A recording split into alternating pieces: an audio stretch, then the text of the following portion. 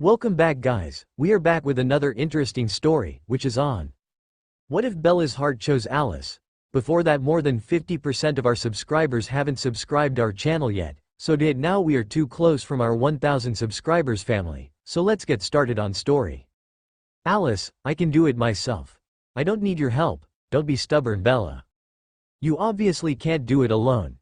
Bella was sitting at the edge of her bed, with her arms wrapped tightly around her chest. Alice was in front of Bella, trying to convince her that she needed help taking a shower.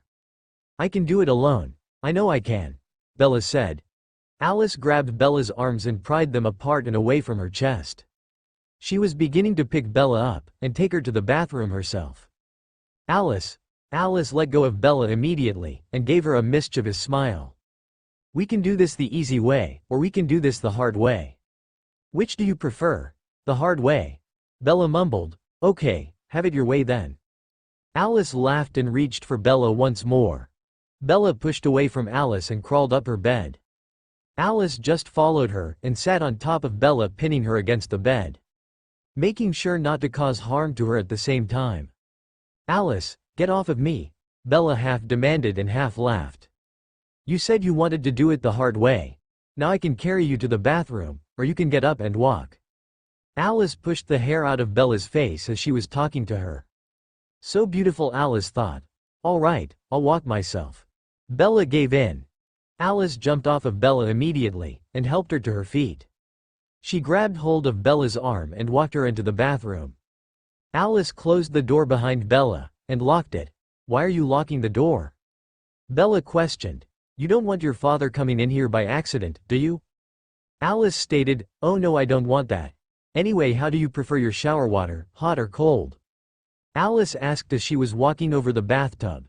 Bella watched as Alice approached the bathtub, watching every movement she made with hungry eyes. I like it hot. Bella simply said, okay, hot water for Bella then. Alice turned on the water and put her hand underneath to test the water. Bella never took her eyes off of her. What's wrong with me? This is Edward's sister. I love Edward, not Alice. Time to get in, Alice exclaimed as she approached Bella, tugging at her shirt. What are you doing? Bella asked, blushing. I'm taking off your clothes, silly. You can't do it by yourself. Alice began to lift up Bella's t-shirt again. I can do it myself, Alice. I don't need any more tension than I have already. Tension? Alice questioned, trying to hide her smile. Yes, having someone helping me shower isn't too relaxing, especially when it's you. Alice stepped back with the smile still on her face. Go ahead and take off your shirt yourself if you think you can. I will. Then do it. I will. I'm waiting, Alice laughed. Turn around, Bella commanded. Bella, I'm going to see your entire body. Why even bother? Fine. Bella slowly reached for the bottom of her shirt, trying to lift up her shirt without crying out in pain. She could feel her face burning with embarrassment. She moved her arm the wrong way and Bella began crying out. Ouch! The next thing she knew was that her shirt was being lifted carefully off her by cold hands. I told you, you needed help. Alice gently tossed the shirt aside and reached for Bella's bra clasp.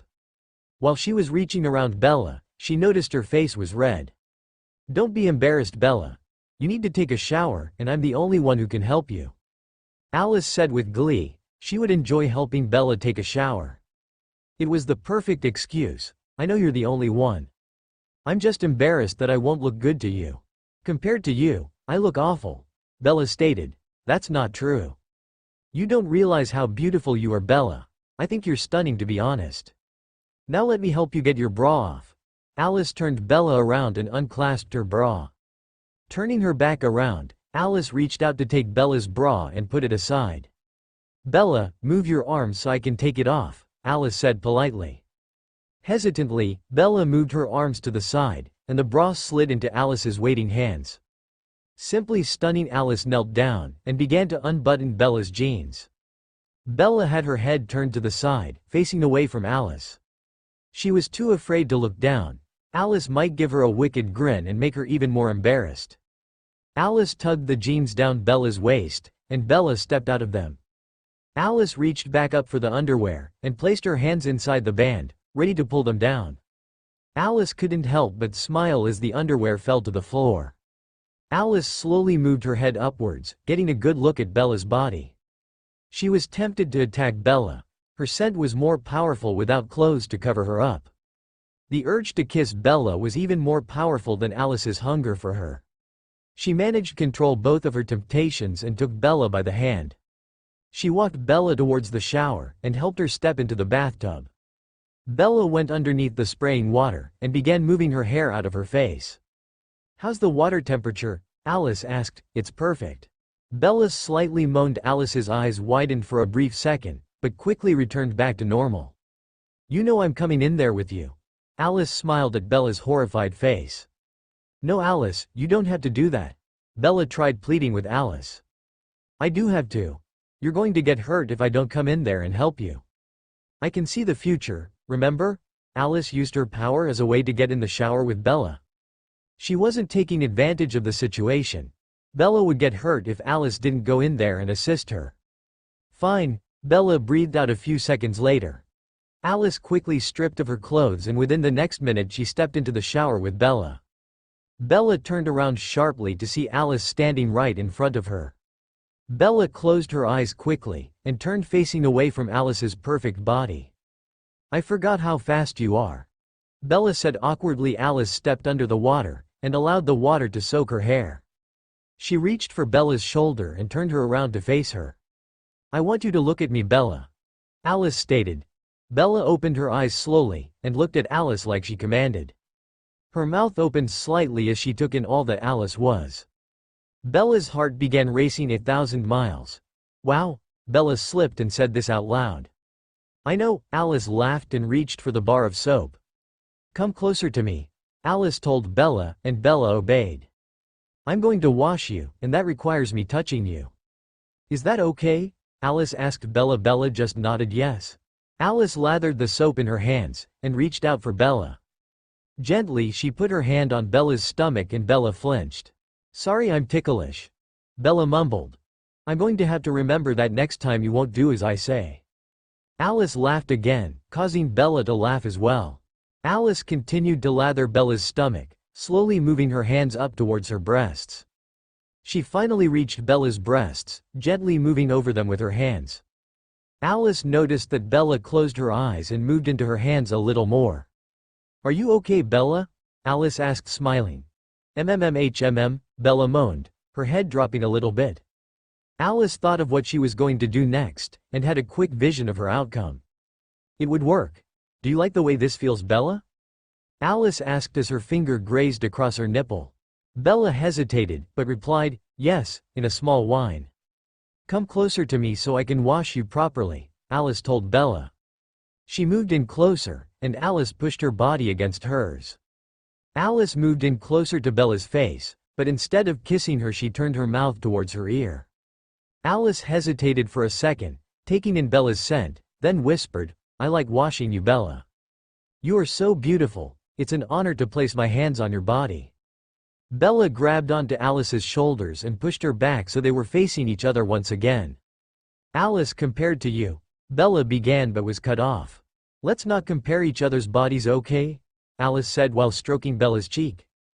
"Okay," Bella said, glancing up and down Alice's body once again. Alice took a hand and placed it against Bella's stomach again. This time, instead of moving up, Alice slid her hand down. Bella gasped when Alice reached her destination. The sensation of Alice's touch and the shock caused her to gasp loudly. "Do you want me to stop, Bella?" Alice asked. Bella shook her head and said, "No." Alice smiled and leaned into Bella, letting her hands roam where they wanted. Bella moaned slightly as Alice closed the gap between their lips with her own. 30 minutes later, Alice was helping Bella put her clothes back on. She noticed that Bella was looking upset, so she decided to ask what was wrong. "Are you okay, Bella?" "No, I'm not. I just cheated on Edward," Bella exclaimed, tears beginning to form.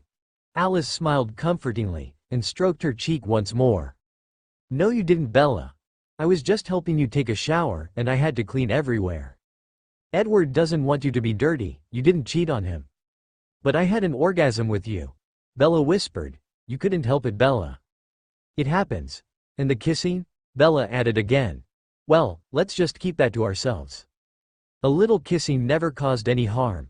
Alice smiled as she finished putting clothes back on Bella. Do you always know the answer to everything? Bella asked sarcastically. Yes. Alice replied, laughing. Bella was laughing along with Alice. As they opened the door to the bathroom. Now anytime you need help with a shower, Bella. Don't hesitate to ask. I'll be glad to give you a helping hand. Alice said, I'll remember that. Bella responded as they entered her bedroom and found Edward waiting for them. Edward, I didn't expect to see you so soon. Bella stated as the two girls entered her room. I couldn't wait to see you, Bella. How are you? Edward asked as he approached Bella and wrapped his arms around her carefully. Bella weakly hugged him back. Bella cleared her throat to speak. A blush was clearly seen rising in her cheeks. Alice moved away from Bella and Edward, edging toward the window. The smile she had a second ago was gone. Her arms were wrapped tightly around her chest, and her jawbone was rigid. She looked very tense. I'm doing fine. Alice was just helping me take a shower. Thanks again, Alice. Bella mumbled at the end. Alice just smiled weakly at Bella and said, Anytime. Yes, thank you, Alice. I think I can handle Bella from this point on. You can leave if you want. Edward sighed, while giving Alice a strange look that didn't go unnoticed. There was an uncomfortable silence for a brief moment. I suppose I should go hunting. It's been a while since I last went. I'll see you later, Bella. Edward. Alice nodded in his direction, and climbed out of Bella's window and leapt to the ground, immediately running towards the forest. Once Alice was out of hearing range, Bella turned to face Edward with a questioning look. Why did you look at Alice that way? I couldn't hear what she was thinking. She kept singing a song in her head. Edward glanced out the window before turning his gaze back to Bella. What song was she singing? Bella asked, half relieved that he wasn't able to get a read on her mind. It was the Star-Spangled Banner. Bella looked surprised and then smiled just the slightest. She could have picked something better to sing. And why was her hair wet? Edward asked, snapping Bella out of her thoughts. Bella paused for a second, feeling the blood running back to her cheeks. Edward moved the slightest bit away from her then. Well, she had to get in the shower with me. I was about to fall down, and she grabbed me before I slipped. She decided it was best to stay in the shower with me. Bella rambled on, realizing Edward would probably know it was a lie. There was no reply from Edward for a minute. He had an amused look on his face. You were okay with Alice getting in the shower with you? He asked with a wicked grin. Bella gave Edward a strange look, then answered. Not at first, but I couldn't have done what she did by myself. I needed her help. Bella finished the sentence, deciding help was the best choice of words. That's good. I'm glad Alice was able to help you, Edward sighed. A comforting smile replaced the amused one. Yeah, I'm glad Alice helped me as well. More than you will ever know, Edward. Edward moved his hands carefully onto Bella's cheeks and placed his lips upon hers for a moment. Bella grabbed his arms, trying to get Edward to kiss her longer than a mere second. Of course her strength couldn't stop Edward. Bella sighed as Edward moved himself away from her. I will get better at this, Bella. Edward sighed. Bella just nodded. Why can't he kiss me like Alice kissed me? I get more attention from her than I do him. A lot more attention. Why can she do it, and not him? Bella sat on her bed pouting, staring out the window as Edward pulled back the blankets for her. Alice, if only I had met you first, things would be very different. So are you ready for your birthday? Edward asked. No, you should know that. I just keep getting older, and you're not, Bella remarked, pushing her thoughts of Alice to the back of her head. We've discussed this, Bella. I just need a little more time, and it wouldn't hurt you to have a few more years of being human. Edward grabbed Bella by the side and placed her in her bed like a child. Bella didn't say anything. They have already fought over this subject so many times. It was useless to even try. Edward pulled the blankets over Bella, and Bella pushed them back off of her. Edward grabbed the blankets once more and pulled them back over Bella. Bella waited a couple of seconds, until Edward let go of the sheets, and then she threw the blankets off of her again and sat up. Do you not want any blankets? Edward asked. No, I don't want any stupid blankets, and I don't want to go to sleep either. Edward looked at her for a second, trying to hold back a smile. "This isn't about blankets, is it?" he finally asked. Bella gave him a threatening look. "Bella, I will change you. I just need time. I'm not going anywhere, I will never let you get hurt." Edward sighed, almost pleading. "You promise?" Bella finally spoke up. "I promise." Edward looked her straight in the eyes as he said this. Bella grabbed onto Edward and hugged him as tight as she could. Edward quickly moved his arms around her. "So are you ready for your birthday party?" Edward figured this would be the best time to ask her. "What?" Bella asked in a deadly tone. "You know Alice. She isn't going to let your birthday go without celebrating it the right way." "But I don't want a party, she already knows this." Bella sighed. "That isn't going to stop her from having her fun." "I'll just hide on my birthday," Bella said with a little bit of hope. "She will find you." Edward sighed. "We'll see about that. There is no use in trying to avoid her, Bella. I'll find a way to beat her. She's going to hunt you down and make you enjoy that party one way or another. Whatever it takes to get you to the party, she won't hesitate to use force." Edward smiled. Bella smiled at this as well. She remembered Alice telling her she would threaten her with tickling if she didn't obey her. Tickling may seem fun, but it can get violent if you're not careful. If Bella knew Alice, she wouldn't stop tickling until Bella gave in. There was never a case of death by tickling, so it shouldn't be dangerous. "I'm going to try, Edward. I don't have a good feeling about this party. Although I never do like parties."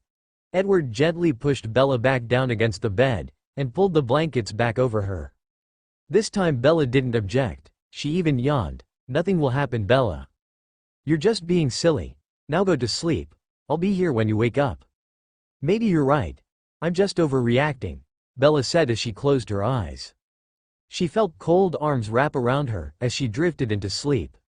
Alice POV in the rocket's red glare, the bombs bursting in air, gave proof through the night that our flag was still there. Oh, say does that star-spangled banner yet wave? Once Alice was far enough away from Bella's house. She stopped singing in her head. "I need to think of something new to sing." Alice was now walking in the forest, taking her precious time in returning to her own home. She had to get Bella and Bella's naked body out of her head. Jasper would feel the tension radiating off of Alice. She had to calm herself down before she could see any of her family members. "You can leave if you want," only Edward would think of a polite way to tell you to get out. "Bella wanted me to stay, I know she did. If only Edward wasn't there, if only I had met Bella first. I could have gone a lot further with Bella in the shower. She would have let me touch her more." Alice sat perched on a boulder, waiting for her mind to ease up. She killed a doe only moments before, and was now just sitting. "I couldn't do that to Bella. I can't take advantage of her like that again. She would have let me touch her. I saw it clearly. Neither Edward nor Bella need me interrupting their relationship. I can't do this again, if Edward and Bella were to ever break up. Now that's a different story. I can't see them ever breaking up though. What are the odds that Edward will ever leave Bella?" Alice sat up and began walking back towards Forks. She was coming to a conclusion and calming her nerves along the way. She had to stay away from Bella, or at least keep the showers involving her PG rated. It's going to be hard, but I can't let temptation lead me. As long as Edward is with Bella, that is the way it's going to be. A few minutes later, she was entering her house. Jasper approached her immediately and greeted her with an embrace. "You're tense." Jasper spoke. "Damn," Alice thought. "It's nothing to worry about. I'll be okay." Alice tried relaxing her grip on herself. "If you insist," he replied. She nodded and decided to change the subject. "So let's start decorating for Bella's birthday party tomorrow." Alice immediately picked up her mood. "Sure," Jasper smiled. Together they began to decorate for the big event to take place the next day. Edward was staring at the ceiling when he heard tapping against Bella's window. It was around 6 in the morning, and Edward wasn't expecting company for a couple of more hours. He looked over towards Bella's bedroom window and saw Alice smiling mischievously. If Edward didn't know Alice better, he would be afraid of the look on her face. Poor Bella, she's in for it today, Edward thought. Edward swiftly moved towards the window and opened it. Alice stepped in gracefully, and her eyes immediately went to Bella. "She's not awake yet," Alice sighed. "She'll be awake in about an hour." "What is it that you wanted?" Edward smiled. I want her to have a good day today. I'm going to keep my eye on her all day to make sure her birthday goes perfect." Alice smiled, and Edward sighed, and what? Alice turned to look at Edward with a confused look on her face. "Come on, Alice. Bella knows about the party." Alice sighed. "Oh, fine. I don't want her running away to La Push or anywhere else today. She needs this day to go perfect, and I won't let her ruin it." "You know this is torture to her, don't you?" Edward chuckled. "Maybe so, but it's going to be the best torture Bella has ever had." Alice stated, "She's not going to like this. Oh, she'll love it. Or else she's going to get it." At that point Bella woke up, and turned around to see the two vampires talking. "Oh no," Bella whined when she saw Alice standing there smiling. "Oh yes, Bella." Alice laughed. Bella blushed at Alice's words. They would have had a whole other meaning if they were in a different situation. "Happy birthday," Alice exclaimed. Charlie was already gone for the day, so it was okay for Alice to scream as loud as she wanted in Bella's house. "Thanks," Bella mumbled as she sat up on her bed. Alice walked quickly by her side, and hugged her. Bella wrapped an arm lightly around Alice to return the gesture. "Happy birthday, Bella." Edward sighed calmly from the corner of the room. "Thank you, Edward," Bella stated as she attempted to stand up. "Let me help you up." Alice pulled on Bella, and stood her up. Edward moved closer to the window. "I'm going to go hunt while Bella gets dressed." "Can you help her get to school, Alice?" Edward asked as he opened Bella's window again. "Of course, Edward," Alice said with a brilliant smile. "I'll see you at school, Bella." Edward sighed as he leapt out the window. "Bye, see you later," Bella exclaimed as she watched Edward run into the forest. Bella began walking over towards her closet to pick out some clothes for the day. "What do you think you're doing?" Alice asked. "I'm going to find some clothes to wear today." "Not in there, you're not. I have the perfect dress for you." Alice smiled devilishly. "Alice, why must you do this to me?" Bella whined. "Because it's fun and I know you secretly like it." Bella was trying to hold back a smile. "I will never like playing dress up with you." "I wouldn't be too sure about that. What is that supposed to mean?" Alice took a few steps closer to Bella. "You didn't seem to mind me playing dress up with you before we got in the shower yesterday." Bella blushed deep, but she was quick with a comeback. "Alice, we weren't playing dress up, we were playing dress down." Alice raised her eyebrows and bit her lip to try and hide her smile. "Oh, forgive me for confusing the two games. If you like playing dress down so much, then why don't we play right now?" "What?" Bella asked, confused. Alice reached around Bella's waist and grabbed the bottom of her shirt, pulling it up and over her head. "Alice!" Bella yelled as the shirt came over her head. "What? I thought you liked this game." Alice smiled as she dropped Bella's shirt to the floor. Bella wrapped her arms around her chest. Luckily for her, she was wearing a bra. Alice noticed what Bella did, and reached out for her arms. "I've already seen your gorgeous body. Why are you hiding from me now?" Alice pulled Bella's arms away from her chest, and Bella dropped her hands to her sides. "I must resist the temptation. I can't do this," Alice thought. "Alice, I'm not Gore," Bella began but was cut off immediately by Alice. "Nonsense, you have the most stunning body I've ever seen on anyone. That's including vampires." "Thanks, Alice," Bella said, blushing, not wanting to fight with her anymore. "Now I have this beautiful dress for you to wear." Alice was back to her cheerful, silly self within a second. "Can I just wear jeans and a nice shirt? Flats would be great as well." Bella gave Alice a pleading look. "But I picked this dress out just for you," Alice said in a sad tone. She already knew Bella was going to say this, but Alice just wanted to see Bella beg. "I'll let you pick what shirt and shoes I wear. Please, Alice, don't make me wear a dress on my birthday." "What if I put on the dress for the party later? Just let me wear what I want to school." "I'll do anything you want, just let me have that much."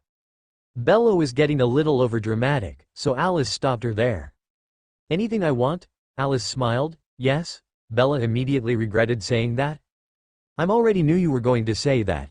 Now go ahead and get dressed in whatever you want for now. You're putting that dress on later though, do you understand me?" "Yes, ma'am," Bella joked and walked back over to her closet. She picked out a pair of faded jeans and a tight-fitting long-sleeve shirt. "Not a bad choice," Alice said as Bella stripped off her sweatpants and put on some fresh clothes. Bella was blushing the whole time she was changing. It felt strange having Alice watch her undress. Not a bad kind of strange, a good kind of strange. She got butterflies in her stomach as she pulled the shirt over her head and felt cold hands touching her. "I don't want you getting hurt," Alice said as she assisted Bella with putting on her shirt. "Thanks, Alice. I don't know what I would do without you," Bella said. Bella then walked out of her room and to the restroom where she began brushing her teeth. Alice was following right behind her. "You don't have to watch me constantly, Alice." "I'm not going to run away," Bella said after she was finished brushing her teeth. "Yet you're not going to run away yet," Alice corrected Bella. "I won't run away at all." Bella turned to face Alice. "That's right. As long as I'm watching you, you can't get away." Alice smiled. "Fine," Bella mumbled as she walked downstairs to get some breakfast. Alice watched as Bella made a bowl of cereal and began eating it. As Bella finished eating her bowl of cereal, she grabbed her school bag and car keys and headed for her front door. "Ready to go?" Bella asked Alice. Of course, Alice followed Bella outside her house and to her car. "Do you want me to drive, Bella?" Alice offered. "No thanks, Alice. I don't feel like participating in the Indy 500 today." "Suit yourself," Alice said as she got in the passenger side of the car. The school day went by like any other day. Only a few people knew it was Bella's birthday, and she was thankful for that. The only time Bella was able to escape from Alice was when she had class. When she walked out of her classrooms, she found Alice waiting for her. During lunch, Alice sat right next to her. Bella was in between Edward and Alice the whole time. Alice was closer to Bella than Edward was. Every time Alice would move, she would brush against or touch Bella. Bella's afternoon classes were the same as her morning classes. Finally, the last bell rang and Bella was planning on making her move to escape. She knew Alice was waiting for her outside the door, but she had to try. She had to at least try and get away. Bella walked outside the door and met Alice. Alice was smiling mischievously. "Hey, Alice. Oh my God. What's that over there?" Bella screamed, pointing in no particular direction. Alice turned around quickly to humor Bella's lame attempt to distract her. Bella ran with all her might to get to her truck. Being disabled didn't help her move very fast. She had the car keys ready in her hand and was almost to the truck door. Before Bella reached her truck, she turned her head to see where Alice was. What she saw scared her. Alice was only a step behind her, and she had an evil look to her face. Bella screamed, and Alice grabbed Bella quickly. "Why did you do that, Bella?" Alice asked, still holding on to Bella firmly. "I had to try, Alice." Bella was squirming in Alice's grip. "But you knew the moment you planned it I would know." "Well, you can't say that I didn't try. I had to at least do that." "Are you hurt at all? Running while you're still healing isn't good for you, you know?" "I'm fine, Alice." "Good, now get in the passenger seat." "I'm taking you to your party," Alice commanded. "I will, but you have to let go of me first." "Right," Alice said as she let go of Bella. Bella crawled into the passenger seat and Alice buckled her in. "Where's Edward?" Bella asked. "He's already at the house waiting for us." "How convenient," Bella stated. Once they reached the Cullens' house, Alice parked Bella's truck in the garage and tugged Bella up to her room. "Put the dress on," Alice demanded as she pushed the dress into Bella's hands. "Okay." Bella didn't resist this time. She was assisted once again by Alice, who helped her take off her clothes and put the dress on. "Gorgeous," Alice exclaimed happily. "I guess so," Bella muttered as she looked in the mirror. "I had to keep my hands to myself," Alice thought. "Come on, everyone is waiting for the birthday girl." Alice moved to her door, and Bella followed. Alice held the door open for Bella, and Bella walked through. "Thanks, Alice." Alice nodded as they began walking downstairs. "Happy birthday, Bella," Esme exclaimed when Bella reached the bottom of the stairs. Esme pulled her into a hug, and Bella hugged her back. "Thank you," she said as she looked around the room to see all of the Cullens smiling and waving. Well, all except for Rosalie. "Happy birthday." Edward sighed as he approached Bella and wrapped an arm lightly around her. "Thank you, Edward," Bella said as she hugged him. "What would you like to do first, Bella?" Alice asked with eager eyes. "I don't know." Bella said, looking around at all the vampires. They were all staring at her, and it began to feel weird. Well, I do know. So let's open presents first. Alice skipped over to a pile of very large and neatly wrapped gifts. We have one of your presents already installed. Edward sighed as Alice was sorting through the gifts. Installed? Bella questioned Edward. Yeah, the radio in your car sucked, so we got you a good one. Emmett added. Wow, thanks guys. I wasn't gone from the truck that long. Are you sure it's in there the right way? Of course it is. It doesn't take that long for us to do things if you haven't noticed. Emmett laughed as he came closer to Bella and hugged her. Rosalie and Jasper stayed as far away from Bella as they could get because Rosalie's a snob, and Jasper didn't want to suck the life out of his brother's girlfriend. At this time Alice approached Bella with a gift. Open mine first. Alice said, as Bella took the gift from her hands. Thank you, Alice. Bella said as she began to tear the wrapping. Ouch! Bella exclaimed as she looked at her hand to examine a paper cut. Blood started forming where she cut herself, and Bella began to feel lightheaded. She was about to faint when a commotion snapped her out of it. Jasper, no! Edward and Alice both yelled at the same time. Alice leapt in front of Bella and Edward ran towards Jasper.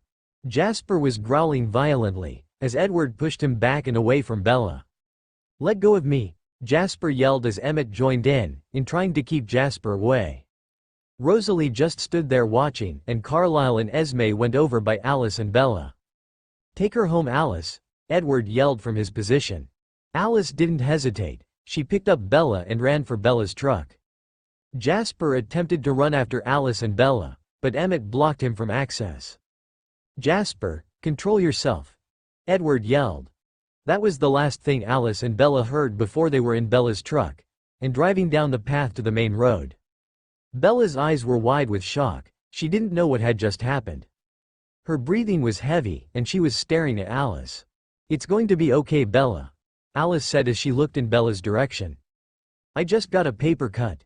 It's not like I was bleeding all over the floor. Bella said frantically. All it takes is just a little bit of blood to make a vampire want to attack.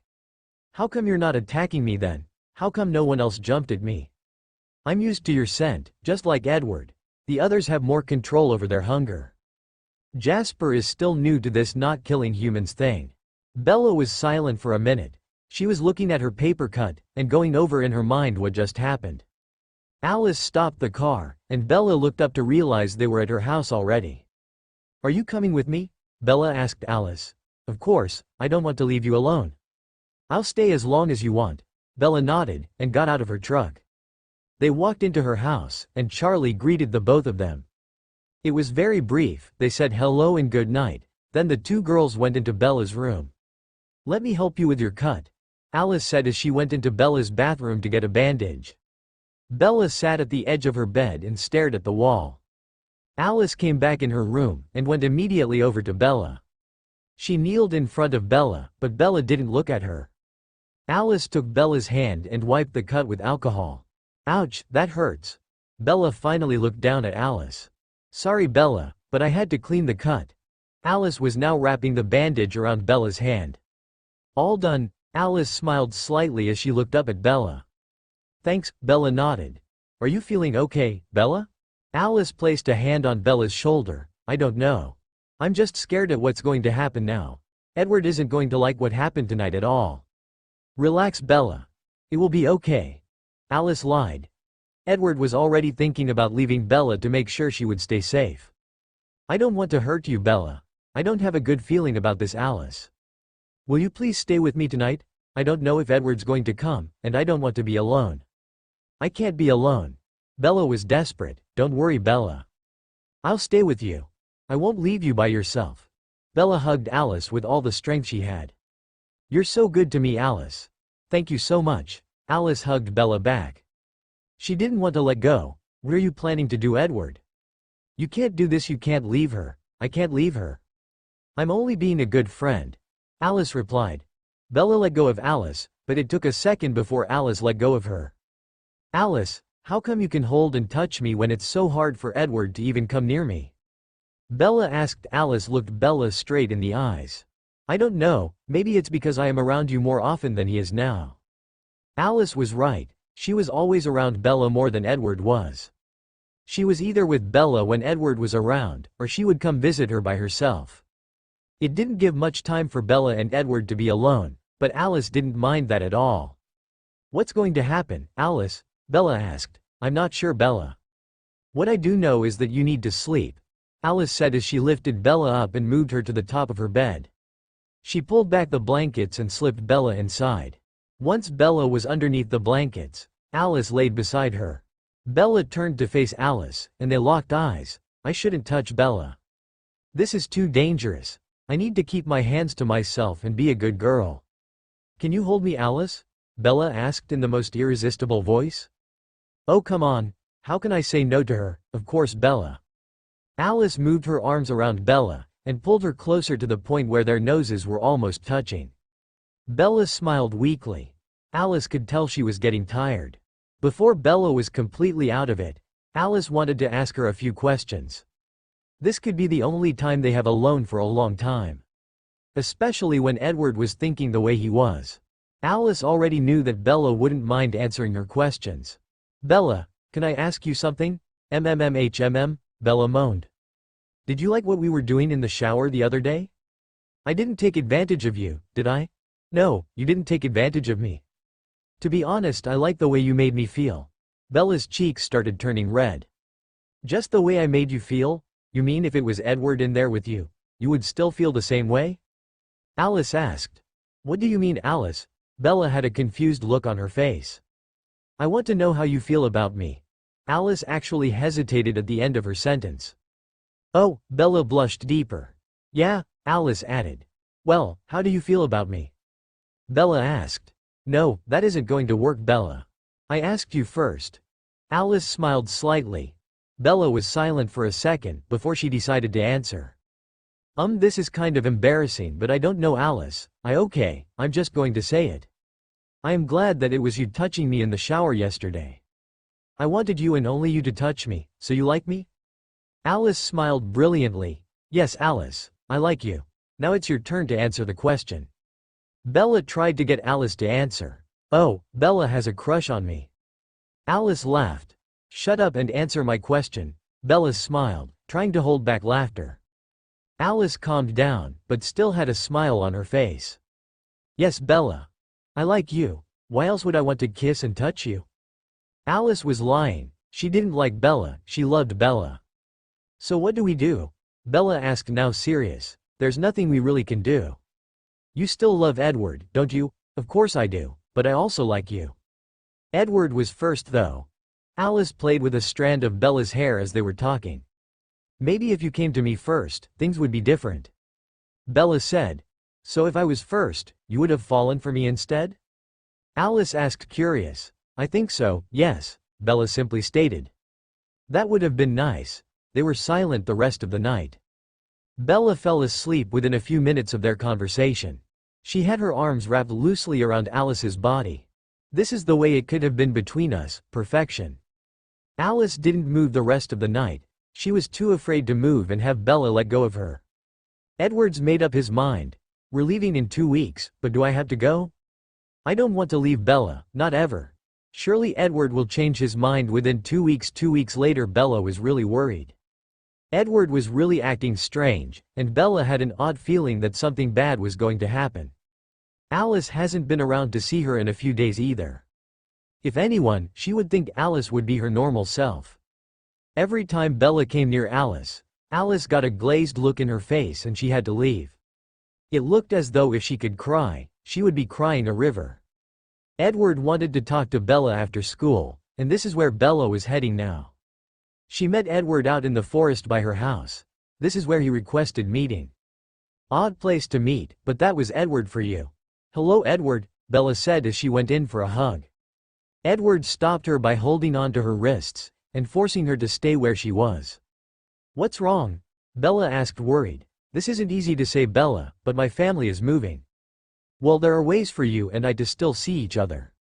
You don't have to go with them, and Alice, you don't understand." Bella was cut off by Edward. "When I said family, I meant everyone. Including myself." Edward continued, I can come with you. Bella suggested, already thinking of ways of leaving. No Bella. I don't want you to come with us, Edward said firmly. What? Bella stammered. I don't want you to come. Edward said calmly. Why not? Bella began to feel the burning in her eyes. Fresh tears were flowing quickly. I don't want you anymore. It's time my family and I moved on. I'm sorry I caused you this pain. What about Alice? Bella asked. Alice is gone. Gone. Bella could feel her heart ripping inside of her chest. It hurt so much. She wanted to say goodbye, but it was better this way. Don't leave. Bella clutched her chest, squeezing her eyes from the pain. I'm sorry, but I have to go now. Take care of yourself, Bella. Edward, please stay. Bella shocked. Edward kissed Bella on the forehead, and began running off into the forest. If this is some kind of joke, it isn't funny, Bella thought. There had to be an explanation. They couldn't have left her. Alice would come to her soon. She would be there when Bella needed her, right? Bella attempted to follow Edward, but soon gave up. Her body crumpled to the forest floor, and she began sobbing. They're gone.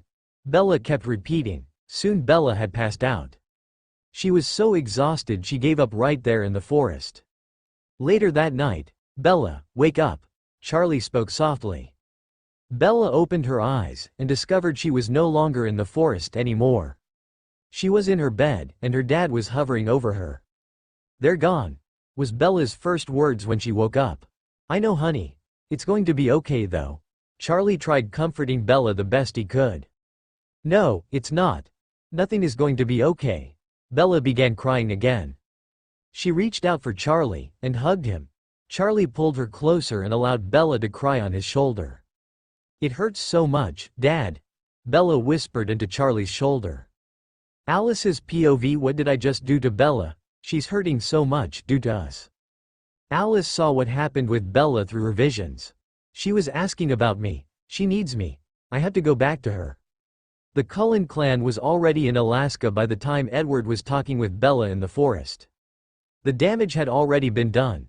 Bella had been broken into pieces. Edward arrived not too long after the others. His face was set in stone. Edward, I have to go back. I can't leave Bella, she needs me. Alice jumped up from her seat once Edward came through the door. She doesn't need you, Alice. She is better off without us messing up her life. Edward said sternly. Messing up her life? Look what we just did to her. Alice began breathing heavily, holding back whimpers. Jasper approached her and calmed her down somewhat. We are better off without her, Rosalie added to the conversation. Edward continued speaking to Alice, ignoring Rosalie's statement. She is in danger with us around her. We can hurt her if we aren't careful. I don't want that kind of lifestyle for her. Then just change her into one of us. We wouldn't have to leave her. No, Alice, I'm not going to do that. I can do it myself then, Alice stated, as she began walking towards the door. Alice, Edward yelled. Alice, listen to us first, Esme begged.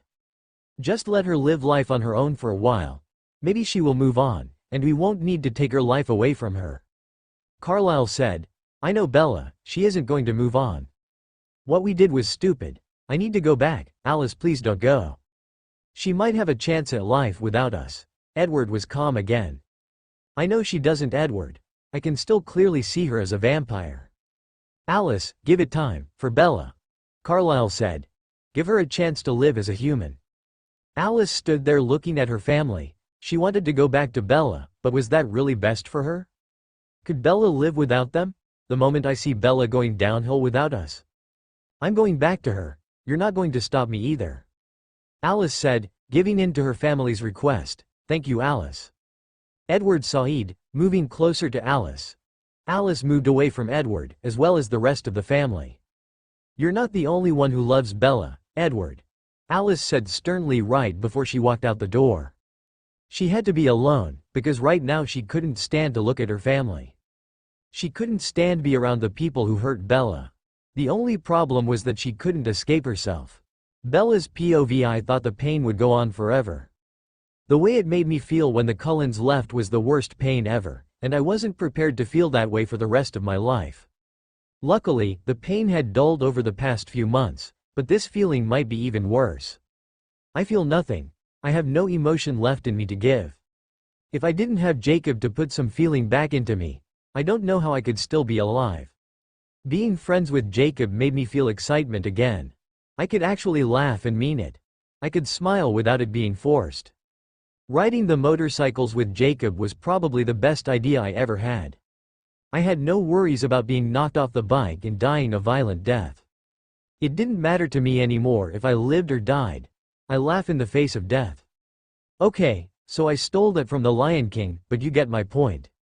Life doesn't matter to me anymore. My life ended when the Cullens left me. But there is something about one particular Cullen that has been bothering me lately. You would think I would miss Edward the most, but I don't. I can't get her out of my mind. Alice is the one who I've been thinking about the most. She is the one I want to see out off all the other vampires. It's Alice who has haunted my dreams. It's Alice whose laugh I hear when I do something silly. It's Alice's voice I hear yelling at me when I am riding my motorcycle. I imagine feeling her cold hands on me whenever I am taking a shower. I miss her. I miss Alice. I think I love her. I think I loved her. Realization only comes too late for me. I will never get to see her again. She will never know that I loved her more than just a friend. Does she really care though? I want to hate them all, but it's just so hard to hate sweet Alice. I can hate Edward really easy though. Stupid jerk. Look what he's done to me. Now here I am stuck in Forks with only werewolves to keep me company. I've never been much of a dog person, but I'm glad I have them. Like I said before, if I didn't have Jacob I don't know where I would be. And so my life goes on. It doesn't matter if I wanted it to stop. Time still goes on. My life isn't that interesting anymore. I go to school, go to work, go home, make dinner, go to sleep. Repeat that 5 times a week. On the weekend is when I usually visit Jacob. Ever since I found out he was a werewolf, I've been fascinated with him. A world with vampires and werewolves is an interesting one indeed. Interesting, and very weird. What the hell kind of place is this? Vampires and werewolves living in the same place. What is so appealing to these creatures, besides me of course? And why do they like me so much? I never fit in with humans, so maybe I'm meant to be with non-humans. That doesn't sound too appealing though. I don't belong to humans. I belong to creatures and beasts. Oh yeah, that sounds horrible. But if people knew the creatures were the Cullens, I'm sure they wouldn't mind. Oh wait, I don't belong to the Cullens anymore. I don't belong to anyone. I'm alone. I wonder if they will ever come back. I have this really odd feeling that I haven't seen the last of the Cullens yet. I hope my odd feeling is right. And Victoria is still out there. Laurent luckily was taken care of by Jacob's pack. Didn't Alice see this happening to me? Doesn't she know I'm still in danger? She should be here protecting me. I need you, Alice. I whispered while I was lying in my bed trying to fall asleep. I felt the pain come up from beneath me when I said this, and I began to cry. I can still feel. Thank God, if Alice was watching me through visions. Then she had to have heard me say that. It's all I can do to try and get her back in my life. I hope it works. I'm going to keep trying to feel emotion by going to the extreme if I have to. Tomorrow I said I was going cliff diving with Jacob. I'm both terrified and excited. At least I am feeling something besides a mix of pain and nothing. Alice's POV. Alice was out hunting with Jasper when her eyes glazed over. She stopped drinking from the grizzly bear immediately. Bella is lying in her bed with tears rolling down her cheeks. I need you, Alice. Bella whispered. Alice snapped out of her quick vision and turned to Jasper, who was already by her side. What is it, Alice? Jasper asked calmly as he placed a hand on her shoulder. I had another vision of Bella. She was crying. Alice paused for a second. That's not unusual for her to do, Jasper commented. It is unusual. She hasn't cried in so long, Alice said sadly. Do you think it's good that she is crying then? Possibly, but there was something else. What is it? Jasper said to keep Alice talking. She said something to me. She knows I'm watching her. Alice took a deep breath and squeezed her eyes shut. If Jasper wasn't calming her down, Alice would be sobbing. What did she tell you, Alice? Jasper moved his arm around her back to pull her closer to him. She said she needed me. Alice said slowly. She needs you? Not Edward, Jasper asked confused. That is what she said. Actually, I've never heard her mention Edward's name out loud since he left her. Why does she need you? Why does she want you more than Edward? I don't know. Alice said, what do? I want to go back to her so much. I love her. She can be mine. There is hope, Alice? Is there something you're not telling me? Jasper interrupted her thoughts. What do you mean? Alice asked, confused. You seem to care a lot more about Bella than I thought. You're always having visions of what she is doing, even if Edward isn't around to ask. You always manage to bring up her name in conversations. Alice, please tell me what you're thinking. You can tell me anything, and I know something is really bothering you about Bella. Jasper looked Alice directly in the eyes when he said this. I need to let Jasper know. He's my best friend, and he will understand. Jasper, I'm in love with her. Alice sighed and looked away from Jasper's gaze. Jasper thought about what she said for a minute, and then gave Alice a small smile. That's what I thought, he said quietly. You knew. Alice shouted for no reason. Jasper laughed. I had plenty of time to figure it out, Alice. Do the others know? Alice asked, frightened. She didn't want Edward to know. I thought I hid it so well. They are suspicious, but they don't know for a fact. What am I going to do, Jasper? I love Edward's girlfriend. Alice groaned. She doesn't belong to Edward anymore. She's available. Jasper smiled. What are you getting at? Alice looked up at Jasper, confused. If you love the girl, then go to her. Tell her how you really feel. Do you really think I should do that? Yes, I do. You're always hurting, and you don't deserve that. You have a chance to be happy, and you're not doing anything about it. That's just being stupid in my opinion. You always know how to make me feel better. Alice smiled and wrapped her arms around Jasper. That's my specialty. Jasper smiled as he hugged back. I'm going to take your advice. I'm going to go see her. Alice mumbled in Jasper's shoulder. When are you leaving? Jasper asked. As soon as I can. I'm going to start packing when we get back to the house. I'm happy for you, Alice. Jasper said, looking down at Alice, who in turn lifted her head up to gaze at him. Do you think Edward will mind what I'm planning? Alice asked. I know he will mind, but he isn't around to tell you to stay here this time. Don't worry about Edward. Do this for yourself. You're right. Do you even know where Edward is right now? Alice questioned. Last time I heard, he was in South America. That gives you plenty of time to go see Bella and win her heart. Once Edward comes back though, I'm not going to lie to him about where you are. I understand, Jasper. What am I going to tell the others? As Alice and Jasper were talking, they were making their way back to the house.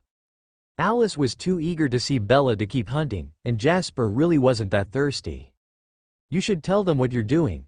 They already have their suspicions. Jasper said after a while. Alice nodded her head as they approached the house. They walked up to the front door together, and before they opened the door, Alice hugged Jasper. It will be okay, Jasper said. I know it will be okay. I just wanted to show you how much you mean to me. Jasper smiled, and the two of them walked inside. They were greeted by Esme and Carlisle, who were watching television in the living room. I'm going to see Bella, Alice announced shortly after being greeted by their parents. Why? Carlisle asked. Alice hesitated, but decided telling the truth was the best thing she could do. Because I love her, and I'm going insane watching her suffer without us. Alice stated. What about Edward? Esme asked. I don't know about him. I just need to do this for myself. Please, give me your blessing so I can go to her. Alice begged. She might have a chance at life without us. Carlisle said. He must have repeated that sentence over 1,000 times within the past couple of months.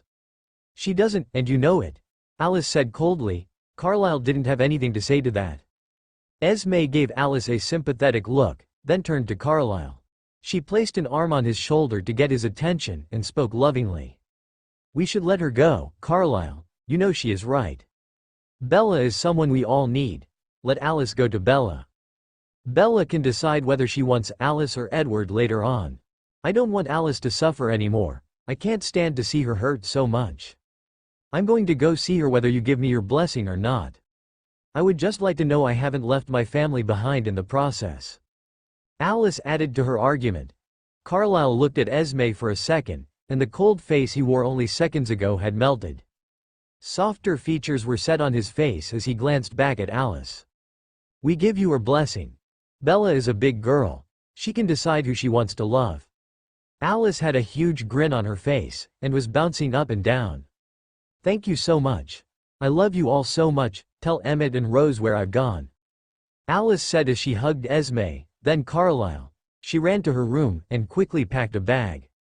Carlisle gave the keys of his car to Alice, and she was soon on her way back to Forks. She would be there in about a day. Bella's POV. Bella woke up early the next morning. She couldn't force herself to sleep any longer. She might as well get up and head over to Jacob's now. It only took Bella a few minutes to put on some fresh clothes and clean herself up. She went downstairs and ate 2 strawberry Pop-Tarts. The ones with icing and the pretty sprinkles, right before Bella left her house. The phone rang. Bella ran over and answered the phone. Hello, Bella said. Hey Bella, Jacob replied. Oh, hey Jacob. I was just about to come over to your house. That's the reason I called. I'm not going to be able to go cliff diving with you today. The pack and I have decided to do some more patrolling. Why, what's wrong? Bella asked concerned. It's nothing to worry about, Bella. A few of us just caught a scent of a vampire, and it's getting stronger. Jacob said that like it was nothing. You mean Victoria is coming back? Bella asked, frightened. It could be her, but this one smells a little different. It's hard to tell at this point. The closer the bloodsucker gets, the better we will recognize it. What should I do? Bella asked. Don't worry about it, Bella. We have it under control. Just relax and pretend it's like any other day. What's that? Oh Bella, I had to go now, don't worry. I'll keep you safe from the scary monsters, Jacob laughed.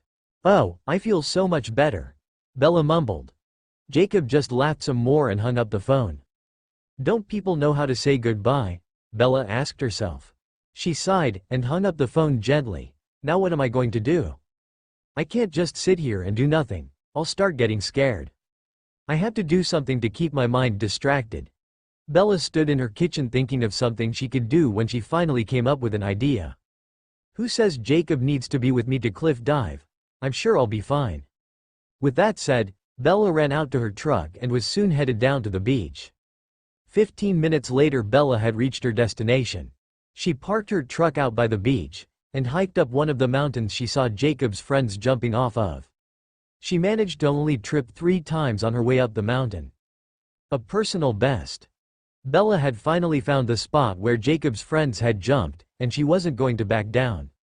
She glanced over the edge of the cliff, and looked at the black water down below. I can do this. Bella's heart began to race, and she closed her eyes for a moment. Just run and jump. Be free from everything, don't hold back. Bella took 3 steps back, and prepared herself. I can be free, Bella said calmly. She pushed her body forward, and when she reached the edge of the cliff she leapt into the air. She was flying. I did it, Bella thought when she felt the ground beneath her disappear. Bella opened her mouth, and yelled as she plummeted down into the black water. Once she hit the water, she felt a stinging sensation all over her body. Ouch!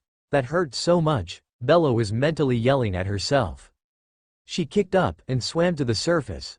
Once she reached the surface, she took a huge gasp of air. She didn't have long to breathe because a wave knocked her back underwater. Oh crap! The tide is too strong.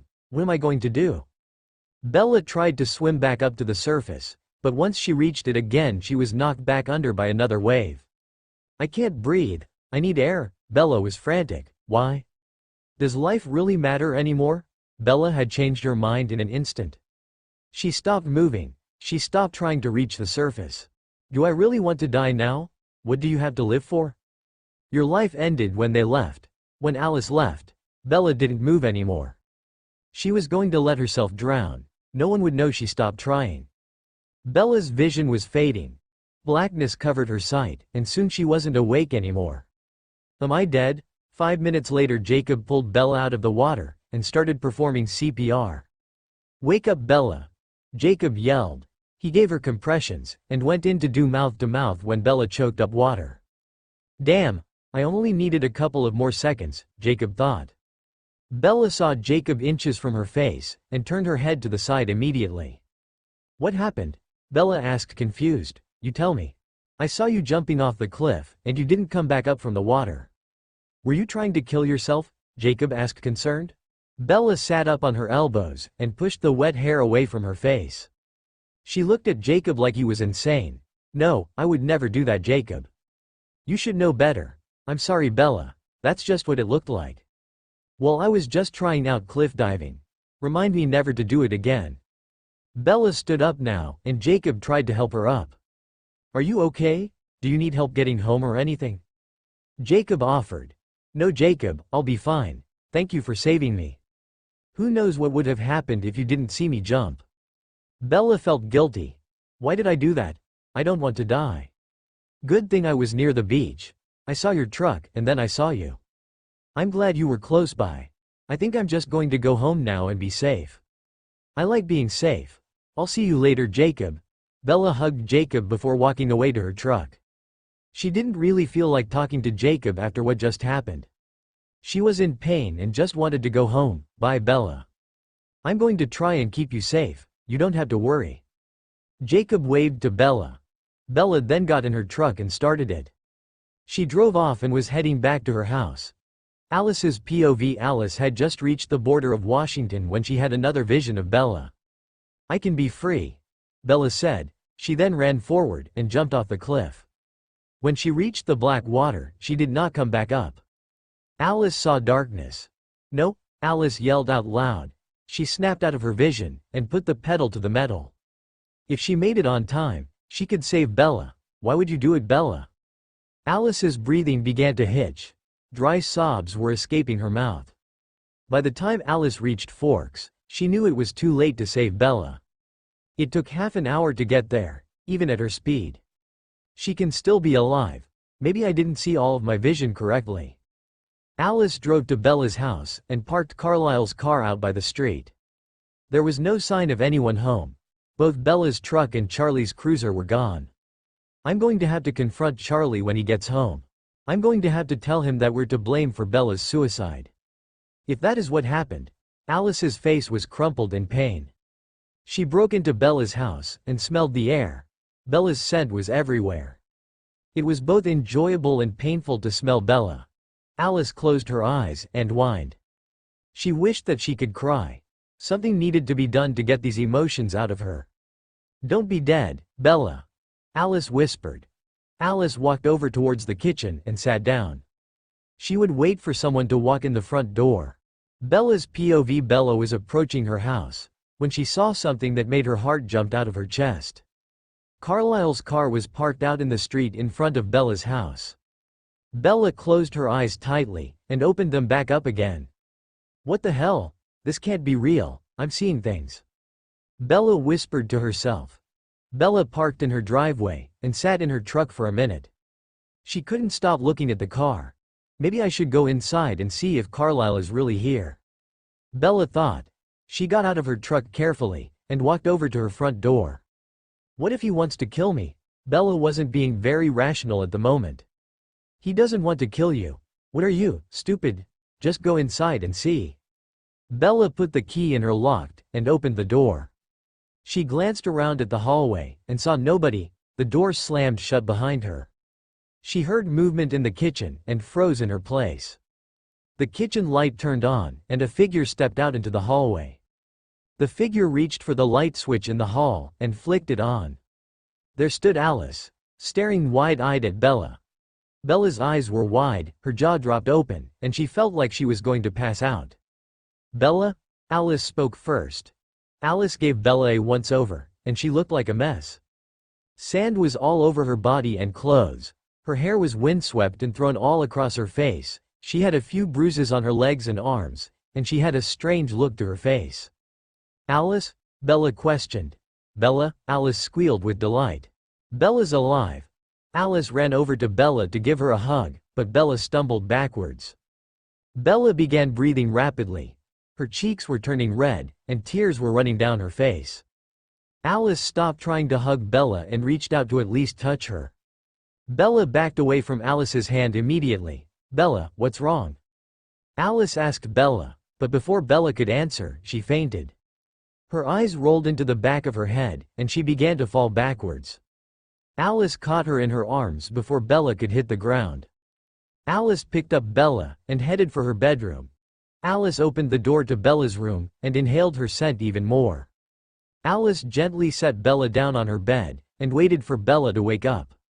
"You're alive. We can be together. Life can go on for us."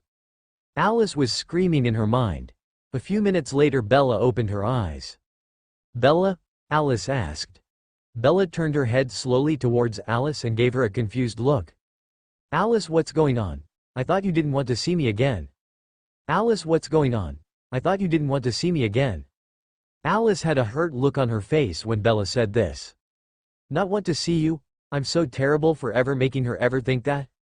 Alice thought. "No Bella, that's not true. I've been dying to come back to you." Alice said to Bella, who was now sitting up on her bed. "If that's true, then how come you didn't come back a couple of months ago?" Bella said in an angry tone.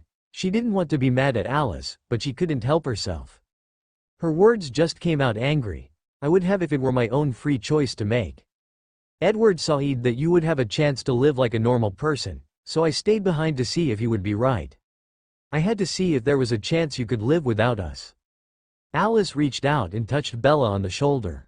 Bella shifted slightly and turned her gaze away from Alice. Bella had allowed Alice's hand to remain on her shoulder. "Didn't you see me in your visions though? Couldn't you tell how desperately I needed you? Why did you decide to come back now?" Bella was full of questions. Alice moved a little bit closer to Bella, slowly inching her way towards the love of her life without her noticing. Bella was just too tempting to stay far away from. "I saw you in my visions all the time. I've seen almost everything you've done without me. That includes riding that motorcycle and jumping off the cliff. That's right. I'm not letting you off the hook for doing something stupid like that," Alice said. Bella looked at Alice with wide eyes. She knew she was in trouble, but Alice continued speaking.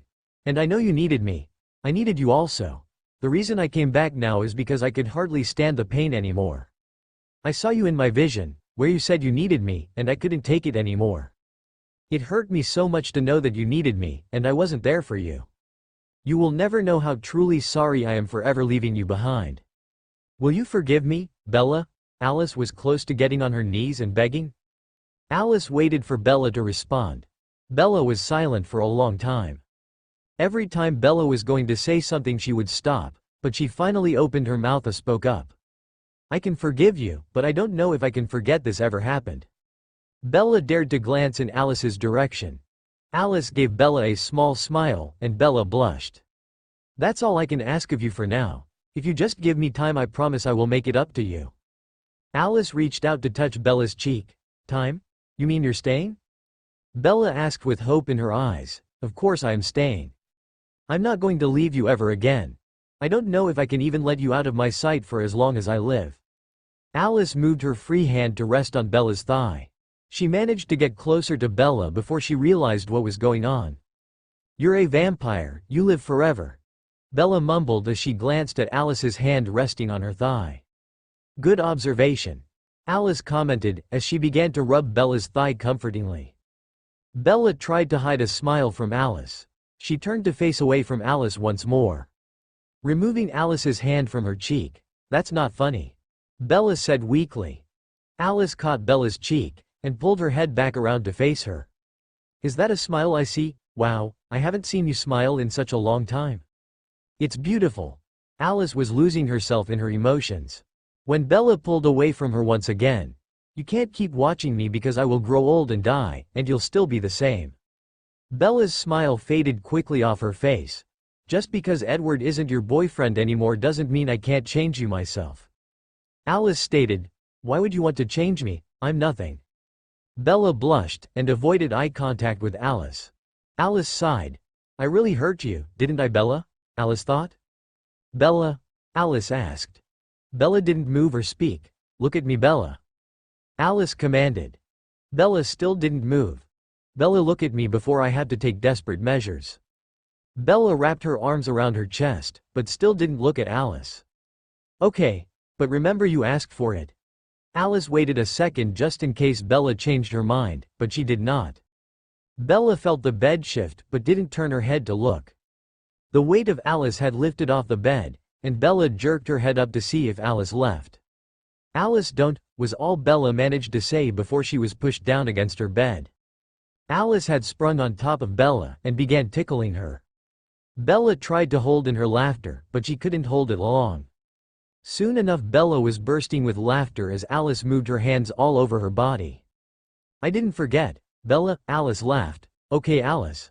I'll listen to you, just stop tickling me, please." Bella was out of breath as she finished her sentence. Alice stopped tickling her, but didn't get off Bella. "Bella, you are not nothing. You mean so much to me, and I don't think I could go on living after you were gone. You are my everything. I want to change you into one of us." "You really want to change me?" Bella questioned. "Yes, I do." Alice reassured her. Alice noticed the position she was in, and she couldn't help herself. She slowly leaned in towards Bella's face. Bella watched as Alice came closer. She licked her lips in anticipation of what was to come. Alice stopped about an inch away from Bella's lips. She had a quick vision of the moment that was about to happen, and it was a good outcome. It was a very good outcome. Alice smiled then whispered, "I'm about to do something I've wanted to do for a very long time. I need you in my life, Bella. I want you more than just a friend." Alice moved that extra inch further and locked lips with Bella. Bella immediately wrapped her arms around Alice's neck and kissed her back. Alice was very gentle at first. She kissed Bella once, then twice, and then it just became one elongated kiss. "Bella is kissing me back. She likes it. This feels incredible." Alice was yelling to herself. Bella pulled Alice closer, and then her hands began moving down Alice's cold body. Bella shivered as Alice closed the gap between their bodies. "What's wrong?" Alice asked as she came up from their kiss. "Nothing's wrong. I just forgot how cold you were," Bella said. "I'm sorry. I can get up if you want." Alice started to move, but Bella tugged on her shirt, making Alice look back down at her. "I like it." Bella smiled at Alice. Alice smiled back, but still moved to the side of Bella. "I don't want to get too excited and crush you," Alice laughed. Bella laughed, but then she got really quiet, since we're speaking about feelings for each other. "I need to tell you something I've had on my mind for a while." Bella finally spoke. "You can tell me anything, Bella." Alice encouraged Bella to go on. Alice could hear Bella's heart racing after she finished saying that. "Alice, I think I have fallen in love with you. I didn't miss Edward near as much as I have missed you. I can't get you out of my mind. I have dreamed of that one shower we shared so much. I just love how you make me feel. Everything about you is such a turn on, and I can't stop thinking dirty thoughts about you." Bella's face was burning red after she finished talking. Her eyes were wandering everywhere but on Alice. Alice was silent. Bella began to get really nervous, so she forced herself to look at Alice's face. Alice had the widest grin on her face. Her smile was stretched from one ear to the other. "Say something, Alice." Bella almost yelled. Finally Alice spoke. "I knew you were going to say that after I kissed you, but it was much more sexier actually hearing it." Alice said seductively, "It's so hard to surprise you." Bella stated, "I know, but I'm glad you said it. Now it's my turn to tell you how I really feel about you." Alice poked Bella in the stomach, and Bella flinched. "Every kiss and touch I have given you has meant something to me. It's not just fun for me. I want you in every way possible.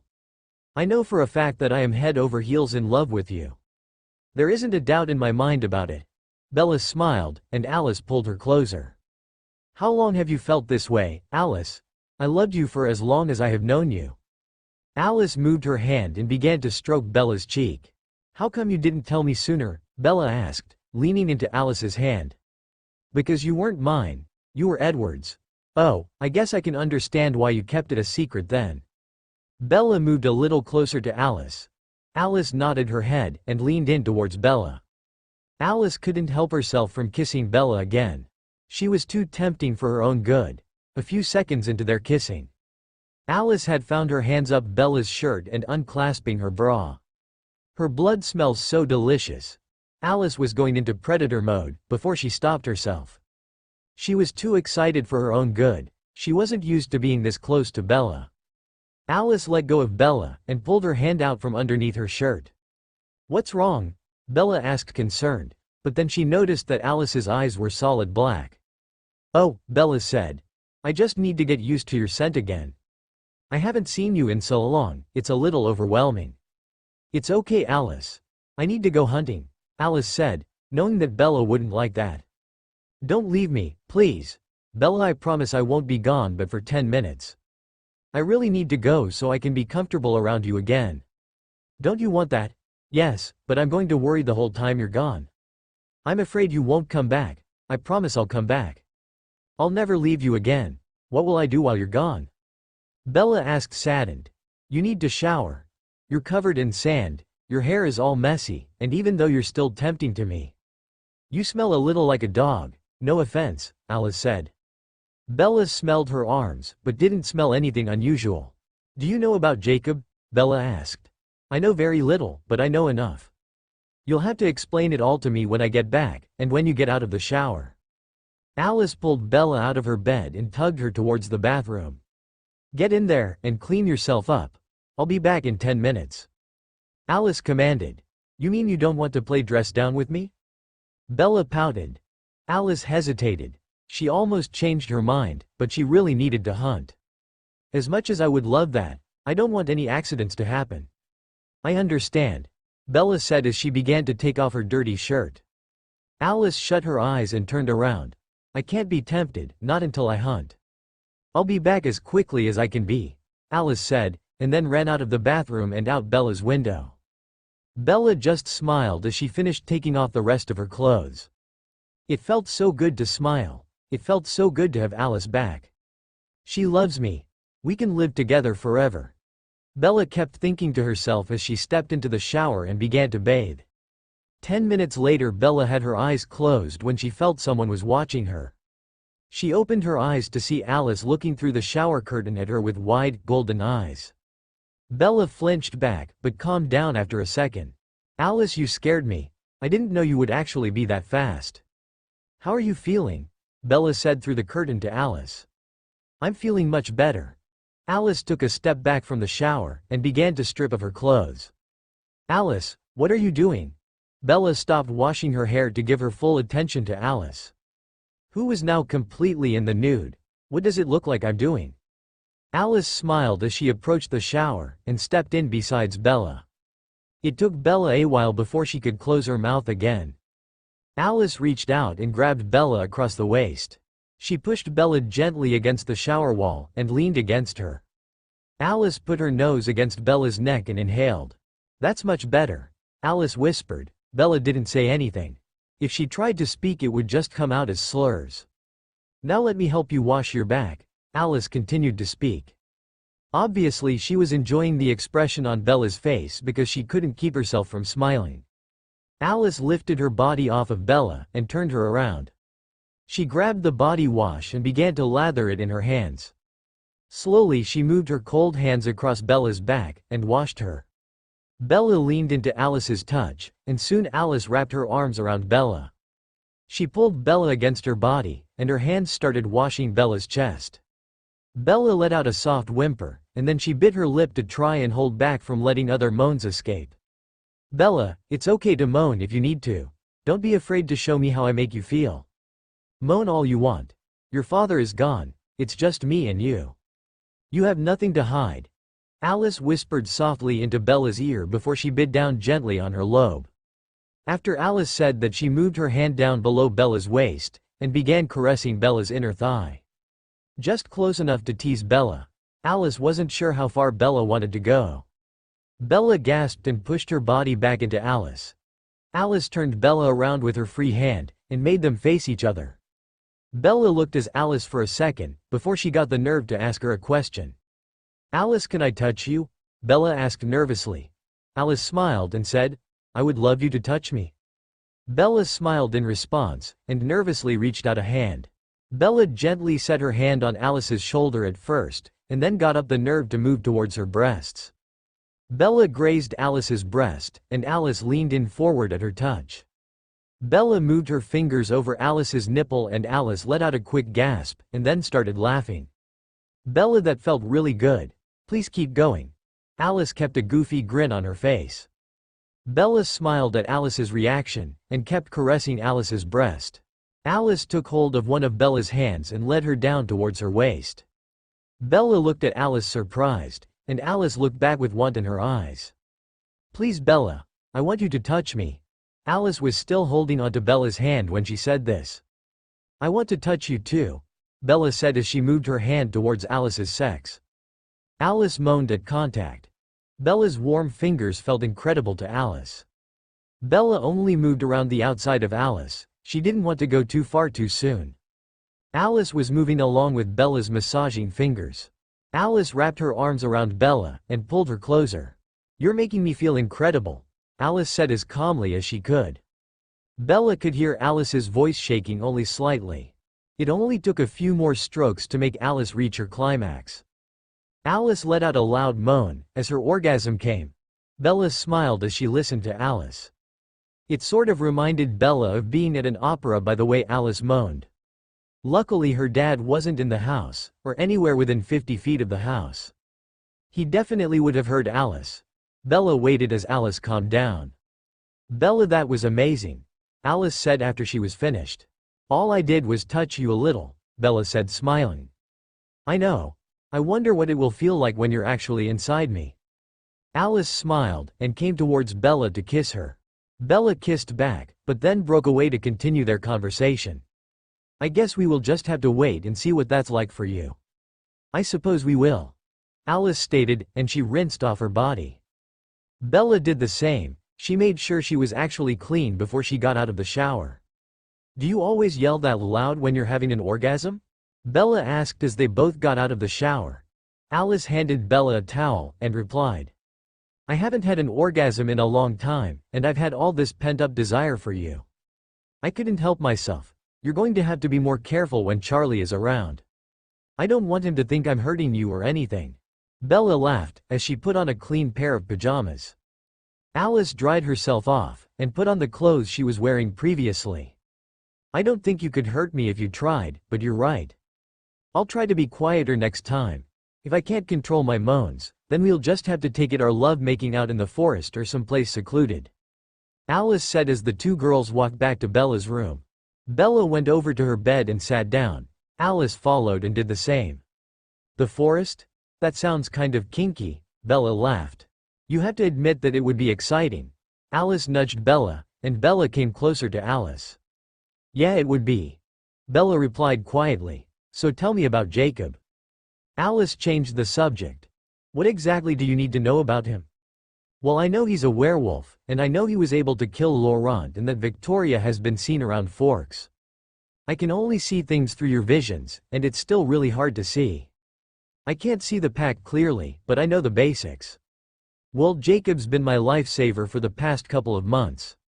He saved me from Laurent, and he's been keeping Victoria at a distance. You knew pretty much everything then. I'll have to thank Jacob for that. I'm grateful he has been there for you," Alice said as she wrapped an arm around Bella. "Alice, how come you didn't come back when you knew Laurent and Victoria have tried coming back for me?" Bella asked curiously. "I knew that Jacob was protecting you, and Edward still wanted me to stay away from you. If for 1 second I thought your life would be in danger, I would have come back right away. Jacob seemed to be doing a good job at keeping you alive." Bella only nodded her head. It still hurt to know that they didn't come back even when Laurent and Victoria were coming for her. Alice noticed that Bella was still hurt, and tried to comfort her. "I'm so sorry for what I did, Bella. I'm going to try and make up for lost time as long as we live. I promise I won't leave you again," Alice said. "You said you wouldn't leave me a long time ago, and look what happened." Bella said, now bitter. "I made a mistake, Bella. I made a horrible mistake, and I promise I won't make it again. I've learned from my mistake, and I'm never letting you go again." Bella didn't say anything, she just held onto Alice tighter. "You do believe me, don't you, Bella?" Alice asked concerned. Bella looked Alice straight in the eyes. "I have faith in you, Alice. I believe you." "Thank you, Bella."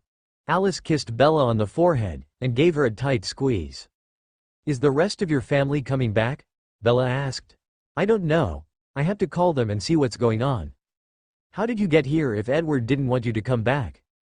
Bella asked curiously. "He's not with the family right now. He is in South America, so I took the opportunity to come back." "So you didn't come back because you thought I tried to kill myself?"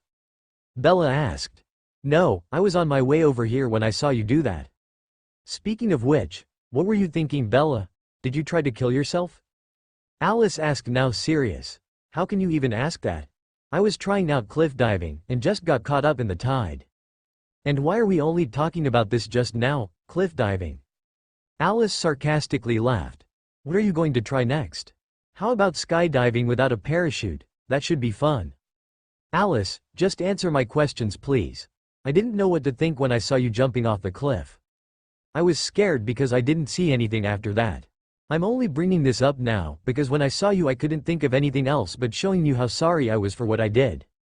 Alice changed her tone to a sympathetic one. I didn't try to kill myself. I just wanted to feel something besides pain, Bella said. You don't need to jump off cliffs to feel emotion anymore. I am here now, and I'm going to make you feel plenty of emotions. Will you promise me that you will never jump off a cliff again? Alice asked. I promise as long as you and I are together. I will never jump off a cliff again. Bella smiled weakly. That works for me. Alice smiled back. What are we going to do about Victoria? Bella was full of questions tonight. I don't know yet. I'm going to have to call Carlisle and inform him on what's been going on around here. When are you going to call? I guess I can call now and let them know you're safe. You didn't tell them about your vision of me jumping off the cliff, did you? I told Jasper, but I don't know if he has told anyone else. Bella looked shocked. Call them now and tell them I'm fine. Okay, don't worry. I'm calling them right now, Alice said as she grabbed her cell phone and dialed Jasper's number. Ring ring, Alice. Jasper said on the other line. Hi Jasper. Alice said. Bella watched Alice talking on the phone. She smiled when Alice said Jasper's name. Is everything all right? Jasper asked. Everything is perfect. My vision of Bella was misinterpreted. She was just trying out cliff diving. Alice said the last part with a hint of sarcasm. Cliff diving? Jasper asked. Yeah, but she is alive and well. You didn't tell the others of my vision, did you? Well, I had to tell Carlisle what I saw, and Edward called. Jasper hesitated. Alice's eyes went wide, but she immediately calmed herself down. She didn't want Bella to worry. What did you tell him? Alice asked. The truth. I told him you went to go see Bella, and I told him of the vision you had of her. What? Alice strained to keep her voice low. Call him back immediately and tell him what I told you, please. When do you want me to call him? Jasper asked calmly. Now, Alice was whispering. It was the only thing she could do to keep from yelling. Okay, I'll call you back, Jasper said. Bye, Alice said. Bye, Jasper said and hung up the phone. What's going on, Alice? Bella asked. Alice turned to face Bella. I should tell her the truth. She deserves it. Jasper told my family of my vision. That includes Edward. What's Edward doing? Bella became frantic. Don't worry, Bella. I told Jasper to call him and tell him what's going on. Alice leaned towards Bella and gave her a quick kiss on the lips. If Edward thinks I've tried to kill myself. Bella's sentence faded as Alice's phone began to ring. Alice answered the phone. Jasper, Alice, I told Edward the truth. And, it's a good thing I told him. He was planning on going to the Volturi if your vision was true. Alice sighed in relief. Where is he now? He's on his way back. He's catching a plane within the next hour. When you say back, he's going to Forks. Back to you and Bella, and so are the rest of us. A family reunion, how lovely. Alice spat out the last part of her sentence. I'll see you soon. Jasper replied. How soon? Alice asked. We will be there in a couple of days. Edward may be there sooner though. How much sooner? His plane lands sometime tomorrow in Seattle. Great. I know. I'm guessing you and Bella were able to make up. You could say that. Alice glanced at Bella and smiled. Jasper laughed. Way to go, Alice. Thanks, if only I had a little more time alone. I'm sorry you only had this much time alone. I'm sure Bella will stay with you. I don't think I'll have a problem with her. It's Edward that is going to be the problem. He will be okay. Sure. Well, I'm going to get off the phone now. I want to have some peace and quiet with Bella while I can. Okay, I'll see you in a couple of days. Goodbye, Alice said. Bye, Jasper hung up. Now what is it? Bella asked immediately. Edward's coming back and so are the rest of them. Oh no. What are we going to do? Bella asked. She looked frightened. We will just have to tell him the truth, and hope he doesn't take it too hard. Alice rubbed Bella's shoulder in an attempt to try and comfort her. I don't want to hurt him, Bella said. I know, we'll try our best not to do that. It's all going to be okay, Bella, don't worry anymore. When will he be here?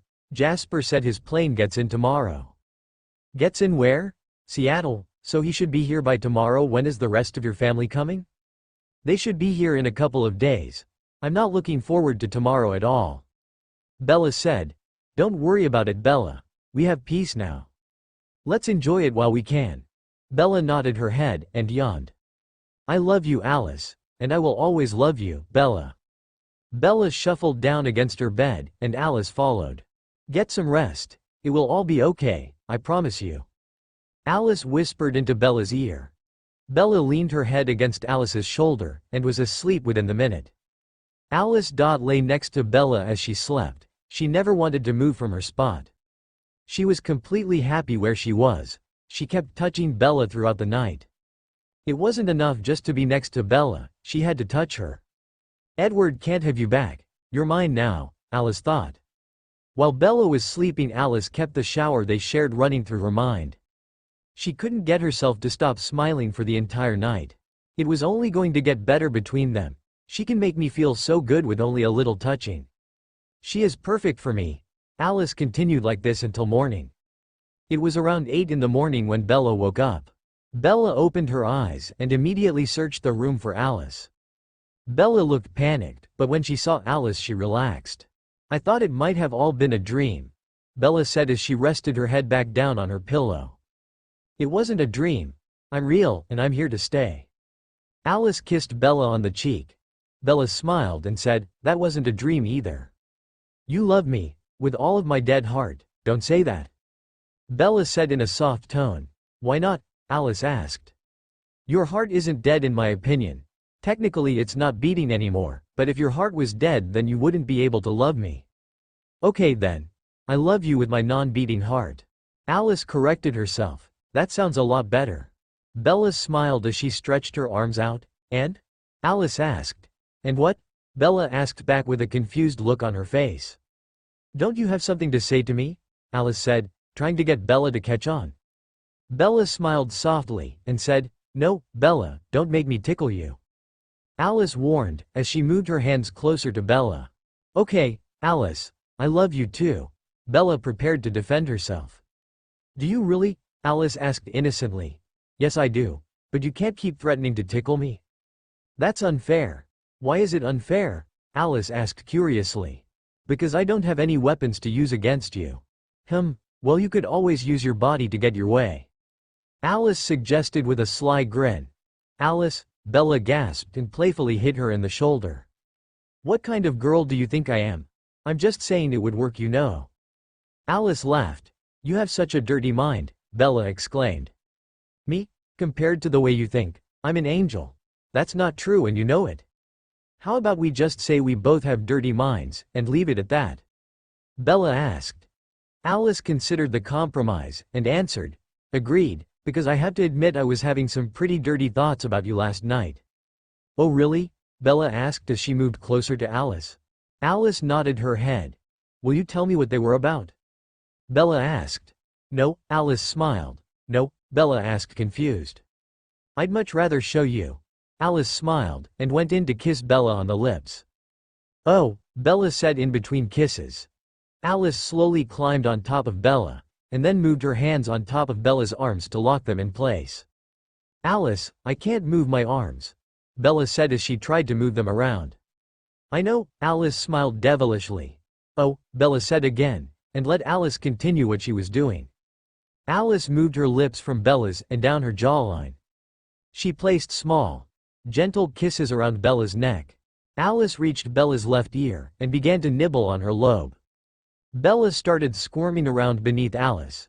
Alice, what are you doing to make me feel this way? Don't stop whatever you're doing. Bella's legs twisted as Alice continued to nibble along Bella's ear. After a minute with Bella's left ear, Alice started working her way to her right ear. She slowly moved across Bella's neck, giving gentle kisses and inhaling her scent. I can resist the urge to bite. I'm getting used to her smell. How are you doing, Alice? Bella asked, concerned for her safety and Alice's control. Alice looked up at Bella with still golden eyes. I'm doing great. She smiled. Bella smiled in response, and Alice continued kissing her around the neck. She reached Bella's right ear and began to nibble on that one. Bella began squirming once again when Alice finished with that ear. She looked at Bella's expression. Bella had her eyes shut with one of the biggest smiles Alice had ever seen on her. Wow, that was only my ears. Bella sighed. Alice laughed. Well, the ears can be very sensitive to pleasure, still that felt great. I'm glad you liked it, Alice said as she came in to kiss Bella full on the lips. She decided to let go of Bella's arms and slightly gripped Bella's cheeks. This time the two girls found each other's tongues. Their kisses were slow and full of passion. Not too fast to make it cheap, or not too sloppy either. The kiss was just right for both of them. Bella moved her hands slowly down Alice's cold body and reached the bottom of her shirt. Bella glanced at Alice to see if it was okay for Bella to continue. Alice nodded her head to Bella, and Bella smiled in response. Bella moved her hands slowly inside Alice's shirt. She moved her hands across Alice's stomach, and Alice watched Bella's face. Your shirt is kind of tight-fitting. It's hard to move my hands around, Bella said as a cheap excuse to get Alice to take it off. I can help with that, Alice said as she grabbed the bottom of her shirt and took it off for Bella. She dangled it in front of Bella for a second, and then tossed it gently aside. Is that better? You know I don't normally throw my clothes on the floor, but in this situation I don't mind. Bella looked at Alice's bare torso, and then to the shirt she just tossed on the floor. This is much better, and my floor isn't that dirty. Bella looked back to Alice and smiled. Alice raised her eyebrows seductively, and Bella reached out to touch Alice once again. Alice moved in and continued kissing Bella, as Bella's hands roamed Alice's upper body. Alice moved her hands down Bella's body, and then slowly moved her hands over Bella's sex. Alice placed her hand down on the outside of Bella's pajama bottoms, but Bella still felt a jolt of excitement course through her. Bella jumped slightly, and Alice smiled. Bella had stopped caressing Alice's breast through her bra and was just resting her hand on it. She waited to see what Alice was going to do next. Alice kept the smile on her face, as she moved her hand to the top of Bella's pants. One of her fingers slipped inside Bella's waistband, and gently caressed her bare skin. Bella jerked slightly at contact, but didn't say anything. Alice let another finger slip inside Bella's pants, then another, and another. Alice managed to get her whole hand inside her pants without hesitation from Bella. Alice leaned in against Bella's body to kiss her, while her hand began to explore Bella's sex. You feel so warm, Bella, Alice whispered. I love your cold hands. You can make me feel so go, oh my. Bella was cut off by her own exclamation. Alice had just pushed a finger inside of Bella. Is this okay? Alice asked. Oh yes, Bella responded. Alice smiled for the 50th time that morning, and began to move another finger inside of Bella. Bella watched with eager eyes as Alice pushed her fingers slowly inside of Bella. Bella felt a wonderful sensation, and she threw her head back against her pillow in pleasure. Alice was going to start moving faster, but she suddenly felt a vision coming to her, so she stopped everything. Edward is coming to Bella's window. He doesn't want to confront Charlie just yet, so he is planning on using his original way to get inside. Edward knows Bella is with me, but he doesn't have a clue what we are doing or what has happened. If Bella and I were to continue doing what we are doing now, Edward will be interrupting us, and that wouldn't be good. We need to stop. We need to stop now because Edward will be here very soon. He always ruins my fun. Alice snapped out of her vision, and saw Bella staring back at her. What is it, Alice? Bella asked, still lying against the bed. Alice realized her fingers were still inside of Bella, and quickly but regretfully removed her hand from her pants. Edward is coming, Alice said quickly. Now? Bella asked, frightened. Soon. I saw us making love, and he was coming to your window. We have to stop now or he will catch us in the act. Alice left her bag of clothes out in Carlisle's car, so she just reached for her shirt on the floor and put it back on. Bella got up quickly and went to her closet. She changed into a plain t-shirt and jeans. She walked into her bathroom and brushed her teeth. Alice walked into the bathroom behind Bella and made sure her hair was in good condition. Which it was. "You look beautiful," Alice said to Bella. "Thank you, Alice. You, of course, are always radiant," Bella said in a hurried voice. Alice smiled, and the two girls went back into Bella's bedroom. Charlie was still snoring, so it was safe to walk around the house with Alice. "Are we going to tell Edward about us right away?" Bella asked as soon as her door was shut. "I think it would be best if he tries to hold or kiss you." "I might get angry," Alice responded. "I wouldn't want a vampire fight in my room. Especially when you are brother and sister. Don't forget that your father is in the other room sleeping." Alice added, "Oh yeah, he doesn't even know you're back. If conflict does happen, we need to keep it quiet." Bella nodded her head.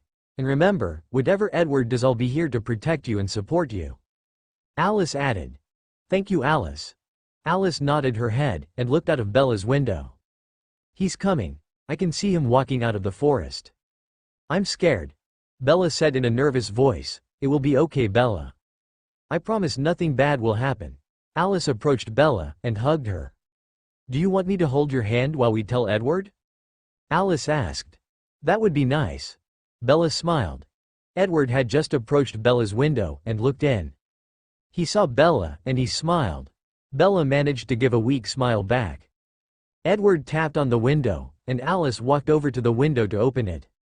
Before she opened the window, she looked at Bella, and Bella nodded her head in approval.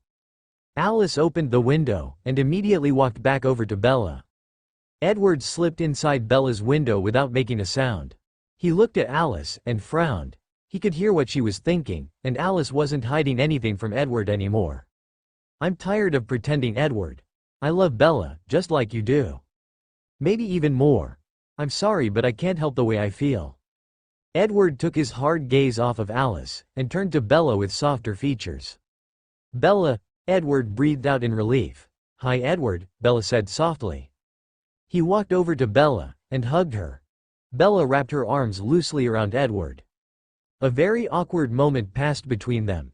Just because Bella was in love with Alice doesn't mean she didn't care about Edward anymore. Maybe they could become friends when all this drama has passed. "Are you all right, Bella? I thought you were hurt," Edward sighed as he let go of Bella. "I'm doing great. I'm not hurt at all," Bella responded in a monotone voice. "Thank you, Alice, for taking care of her.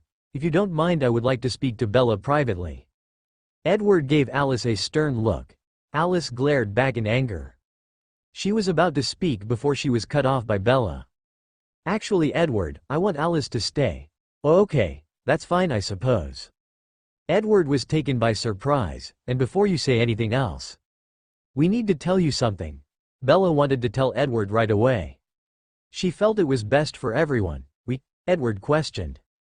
"Yes, Alice grabbed Bella's hand and continued, "Have something to tell you." Bella intertwined her fingers with Alice and looked at Edward. "What's going on here?" Edward asked, confused. "The drama has only just begun." Bella took a deep breath and decided to tell Edward all at once. "Edward, after you left me, I thought you were gone forever. You might have thought it was the right thing to do, and maybe it was. What I'm trying to say is that when you guys were gone, it made me realize my true feelings for Alice. I missed Alice the most, and I needed her the most. Edward, I'm in love with Alice." Bella said this all very slowly.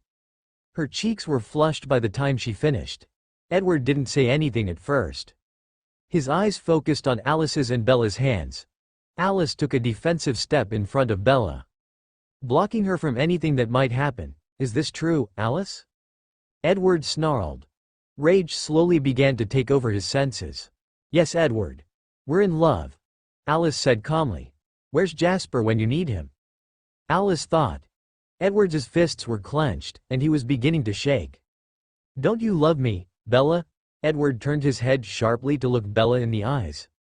He sounded both angry and desperate at the same time. "I still love you, Edward, but like a brother instead of a boyfriend now. We can still be friends," Bella whispered. Her grip tightened on Alice's hand. Edward looked at Alice and took a step forward. Alice let go of Bella's hand and gently pushed Bella behind her. Alice, Edward hissed. He was planning on doing something drastic. To come all this way to have his sister take Bella away from him.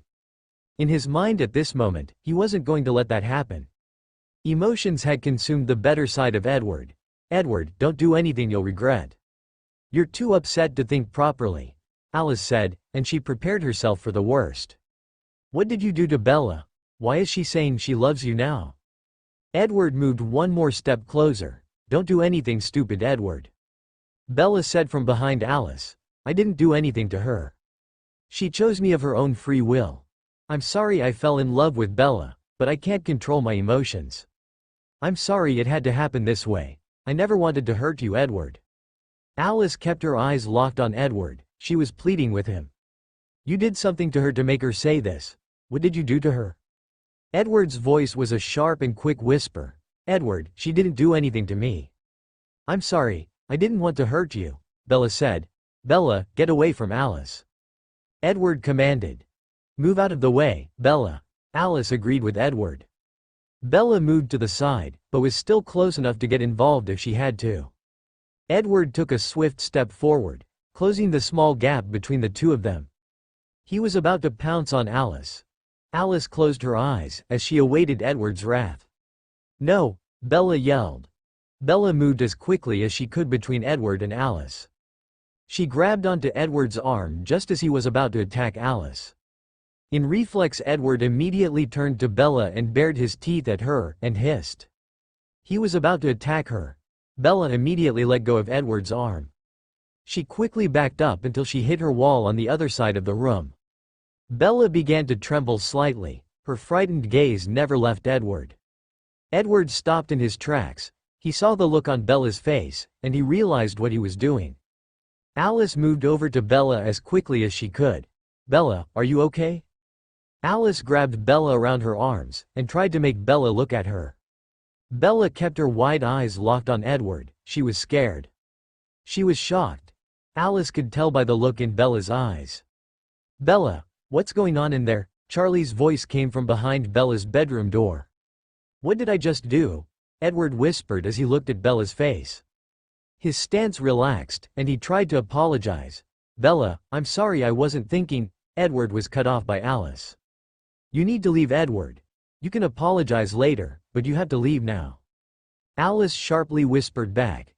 Edward nodded, and walked swiftly over to Bella's window. Bella, is everything all right? Charlie said again. Bella, tell your dad something quick. Alice pleaded with Bella. Edward gave a sympathetic look to Bella, and then leapt out of the window. He was out of sight within seconds. Bella finally met Alice's golden eyes. I'm fine, Dad. I just had a really bad nightmare and fell out of bed. Bella said. Her eyes never left Alice. Are you okay? Do you want me to come in? Charlie asked. Alice shook her head no, and Bella responded. No, that's okay. I'm getting dressed now. Okay, well, I will be downstairs if you need anything. Okay, Bella said, as she and Alice listened to Charlie descend the stairs. The moment Charlie was downstairs, Alice grabbed hold of Bella and hugged her. I'm so sorry that happened, Bella. Are you okay? Alice asked. Bella wrapped her arms tightly around Alice and responded, he was going to hurt you, and then he turned on me. Edward was just overwhelmed. It will be okay, Bella. He didn't really want to attack you. That doesn't make it any better, Alice. Why would he ever attack you? Bella asked, confused. Because he thinks I stole you from him. His emotions took control over his conscience, and he just wanted someone to suffer. I'm sure he's feeling really bad about what happened right now. He just needs time to calm down, but you didn't steal me away from him. Bella was close to tears. I know, but Edward doesn't. He'll know our love is true soon enough, I promise. Everything will be okay. Bella nodded her head, and Alice held her just a little tighter. I'm so sorry he turned on you. What possessed you to grab onto Edward anyway? I thought you were going to stay back. I saw you staying away from us. Alice asked. I wasn't going to do anything at first, but the moment he moved after you I couldn't help but try to stop him. I just had to try.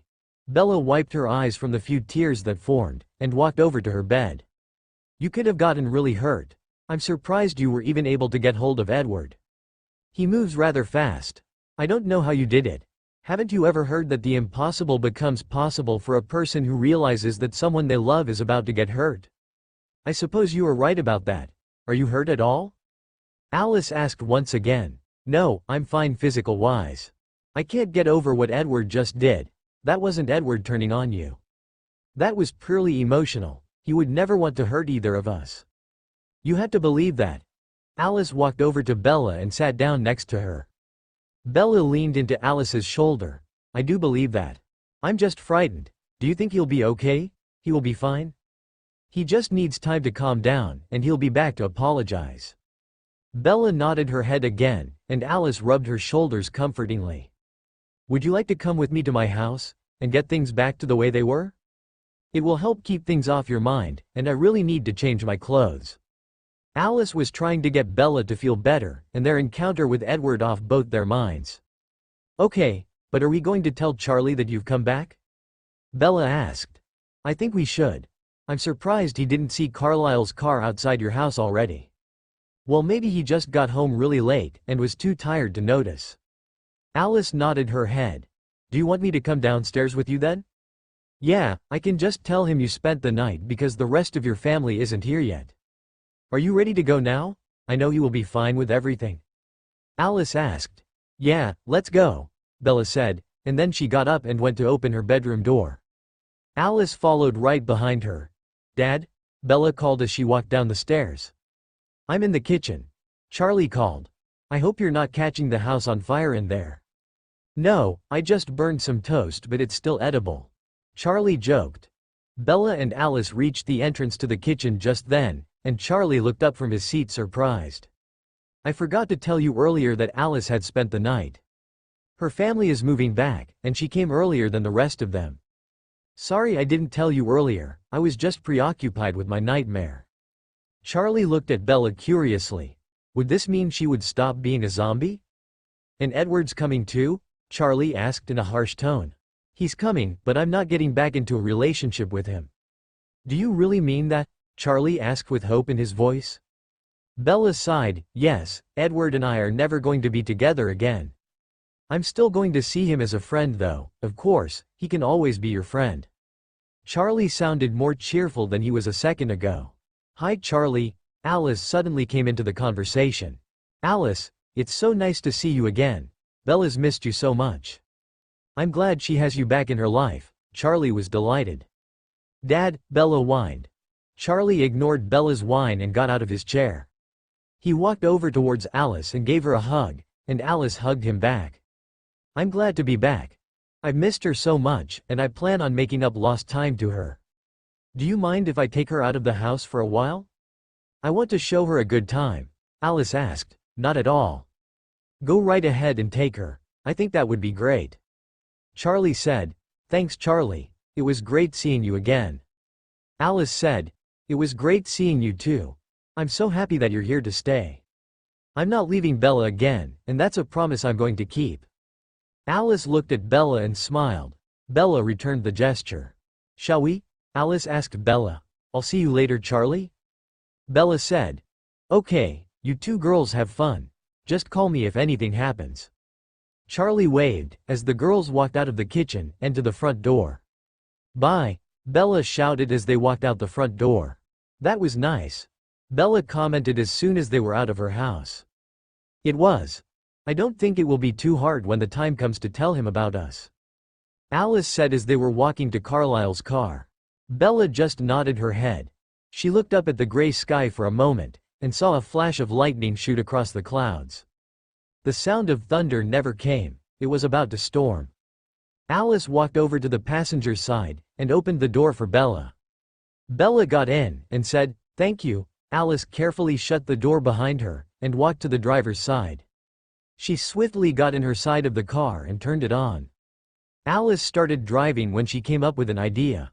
You know Edward isn't at the house yet, and the rest of my family isn't there either. It would just be you and me, with no interruptions. Alice smiled slyly. Where are you getting at, Alice? Bella asked. Well, if you wanted we could try to finish what we started this morning. There will be no interruptions this time. I would love to continue where we left off. Plus we both need to get our minds off all this drama. Bella blushed slightly and said, "No interruptions?" "None." "Then I would love to finish what we started. It's not like me to say this to you, but can you drive a little bit faster?" Bella asked. Alice laughed and said, "You asked for it." Alice put the pedal to the metal, and they arrived at Alice's house within the next few minutes. Alice drove Carlisle's car into their garage and turned off the engine. Alice slowly tilted her head in Bella's direction. Bella looked at Alice in return and gave her a shy smile. "It's about to thunderstorm," Alice stated. "I've noticed." Bella replied, "Maybe we should go inside so we don't get wet." Alice suggested, "Well, I was planning on sitting in the car all day, but I think going inside your house would be better." Bella laughed. "Shut up and get inside the house," Alice commanded playfully. "Yes, ma'am," Bella responded and got out of Carlisle's car. Alice watched as Bella got out of the car, and then got out of the car herself. "Wouldn't your house be all dusty since you haven't been here in a while?" Bella asked as they were walking towards the front door. "You would think that, but it should be just as clean as we left it. Our house is usually dust-free. I don't know why there would be any now," Alice said. Alice put the house key in the lock on the door and opened it. She held the door open for Bella and Bella stepped inside. Alice walked in and closed the door behind her. She locked the door behind her. Bella watched as she did this and said, "This situation seems familiar." "Why is that?" Alice asked curiously. "When you first helped me in the shower, you closed the door and locked it. Then you stood against the door like you were trapping me. Like you're doing right now." Alice smiled and said, "I'm not trapping you. If you want to leave, then you can go." "I don't want to leave," Bella said. "Then I'll stop blocking the door." Alice smiled and began walking towards Bella. "Good." Alice reached Bella and touched her lightly on the arm. "Care to go to my room?" Alice asked as she moved Bella's hand to her lips and kissed her softly. "I would love to," Bella responded as she watched Alice kiss her. "Then let's go." Alice grabbed onto Bella's hand and led her up the stairs and to her room. Alice opened the door to her room and pulled Bella inside. She quietly shut the door behind her and turned her attention to Bella. "Nothing has changed. Your room is exactly the same," Bella said with her back turned to Alice. "Yeah, the same way I left it," Alice commented as she glanced around her room quickly, and then approached Bella. "Good thing I didn't go through with setting this house on fire when I thought you weren't coming back." Bella turned around and smiled at Alice. "You wouldn't have set the house on fire. It has too many good memories," Alice said. "You're right, and I also didn't know how I was going to pay for all that gasoline," Bella joked. "Come here, funny girl," Alice commanded. Bella took a step closer and closed the gap between her and Alice. Alice reached for Bella and pulled her as close as she could get her. Alice then slowly moved her head towards Bella and kissed her lightly on the forehead. Alice wrapped her arms around Bella's back and locked her arms together. She then moved her lips from Bella's forehead down to her lips. Bella moved her hands around Alice and placed them on Alice's rear. Alice smiled as she kissed Bella gently. "I really need to get a bed," she whispered. Bella nodded her head and replied, "Make it a big bed." Alice began walking forward and gently pushed Bella backwards. "I hope the sofa is okay for now. It is pretty comfortable and there is enough space to make it work. I have no idea what I prefer. I've never done this before. I'm sure your sofa will be just fine. Are you okay with doing this though? I don't want to make you do anything you're not comfortable with." Alice reached the edge of the sofa and stopped before she laid Bella down. "Alice, I've wanted to do this for a long time now. I'm just dying to get my hands on your beautiful body. So stop asking if I'm okay and make love to me already." "That's all I needed to hear," Alice said as she pushed Bella gently against her sofa. Bella rested her body, and Alice slowly climbed on top of her. "I love you, Alice," Bella said quietly. "I love you too, and nothing is going to change that. I'm here forever," Alice replied. Bella pulled Alice's body closer to hers, and closed the small gap between them. Alice carefully placed her legs in between Bella's to make sure she wouldn't hurt Bella with them. Bella's hands moved underneath Alice's shirt for the second time that day. Alice then grasped Bella's shirt in her hands. She had a hard time trying to keep herself from just ripping it off. Bella let go of Alice briefly so Alice could lift Bella's shirt off. She looked at Bella's bare stomach as she discarded the shirt to the side. "There's that beautiful body of yours." Alice smiled as she rubbed her hands gently over Bella's stomach. "Why don't you let me see yours now?" Bella smiled back. "I would love to show you," Alice said, and then she slowly took off her shirt. She threw it as far away as she could get it. "Now that's beautiful." Bella eyed Alice's stomach. Alice didn't say anything. She just smiled as she reached behind her back to undo her bra clasp.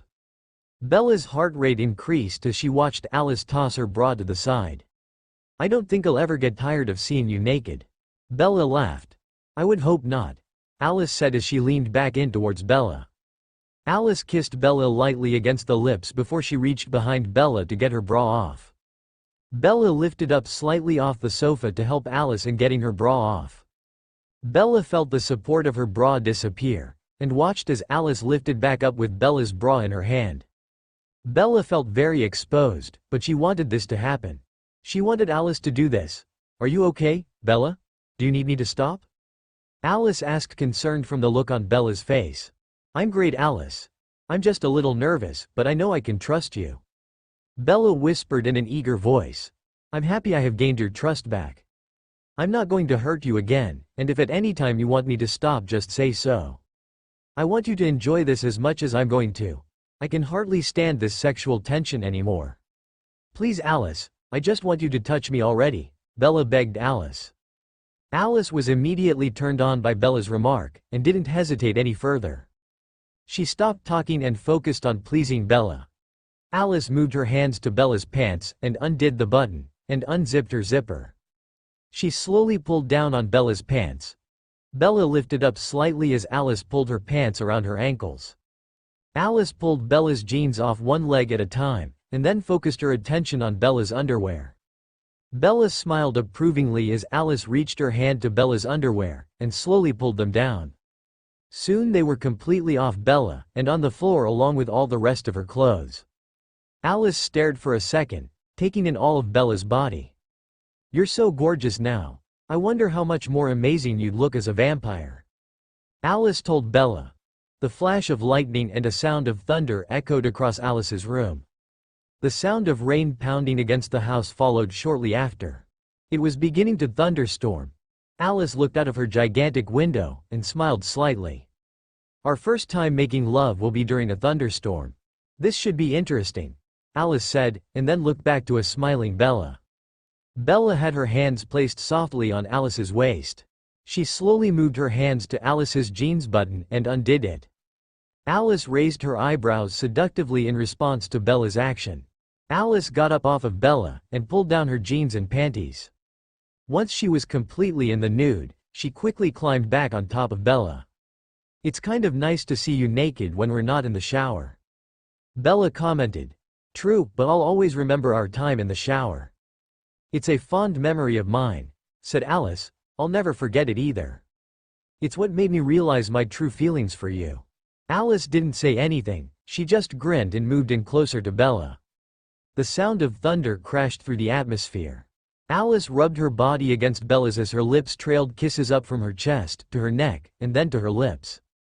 Bella moaned slightly as she felt the pressure of Alice's body, and the sensation of being kissed. Bella grabbed onto Alice's face, and pulled her up for a passionate kiss. Alice happily responded to Bella's kiss, and opened her mouth to make the kiss even better. Bella caught on to Alice's suggestion and opened her mouth slowly. Alice and Bella slowly moved their tongue around the others, and danced around that way for a while. Bella moved her mouth slowly away from Alice's and began kissing around her neck and jawbone. Alice leaned into Bella as she was doing this. Her light kisses felt so good to her. Bella nudged Alice to get off from on top of her, and Alice complied. Alice lay down against the huge sofa, and Bella now climbed on top of her. "I just thought it would be nice if I was on top of you for a while," Bella said hoarsely before retuning to kiss Alice along the neck and moved towards her ear. Alice began stroking the back of Bella's head, and pushed the loose strands of her hair behind her ear. "You're wonderful," Alice said quietly. Alice could feel Bella's smile against her body as she continued to kiss her. Bella reached Alice's ear and bit on it lightly. "Oh, I like that, make it harder." Alice couldn't help but smile as she felt Bella playing with her ear. Bella replied, "Okay, just let me know if it's too hard." "I don't think I'll have to worry about that," Alice laughed. Bella bit down on Alice's ear a bit harder, and Alice let out a low whimper. Bella liked the response she was getting from Alice, and continued biting her ear like that. As Bella was doing that, Alice grabbed onto Bella's rear, and moved her hands all along Bella's backside. Alice's hands then trailed round to Bella's breasts, and caressed them softly.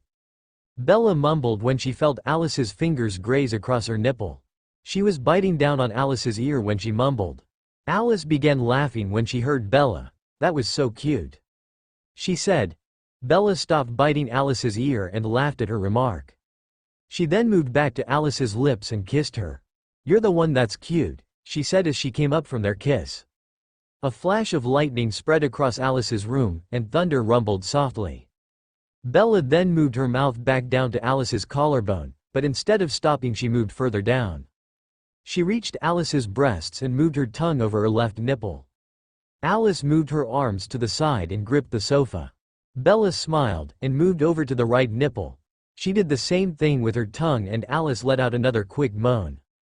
"That feels amazing," Alice gasped as Bella continued what she was doing. "You don't need me to stop or anything, how's your control for thirst?" Bella stopped and asked. "I'm fine, please continue," Alice said quickly. Bella just smiled, and moved back down against Alice's breast. As she continued, Bella's hand found its way down to Alice's sex. Alice closed her eyes as Bella made contact with her sex. This time instead of moving her hand around outside, Bella slowly moved a finger inside of Alice. Alice was smiling like a fool when Bella pushed a second finger inside. Her head tilted back slightly as Bella began moving her fingers in and out of her. Bella was still using her mouth to play with Alice's breast all the while she was doing this. "Bella." Alice stretched out Bella's name as she moaned. Her grasp on the sofa tightened, she was close to ripping it. Bella decided to insert a third finger. Alice yelled out in pleasure when she did this. Bella stopped playing with Alice's breast, and decided to watch Alice as she pleased her. Alice made eye contact with Bella, and Bella kept moving her fingers in and out of Alice. Her pace began to quicken and Alice had to shut her eyes momentarily. Bella moved faster and faster, and Alice kept moaning. Soon it just became one elongated moan. Alice's back began to rise off the sofa, and Bella could tell that she was reaching her climax. Her moaning stopped for a second, but Alice's mouth was open like she was going to yell. Bella didn't stop moving her hand from the pace she was going. She watched Alice with eager eyes. For a second it seemed like Alice wasn't going to yell as she had her orgasm, but soon enough a high-pitched moan escaped her mouth. Bella laughed lightly as Alice's yell echoed throughout the room and the entire house. Lighting flashed throughout the room, and the thunder roared outside. Bella slowly removed her fingers from Alice, who had just started to calm down. Bella took her index finger and put her tongue against it to taste what it was like to be inside of Alice. "That tastes nice," Bella commented to Alice. Alice was lying against the back of her sofa watching Bella. She couldn't help but smile when Bella did this. Alice sat up, took Bella's hand into her own and said, "I bet you would taste even better." With that said, Alice pushed Bella gently backwards and she was once again on top of her. Alice slowly moved her hands down Bella's body, causing Bella to shiver in response. Lightning flashed across the room, but there wasn't a sound of thunder. Alice kissed Bella firmly on the lips before she moved down to her neck. Alice's tongue grazed across Bella's neck, and went down even further. She touched one of Bella's breasts with her hand, and moved her lips to the other. Her tongue moved over Bella's nipple, while her hand was gently massaging her other breast. Bella let out a gasp while Alice was doing this. She moved one of her hands and placed it behind Alice's head. She softly began petting Alice. Alice was swirling her tongue around Bella's nipple when she decided to take things to the next level. Alice grabbed Bella's hand that was on the back of her head, and kissed it lightly. She placed Bella's hand to the side, and made a trail of light kisses down to Bella's belly button. Bella watched eagerly, as Alice continued past her belly button and reached the top of her sex. Alice glanced up at Bella to see if it was okay to continue. Bella smiled and nodded her head in approval. Alice placed her hands on Bella's thighs, and slowly pulled them apart from each other. Once they were a good distance away, Alice looked to see what was revealed. Alice smiled, and looked back up at Bella, who was watching her with wide eyes. "You're perfect," Alice simply said. Bella's eyes relaxed a little, but she kept her gaze focused on Alice. Alice moved her hands slowly along Bella's thigh as her head came closer to Bella's sex. Alice placed a soft kiss at the top of Bella's sex, and then moved her lips lower. Her lips met Bella's clitoris, and she gave another soft kiss. Bella bit down on her lip as soon as she felt the pressure of Alice's mouth against her. Alice's mouth remained where it was, and gave a little more pressure to her next kiss. Bella's legs tried to move against Alice, but Alice kept them open with her arms. Alice stuck out her tongue and began to lick around Bella. Bella let out a low moan, and her hands gripped the sofa cushions. Alice slowly inserted her tongue inside of Bella, and slowly came back out. She continued with this routine for a minute or two, and enjoyed every second of it. Occasionally Alice would glance up at Bella to see the expressions she was making on her face. Bella had her head turned to the side, her eyes were closed tight, and her mouth was slightly open. Every now and then she would let a moan or let a gasp slip out. This made Alice want to go faster for Bella. She pushed her tongue back inside Bella, and out of her quicker. She moved one of her hands closer towards Bella's sex, and gently massaged around her inner thigh. "Oh Alice, this feels amazing," Bella moaned. She was beginning to have an orgasm. Bella's hands gripped the sofa even tighter, and her eyes fluttered shut once more. A low whining noise escaped her as she was climaxing. Alice didn't stop licking Bella until she was completely finished with her orgasm. Bella's orgasm had ended, and she relaxed against the back of the sofa. She had beads of sweat around her forehead and neck. Her breathing was deep, but quick. Alice gave Bella one more taste, and then she sat up. She placed Bella's legs back together, and then moved to lie beside Bella. Neither Alice nor Bella said anything for the first couple of minutes after. They just looked into each other's eyes with silly grins on their faces. The only sounds that you could hear was Bella's deep breathing and the sound of rain hitting against the house. "How's that for our first time making love?" Alice questioned. Once Bella caught her breath, she laughed lightly and said, "It was incredible. I've never felt anything like that before, you were amazing." Alice pulled Bella in for a soft kiss on the lips. "It's something I will never forget. I will cherish the memory forever." Bella smiled and chose not to say anything. There wasn't really anything she could say to make the moment more perfect than it already was. Bella yawned, and Alice noticed this. She got up, and grabbed a blanket from her closet and placed it over Bella. Even though Alice didn't have a bed, she kept blankets around for herself. It was comforting to have something soft wrapped around you. "Don't you want to join me under the blankets?" Bella asked Alice. "I won't make you cold, will I?" Alice asked. "No, you won't. I just want you near me." "Okay." Alice happily climbed back on the sofa, and got underneath the blanket with Bella. "Take a nap, Bella. I can tell you're tired. I'll be here when you wake up. No one is coming back to the house for a while." Bella nodded her head, and closed her eyes. Alice wrapped her arms around Bella, and she fell asleep with a smile on her face. Alice was smiling the entire time Bella slept. She was happy she was able to make love to Bella without having to go out and hunt.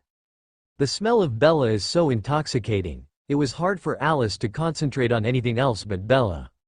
For a while, Alice had her nose buried in Bella's hair just smelling the girl. She was the only thing on her mind, while Bella was sleeping. Alice took the opportunity to make a call.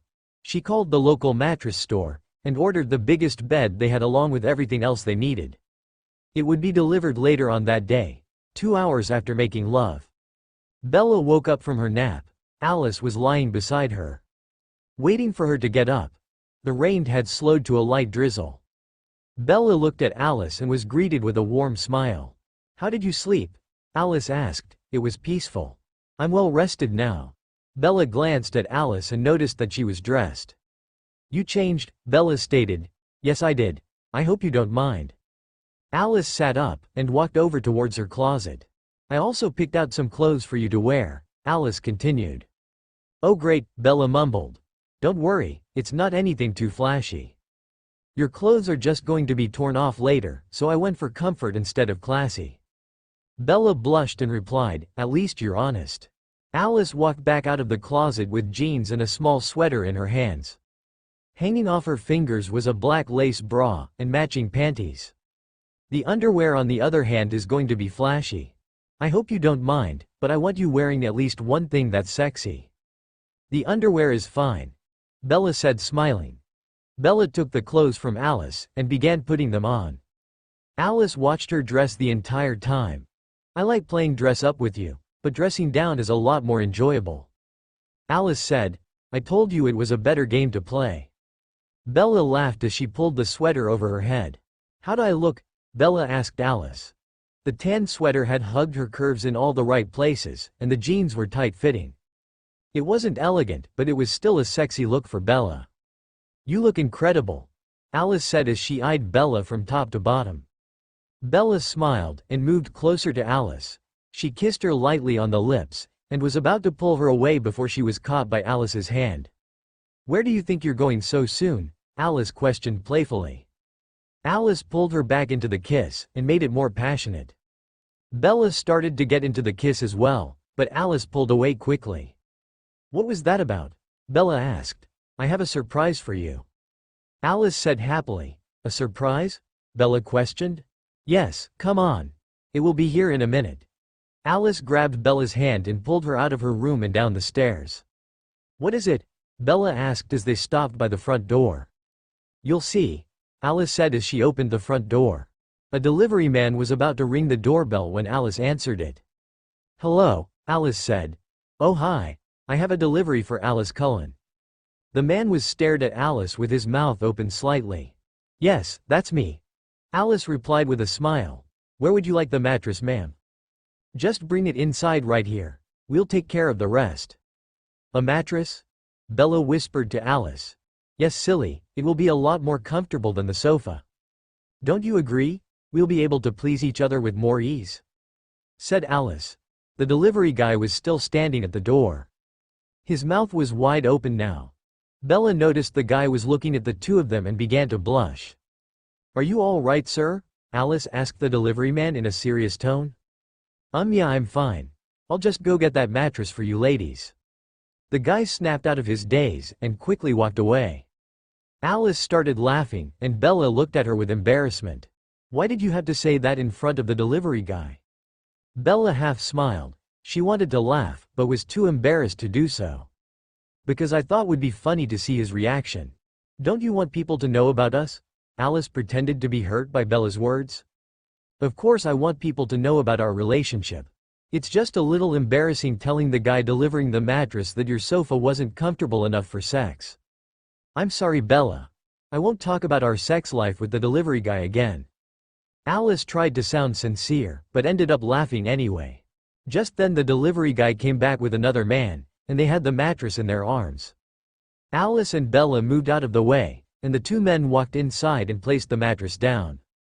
The delivery men turned around, and Alice handed them a credit card. The men's eyes lingered on the two girls for a moment longer. I'll be right back with your credit card, ma'am. One of the men finally spoke up, and walked back out to the delivery truck. The second delivery guy smiled stupidly at the girls, and then stumbled out of the front door. He gained his balance back, and walked out to the delivery truck. That was weird, Bella said. Alice just laughed, and began to take the protective wrapping off of the mattress. Bella watched Alice take off the wrapping with lightning speed. That's a really big bed, Bella stated. Only the best for my girlfriend. I'm sure we'll have plenty of great times on this bed.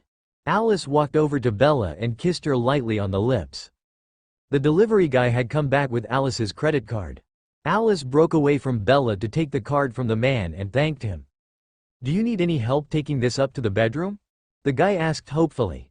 No thank you, we can handle it ourselves now, Alice replied. The man slowly nodded his head and excused himself. Have a good day, Alice said before she closed the door behind her. You called me your girlfriend, Bella whispered to Alice. Alice turned around to face Bella with a smile. That is what you are, isn't it? Yeah, it is. It sounds so nice hearing it. Bella smiled back. Get used to it, because you're going to be hearing it a lot. Alice joked. Bella hummed happily in response and Alice made her way back over to the mattress. Do you need any help with that, Alice? Bella asked. No, this mattress feels like a feather to me. You should know this by now. Alice smiled. I keep forgetting how strong you can be sometimes. That's something you're going to have to get used to as well. I may look small, but I can kick ass without a problem. Bella laughed lightly, as Alice picked up the mattress without a problem. She carried it up the stairs and into her room without a problem. She then placed the mattress down on the floor, and waited for Bella. A few seconds later, Bella came walking into Alice's room. Where would you like the bed? Alice asked. I don't know. Where do you think it should go? Bella replied. Well, how about by the window? It's a beautiful sight. Sounds like the perfect spot to me. Alice had no problem setting up the bed for Bella and herself. Bella watched as Alice put together the frame, moved the mattress on top, and fitted it with sheets she got along with the mattress. It only took Alice a couple of minutes to set up the whole bed. What do you think? Alice asked Bella once she was finished. It looks perfect. Thanks for getting this mattress. I'm sure it will be comfortable. Why don't you get on it and try it out? Alice offered. Okay, Bella said, and walked over to the bed. She climbed on top of the mattress and laid down on top of it. Alice joined her a second later. She moved next to Bella and rested her head against her shoulder. This does feel nice. Alice said. Yeah, I wouldn't mind sleeping here with you by my side. I would sure sleep a lot better, Bella said. Why don't you spend the night tonight? Alice asked. Do you think Charlie would mind? No, he'll be fine with it. In fact, he kind of wants you to stay with me. He thinks I am making you happy again. I'm sure if he knew what we were really doing he wouldn't want me to spend the night. And Charlie is right. You're making me happy again. I don't think I would have been truly happy for the rest of my life if you hadn't come back to me. Bella said. At this moment Bella decided to take her gaze away from Alice. She glanced out of the window, while Alice watched her with concerned eyes. Alice placed her hand delicately on Bella's arm, and Bella turned back around to look at her. I'm sorry I ever left you. I'm going to try my best to make it up to you. Bella smiled lightly and said, I believe you. Bella moved closer to Alice, and kissed her on the lips. Alice let the kiss linger for a couple of seconds before she broke away. Just to let you know, my family is going to be here tomorrow morning. I saw it in one of my visions, so you'll be waking up to a household of vampires. Okay, do you think they will be accepting of us and our new relationship? Bella asked concerned. I don't see why they wouldn't be accepting. They already know I love you. What about Edward? He's not coming back until tomorrow either. He knows we're here and doesn't want to confront us yet, said Alice. So we have the night to ourselves? Bella asked. Looks like we do. Alice smiled. Well, before we do any more rigorous activity. I need to get something to eat, Bella said. That's not a problem. I can order some pizza for you if you would like, Alice offered. That sounds good. And with that the two girls went downstairs to the kitchen and ordered a pizza. Once the pizza arrived, Bella and Alice sat down while Bella ate. When do you think you're going to change me? Bella asked in between bites of her pizza. Well, I have a few things to consider. Victoria is back, and who knows what she is planning and when she might attack, but you need to finish school and it would be near impossible for you to get by on all the smells. I need to have a talk with Carlisle and the rest of my family to see what they think is best for you.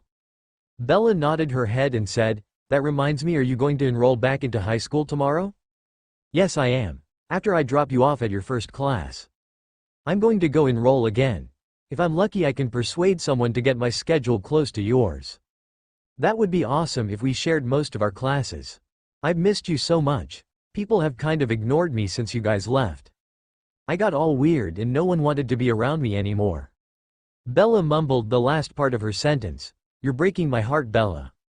I'm never going to let you be alone again.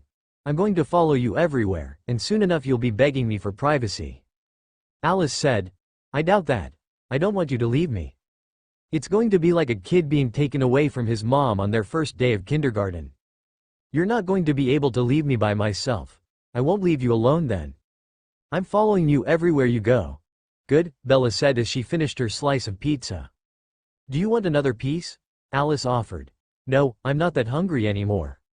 Bella said. What do you want to do now? Alice asked, curious. Bella smiled mischievously, and Alice caught on quickly. Do you want to go play with the new bed? Alice laughed. What do you think? Bella asked in a sarcastic tone. Bella didn't have to say anything more. Alice jumped up, grabbed Bella's hand, and raced upstairs to their new bed. The two girls spent most of the night making love on their new bed. Bella had to take breaks in between sessions to get her energy back, so Alice waited patiently for Bella to recover, and they would go at it again. It was around 2 in the morning when Bella passed out. Alice settled in next to Bella for the night, and happily waited for her girlfriend to wake up. Everything would be okay, as long as they had each other. Nothing could go wrong. Bella, wake up, Alice said quietly. Bella mumbled and moved her position on the bed. Bella, you need to wake up. My family is coming, and you need to get ready for school. Alice said a little bit louder and nudged her slightly.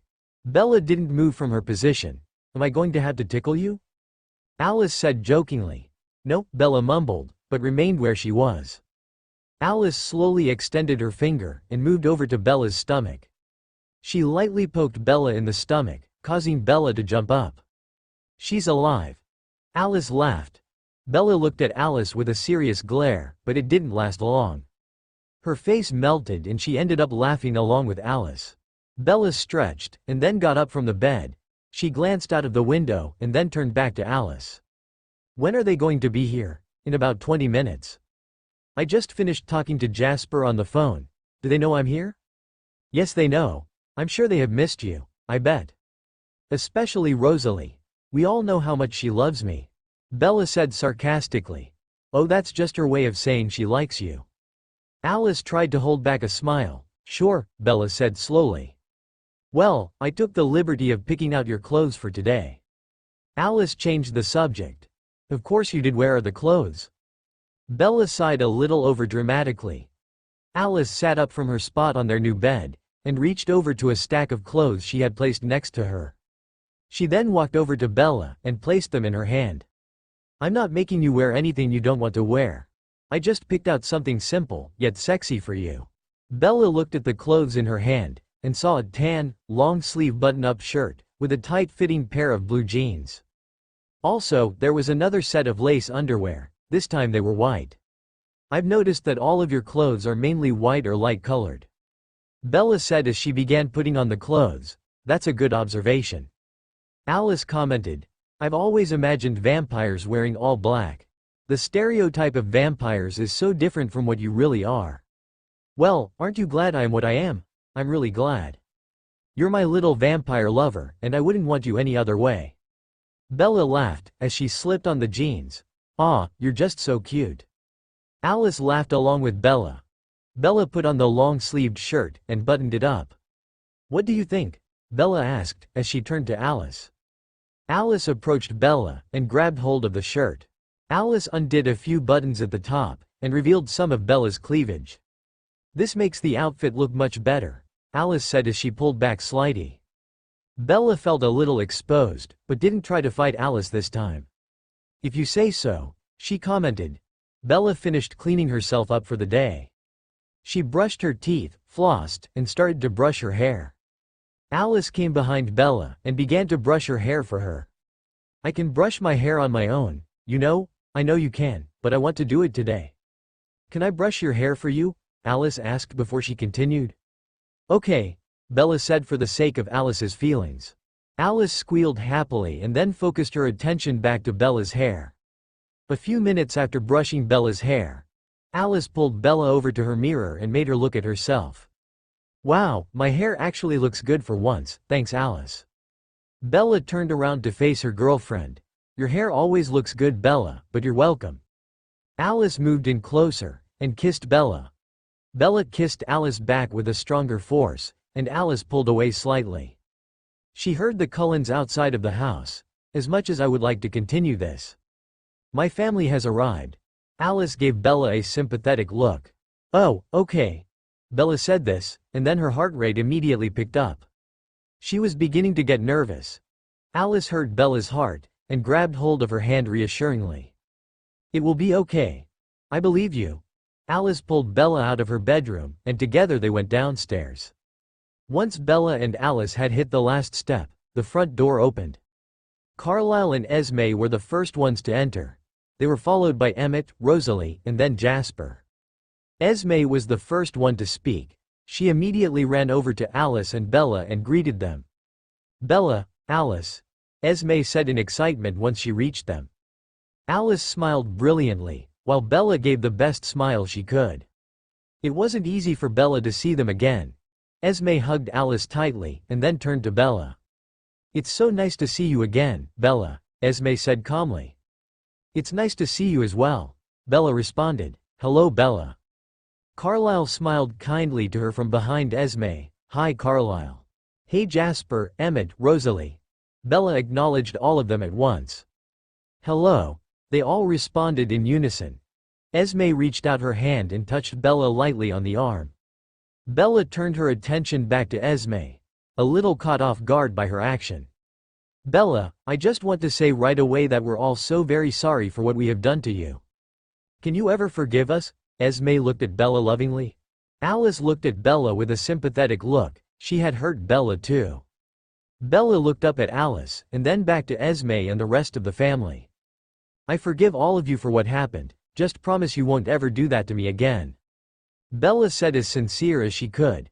At that moment all the vampires in the house grinned. It kind of looked like they were all going to attack her if you didn't know the details of the situation. "We promise, Bella." Alice spoke for the whole family. The other vampires nodded their heads happily. "Thank you, Bella," Carlisle said.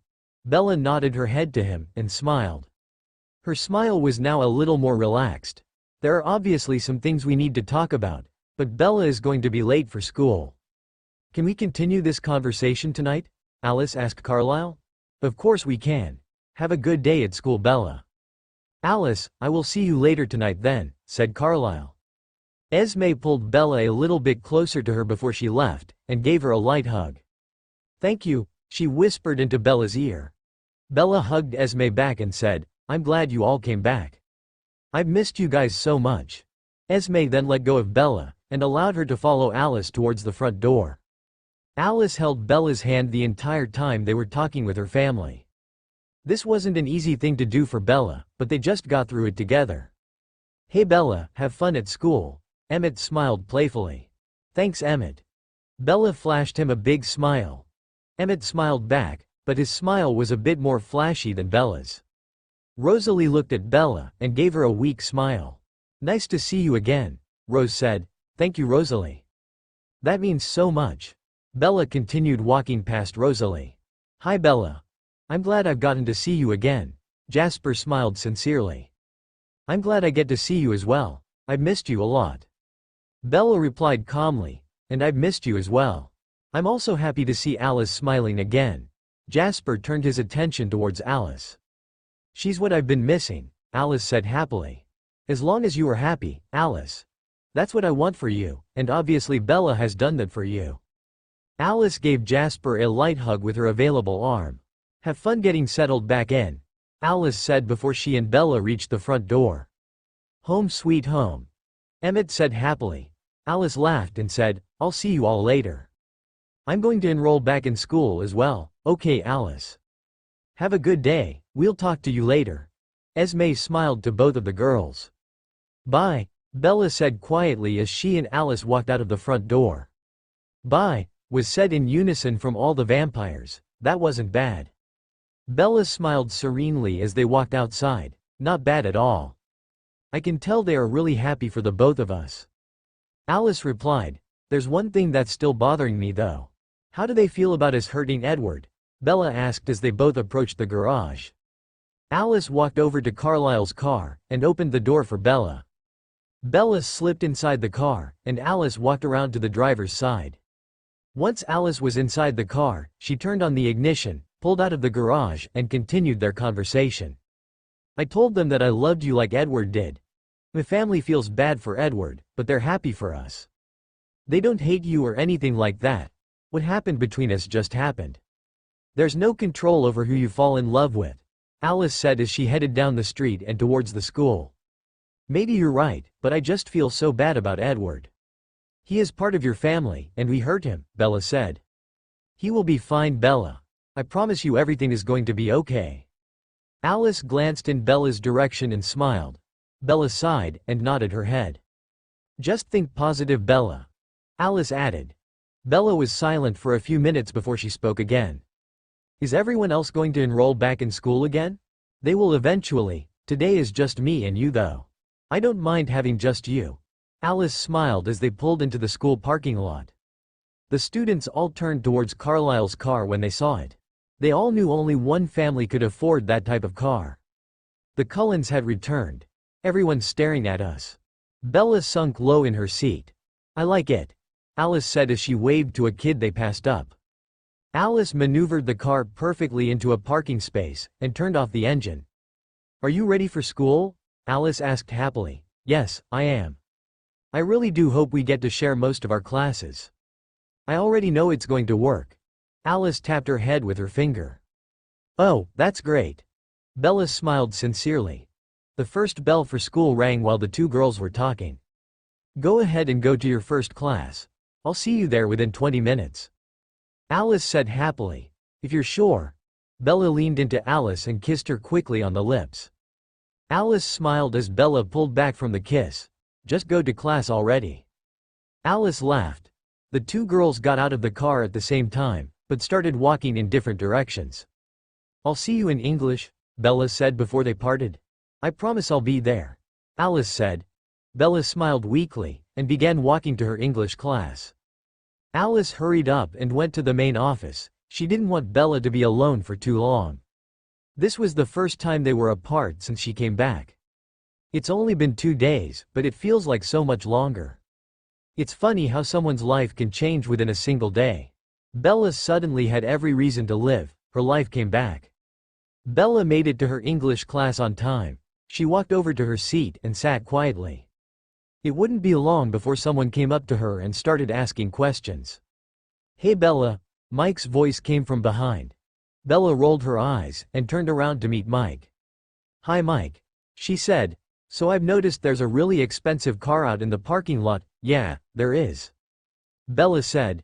Well, does that mean that Edward is back? Mike said abruptly.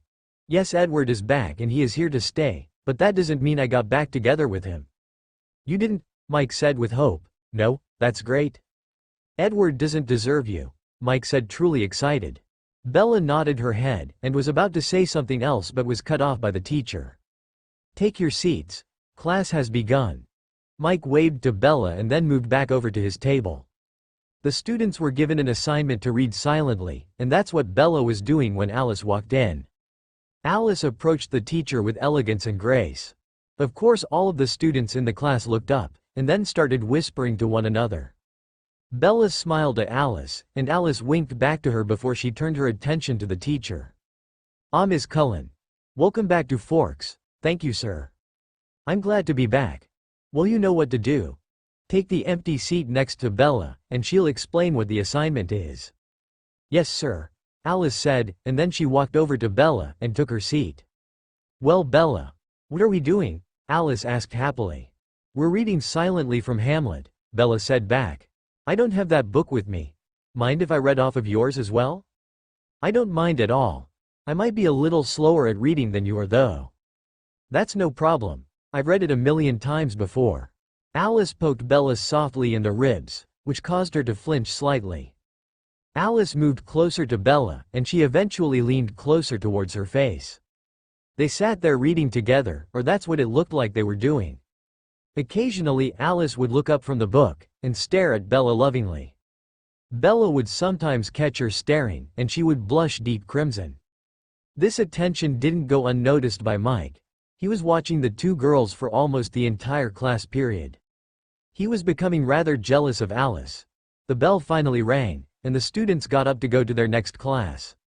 Alice and Bella walked out of the classroom together. Mike followed close behind the two girls as they were walking to their next class. Something was going on between them, and he wanted to find out exactly what it was. We have most of our classes together. I couldn't get an exact copy of your schedule, so the only classes we don't share are physical education and algebra. Alice said quietly. What classes do you have when I am taking those? Bella asked. I have off periods those classes, so I won't be far from you. Alice said, and then looked behind her to see Mike walking close by them. We have company, don't turn around, Alice whispered into Bella's ear. Bella nodded her head, and they continued their walk to the next class in silence. History was next on their list of classes together. Unfortunately for Mike, he couldn't follow them any further because he had a different class. Bella and Alice walked inside the classroom, and the students who were already inside the classroom stopped what they were doing and stared at them. Bella moved to her seat, and Alice handed her schedule over to the teacher. The teacher acknowledged Alice and let her take her seat. Alice of course took the seat next to Bella, and their morning classes continued like that until lunch. When lunch came around, the two girls decided to try to get a seat by themselves. Lately it wasn't hard for Bella to get some alone time during lunch, but now Alice was back and there were curious students lurking close by. Both Mike and Jessica had noticed the closeness between Alice and Bella that day. Mike informed Jessica that Bella wasn't going to get back together with Edward, and it looked as though Alice might have taken Edward's place. Do you really think Alice is a lesbian? Jessica questioned Mike. They were both sitting on the other side of the cafeteria from where Alice and Bella were. As Jessica said this, Alice looked at Bella and laughed loudly. They're talking about us. Jessica wants to know if I am a lesbian. Alice laughed lightly into Bella's ear. Bella looked up from her tray of food and laughed along with Alice. Maybe we should answer her question, Bella joked. Okay. Alice reached over for Bella and was about to kiss her. When Bella pulled away from Alice quickly, Alice, I was just kidding. Bella looked surprised. Mike, did you see that? Alice was trying to kiss Bella? Jessica hissed. No way. Mike looked back over to Alice and Bella who were laughing together. Look at them. I know something is going on between them, and I'm going to try my best to find out. Jessica is going to be pressuring you for answers in algebra. Alice noted. What do I tell her? Bella asked. Tell her what you want. Alice said simply. Bella sat there for a minute, staring at Alice as she smiled. She was getting up the nerve to do something bold. How about I just skip the interrogation from Jessica and just let her know now? Bella said. Alice smiled mischievously, for she already knew what Bella was going to do. Then come a little closer and let's ease Jessica's mind. Alice replied. Bella looked around the cafeteria briefly, and then moved closer towards Alice. There comes a time when you have to stop being afraid of what people think, and just go for with what you feel is the right thing to do. Bella felt the right thing to do at this moment was to kiss Alice in front of everyone, and make their love public. It didn't matter what everyone else thought. Alice closed her eyes, and moved her hands around the back of Bella's head. Alice gently guided Bella's head towards her own, and their lips were close to touching. It was up to Bella to push forward that extra inch and close the gap between their lips. Bella then moved gently towards Alice that extra inch, and they kissed. Oh my God! Jessica almost yelled from across the room. Mike was drinking juice when he caught sight of Bella and Alice. His mouth dropped open, causing the juice that was in his mouth to spill out and land on his jeans.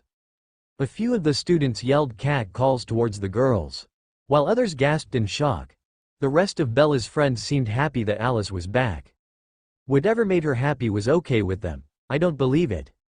Mike said to Jessica. She not only gets Edward, but Alice too? Jessica said jealously. Mike started to smile, as Bella and Alice continued their kiss. Why are you smiling, Mike? I thought you liked Bella. Jessica asked in disbelief. Well, they look good together, and it's actually kind of hot. I do like Bella, but I'm not going to stand in her way of happiness. Mike said. What? I can't believe you, Mike. Oh, be quiet, Jessica. I bet you wish you were the one kissing Bella. Mike turned to look at Jessica in annoyance. Jessica's eyes opened wide, and she began to turn red. I don't know what you're talking about, Jessica said quietly. Oh please. It's obvious you're in love with Bella. You were jealous of Edward, and now look at you. Just shut up, Mike. Jessica demanded. Mike started laughing at Jessica, who then got up and walked out of the cafeteria. Alice and Bella finally ended their kiss and opened their eyes. Alice was grinning and Bella was blushing. I love you so much. Alice moved her hands over Bella's cheek. I hope you know I did that just for you. I'm ready to let people know about us, and this was the bravest thing I could think of doing. Well, it worked. People certainly know about us now. Bella looked around the cafeteria to see most of the students were looking in their direction. The two of them certainly caused a stir. Bella eventually finished her lunch, and they got up to go to class. I'm going to miss you, Bella said as they were approaching her algebra class. I'll be right here when you get out. I'm just going to sit in my car and wait for you. Alice hugged Bella and kissed her on the cheek. A few students passing by smiled stupidly at the girls. I'll see you in a little while, Bella said, trying to ignore the attention she was getting. Bye, Bella. Have fun in algebra, Alice said with a smile. Bella walked into her algebra class and was met with more stupid grins. All except one student seemed to be happy for her. Jessica was sitting in her usual spot next to Bella's chair, and she had a mad look to her face. Bella walked up slowly to her seat and sat down without saying anything. It wasn't long before Jessica spoke up. So when were you going to tell me you were into girls? Jessica said in a stuck-up tone. Bella rolled her eyes and turned slowly to face Jessica. I didn't really think it was any of your business to know who I am sexually attracted to. I am, or I was your best friend. You could have at least told me. I'm sorry I didn't tell you I was into girls as well as boys. I just never thought to bring it up. You mean you didn't think to tell me you were into girls? I'm a girl, you know. Jessica trailed off. Yes, I can see that you are a girl. What does that have to do with telling you that I am attracted to them? Oh, Bella finally realized why Jessica was so jealous. Nothing, it has nothing to do with it. Just forget I said anything. I'm happy for you, Jessica said quickly. Okay, Bella said in response. She didn't want Jessica to say any more, so she kept her reply short. Luckily class was just starting, and Bella used her work as a way to avoid Jessica. Once the bell rang, Bella quickly got up and left the classroom. She was greeted by Alice standing by the door. Did you know about Jessica? Bella asked Alice, who was now holding back her laughter. I did, Alice told Bella, and finally broke out into a fit of laughter. It's not funny. Bella smiled. She wanted to laugh, but she wanted to make her point clear. I'm sorry, Bella. Alice calmed down. What am I going to do about her? Just try to make your friendship clear. Let her know that friends are all you two will ever be. I will help you out with that. I'm not letting her take you away from me. You won't have a problem with her stealing me away. You're too cute for me to leave. Bella smiled. The girls approached the gymnasium, and they lingered outside until Bella had to go inside. Nothing's going to happen in gym, right? Bella asked Alice. No, you should be okay. Just avoid Jessica in the locker room for me. I don't want her looking at your body, that's my property. Alice said in a forceful voice. Oh, okay. I wouldn't want people to look at your property. Bella said sarcastically before she started walking into the gym. Alice grabbed her arm quickly and pulled her around. You know I was kidding, right? Just don't let Jessica get any peeks at your body. I know you're kidding. I'll do my best to keep away from her. Bella said, and then walked inside the gym. I'll be waiting for you when you get out. Alice said before the door to the gym closed. Like Alice said, she was standing outside the gym door when Bella's last class ended. All the kids came out of the door, and Alice stepped aside for them to walk by. Alright, Alice. Way to go with Bella, one of the boys yelled to her. Alice just smiled politely at him, and turned around to find Bella standing there. Ready to go? Alice asked. Bella nodded her head, and they began walking to Carlisle's car. How was gym? Alice asked. It went okay. I got a lot of looks in the locker room though. What kind of looks? I don't know. The girls were just looking at me weird. I'm sorry they did that to you. It will get better though. They're just shocked about our relationship. Maybe you're right. Bella sighed. Well, what about Jessica? Did she leave you alone? For the most part. I was able to get away from her in the locker room. She didn't bother me during volleyball either. That's good. So are you ready to go back to my house? What about my dad? Don't you think I should go home first? I've already spoken to him. He is fine with you staying with me another night, and you don't have to worry about work either. I've made all the right calls and now you have a free schedule to spend with me. Alice said happily, as they approached the car. Alice opened the door for Bella, and then walked over to the driver's side. Bella unlocked Alice's door from the inside. Thanks, Bella. I also have something else to tell you, Alice said hesitantly. What is it? Bella asked. Edward's going to be at the house. Bella sighed and squeezed her eyes shut. Don't worry though. It's going to be okay. Alice tried to reassure Bella. I know I'm just nervous to see him again. There's no need to be nervous.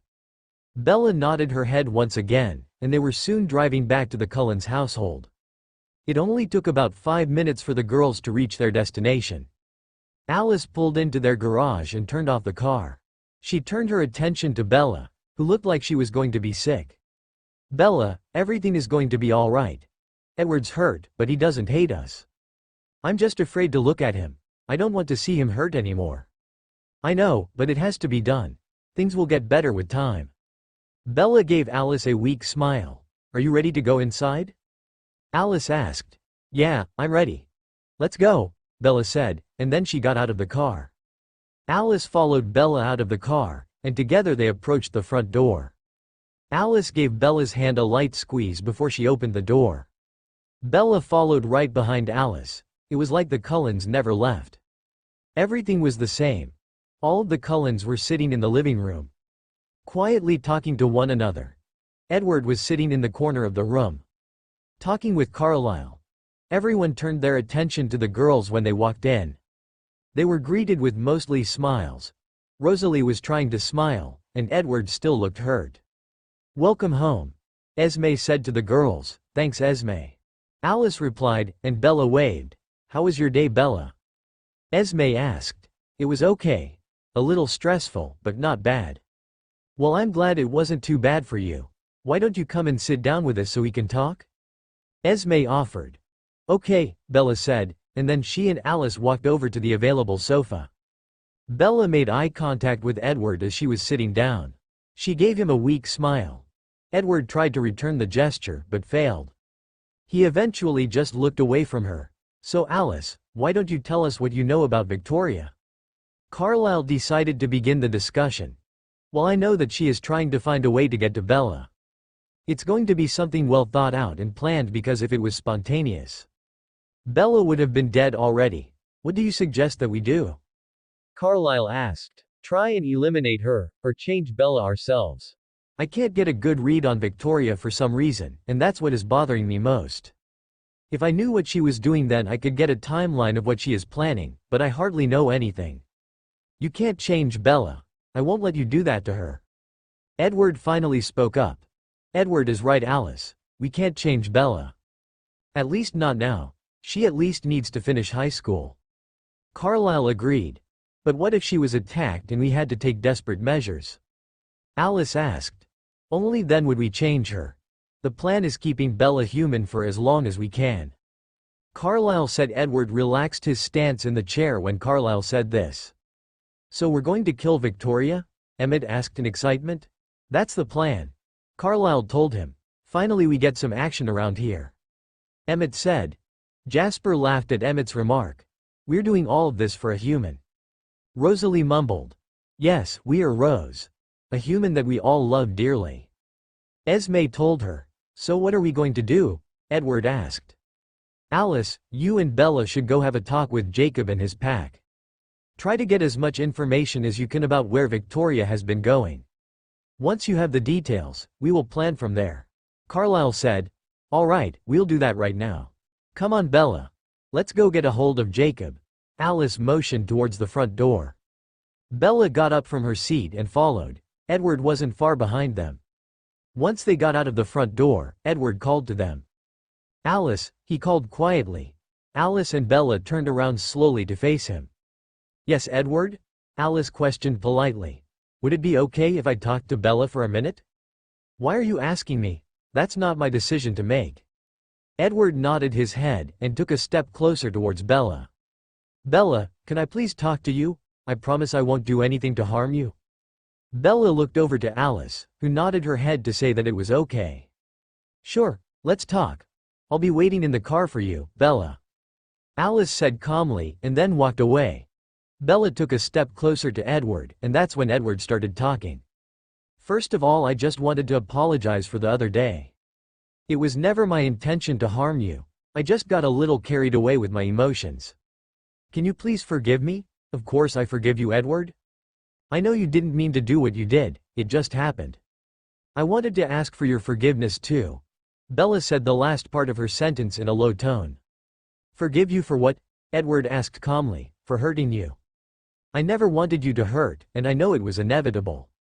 I just wish there was an easy way for us to all get along and go back to the way things used to be. That's not going to happen, Bella. Things can never go back to the way they were. I still love you, and I still love Alice, but I don't know if I can ever forget what has happened. I love you, Bella, and I don't think I'll ever stop.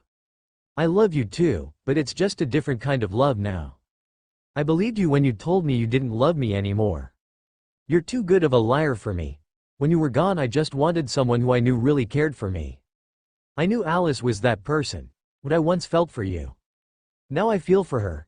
How can you say you don't love me romantically anymore? I never stopped loving you. You were gone, and my romantic feelings for you faded. I thought I would never see you again. You can't expect me to wait for you when you said you were never coming back. Alice was gone too. Why do you love her now? I just didn't fall in love with her when she came back. I was starting to fall in love with her before you all left. I had hope for her. I knew she cared about me still. I kind of felt like she loved me the way you did, and I was right. Edward was starting to get upset. I just wish you would give me a second chance. Edward saw Eve desperately. He ran his fingers through his hair quickly. I'm sorry, Edward, but I can't do that. I just want to know if you forgive me for hurting you. Bella said quietly. You're forgiven, but just know that I haven't given up on you. Edward saw Eve. His fists were now clenched together. He didn't want to yell at Bella. He was trying to hide his anger from her. Thank you, Edward. I'll see you later, Bella said, and turned to walk away. Edward just stood there and watched her walk over towards the garage. His face was full of anguish. Bella got inside of the car with Alice and buckled her seatbelt. He's forgiven me, Bella said calmly. That's great, Bella. Alice said as her hand reached over to caress Bella's cheek. He's still hurting though, Bella added. I know, he'll be okay soon enough. He just needs time to get used to us. Bella nodded her head, and Alice started the car. They pulled out of the garage and were headed out of the driveway. Bella turned her head around to see if Edward was still in the same spot. All she saw was a gust of wind past some nearby trees. It looked as though it was moving towards the forest. Bella, take my cell phone and call Jacob. Tell him to meet us at the border of La Push and Forks. Alice said to Bella as they were driving down the road. Bella reached out and took the phone from Alice's hand, then dialed Jacob's number and waited for someone to answer. Hello? Jacob's husky voice echoed on the other end of the receiver. Hey Jake, it's Bella. I need you to do something for me. Bella said a bit hesitantly. Sure, what is it? Jacob asked pleasantly.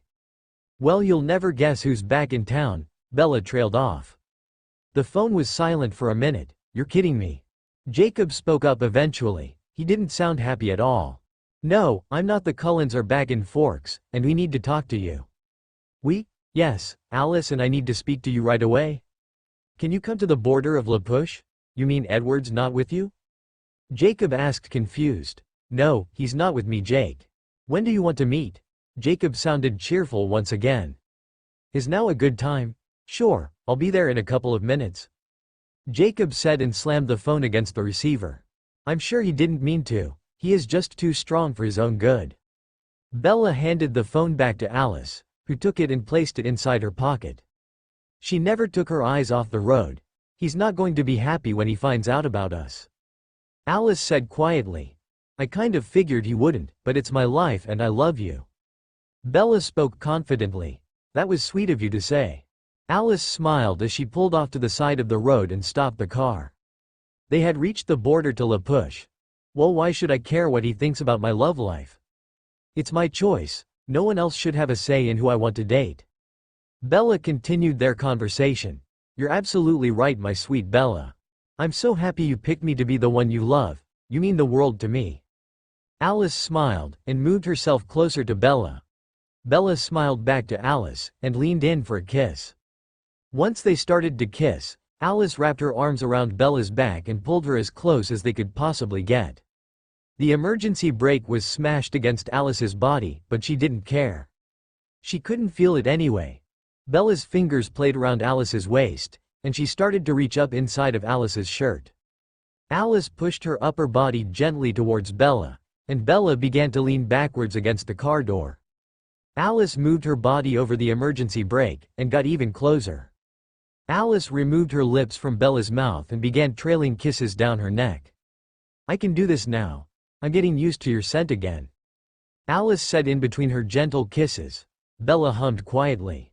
She wanted to speak, but she thought her words would come out jumbled. Bella slowly moved her hands up towards Alice's breast.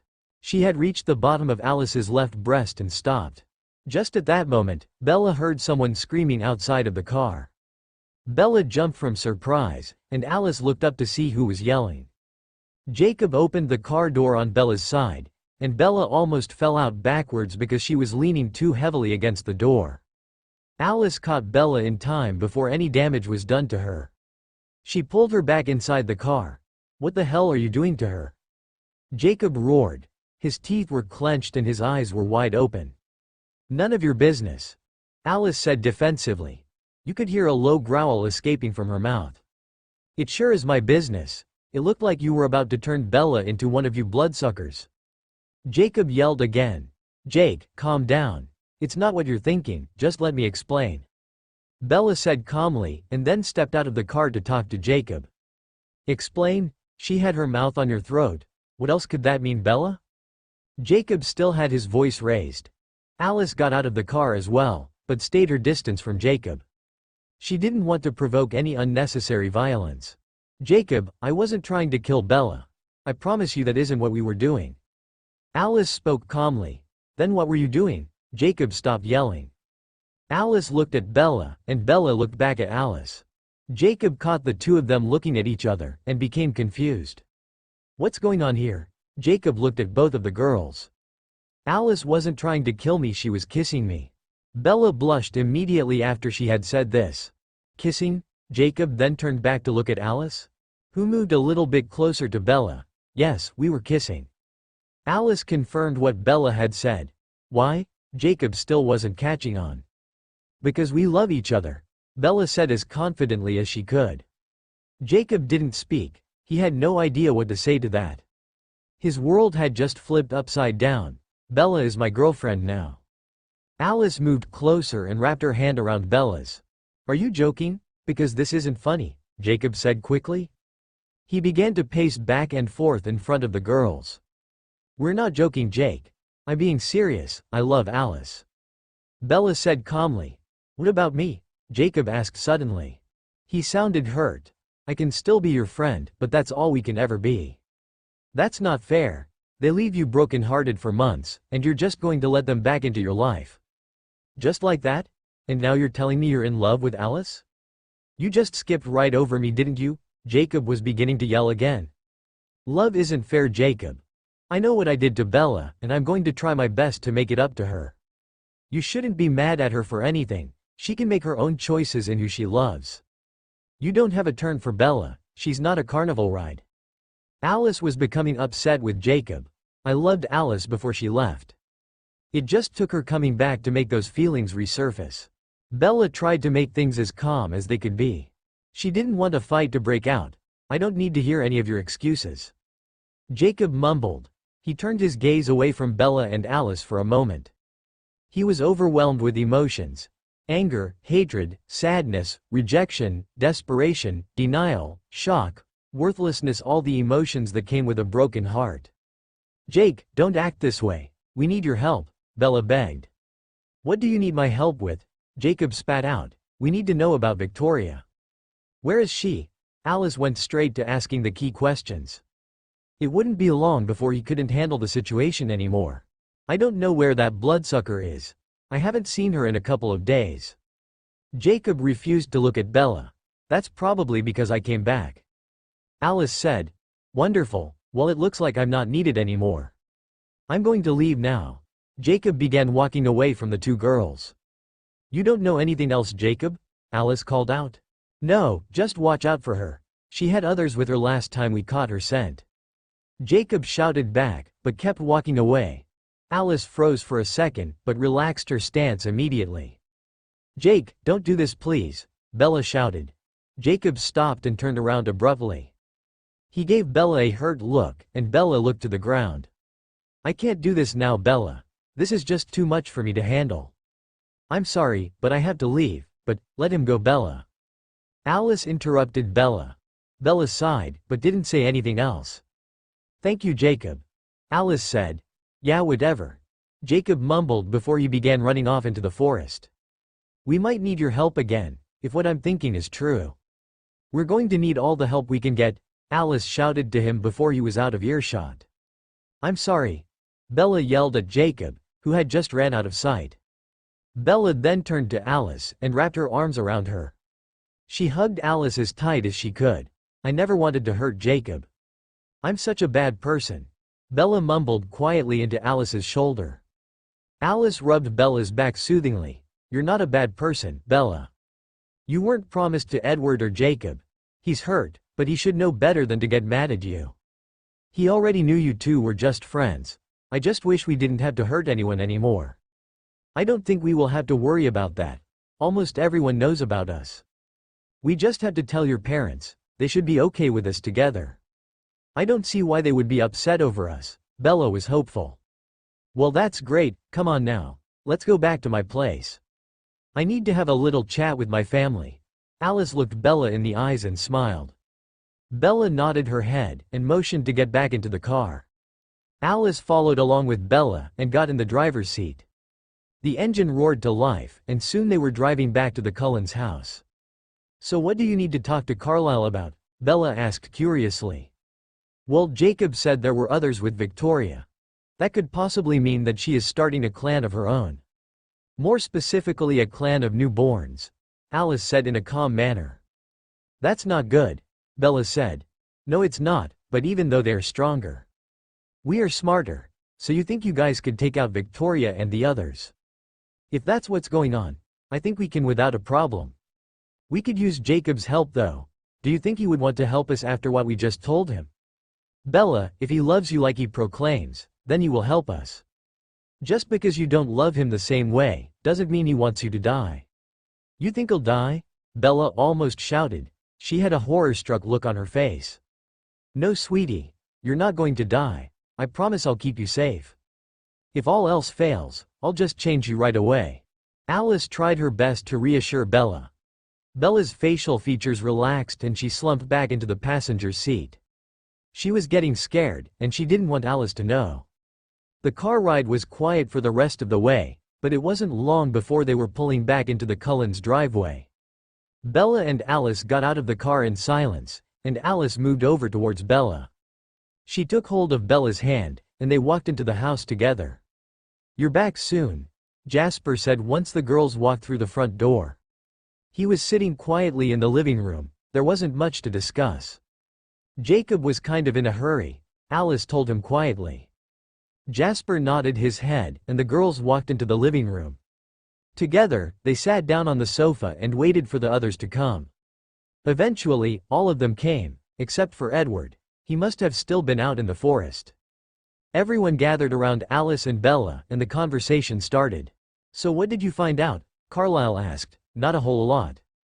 Jacob told us he hasn't seen Victoria in a couple of days, and that there were possibly other vampires with her. Alice spoke. Probably newborns, Esme said. Carlisle nodded his head in agreement. She doesn't have her clan anymore. It makes sense that they would be newborns. Edward must have been close by to the house, because he was walking inside the house at this particular moment. He looked really pissed off. What are we going to do? Edward asked Carlisle as he approached the rest of the family. Well, I think our only option here is to fight.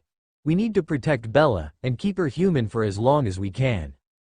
I'm not letting anyone touch Bella, Edward stated. We will all do our best to keep her from any harm, Edward. Carlisle said calmly. Alice was going to say something, but she stopped. A vision was coming, and it was of Victoria. Everyone stopped and watched Alice as she had her vision. Victoria was headed back to Forks, and she wasn't alone. There were about 10 others with her, and they were traveling through the forest. All of their eyes were red. It was sundown, the day was ending. Alice snapped out of her vision quickly, and stood up to look outside. It was already dark outside, so her vision couldn't possibly be of today. "What is it, Alice?" Esme asked comfortingly. Alice looked at Bella concerned. There were 11 vampires total. All of them were coming for her. "Victoria is coming back to Forks, she had others with her," Alice said hesitantly. "How many?" Edward asked. "I saw 11. Including Victoria." "When is she coming?" Edward asked quickly. "I'm not sure. It was in the afternoon, so it can't be today because it's already dark outside." "It could be any day," Alice said. She was upset that her vision wasn't more thorough. "Oh no," Bella mumbled. Her head dropped into her hands. Alice and Edward both moved their way over to Bella's side. "Are you okay, Bella?" Alice asked as she sat down on Bella's left side. "I won't let anything happen to you, I promise." Edward sighed as he sat down on the right side of Bella. Alice glared at Edward, and Edward returned the gesture. "I think she wants to talk to me," Alice said quietly. "I think you're wrong. She needs to be with me. I can protect her." Edward snarled. "What is that supposed to mean?" Alice shot back. "It means I can fight, and you can't. You're too small to protect Bella. You'll get hurt. Bella needs someone who can last in a fight." Alice was about to say something else, but Bella jumped up from her seat and began shouting. "Both of you shut up. You're brother and sister, you should get along." "All I did was mess up everything between you two," Bella yelled. "No, that's not true." Alice tried to calm down Bella, but Bella wasn't listening. "It is true. If I hadn't have fallen in love with you, the two of you wouldn't be fighting. I've ruined everyone's lives." Bella's voice cracked on the word lives, and she started to cry. Alice stood up and tried to go comfort Bella, but Edward wanted to do the same thing and got in Alice's way. "I'm sorry, I just need to be alone right now," Bella whispered as she walked out the back door.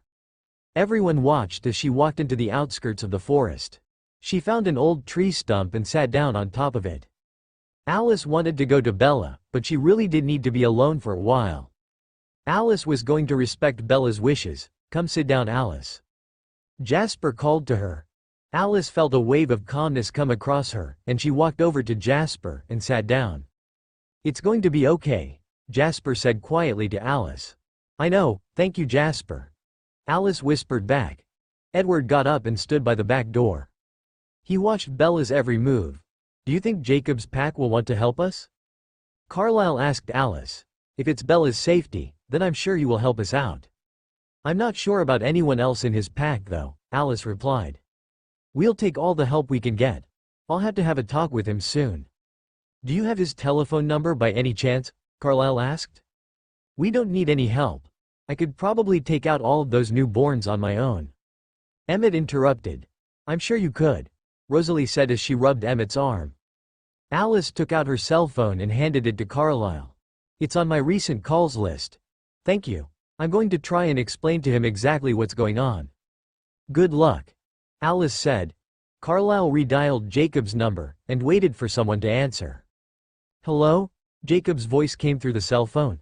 "Hello, is this Jacob I am speaking with?" Carlisle asked politely.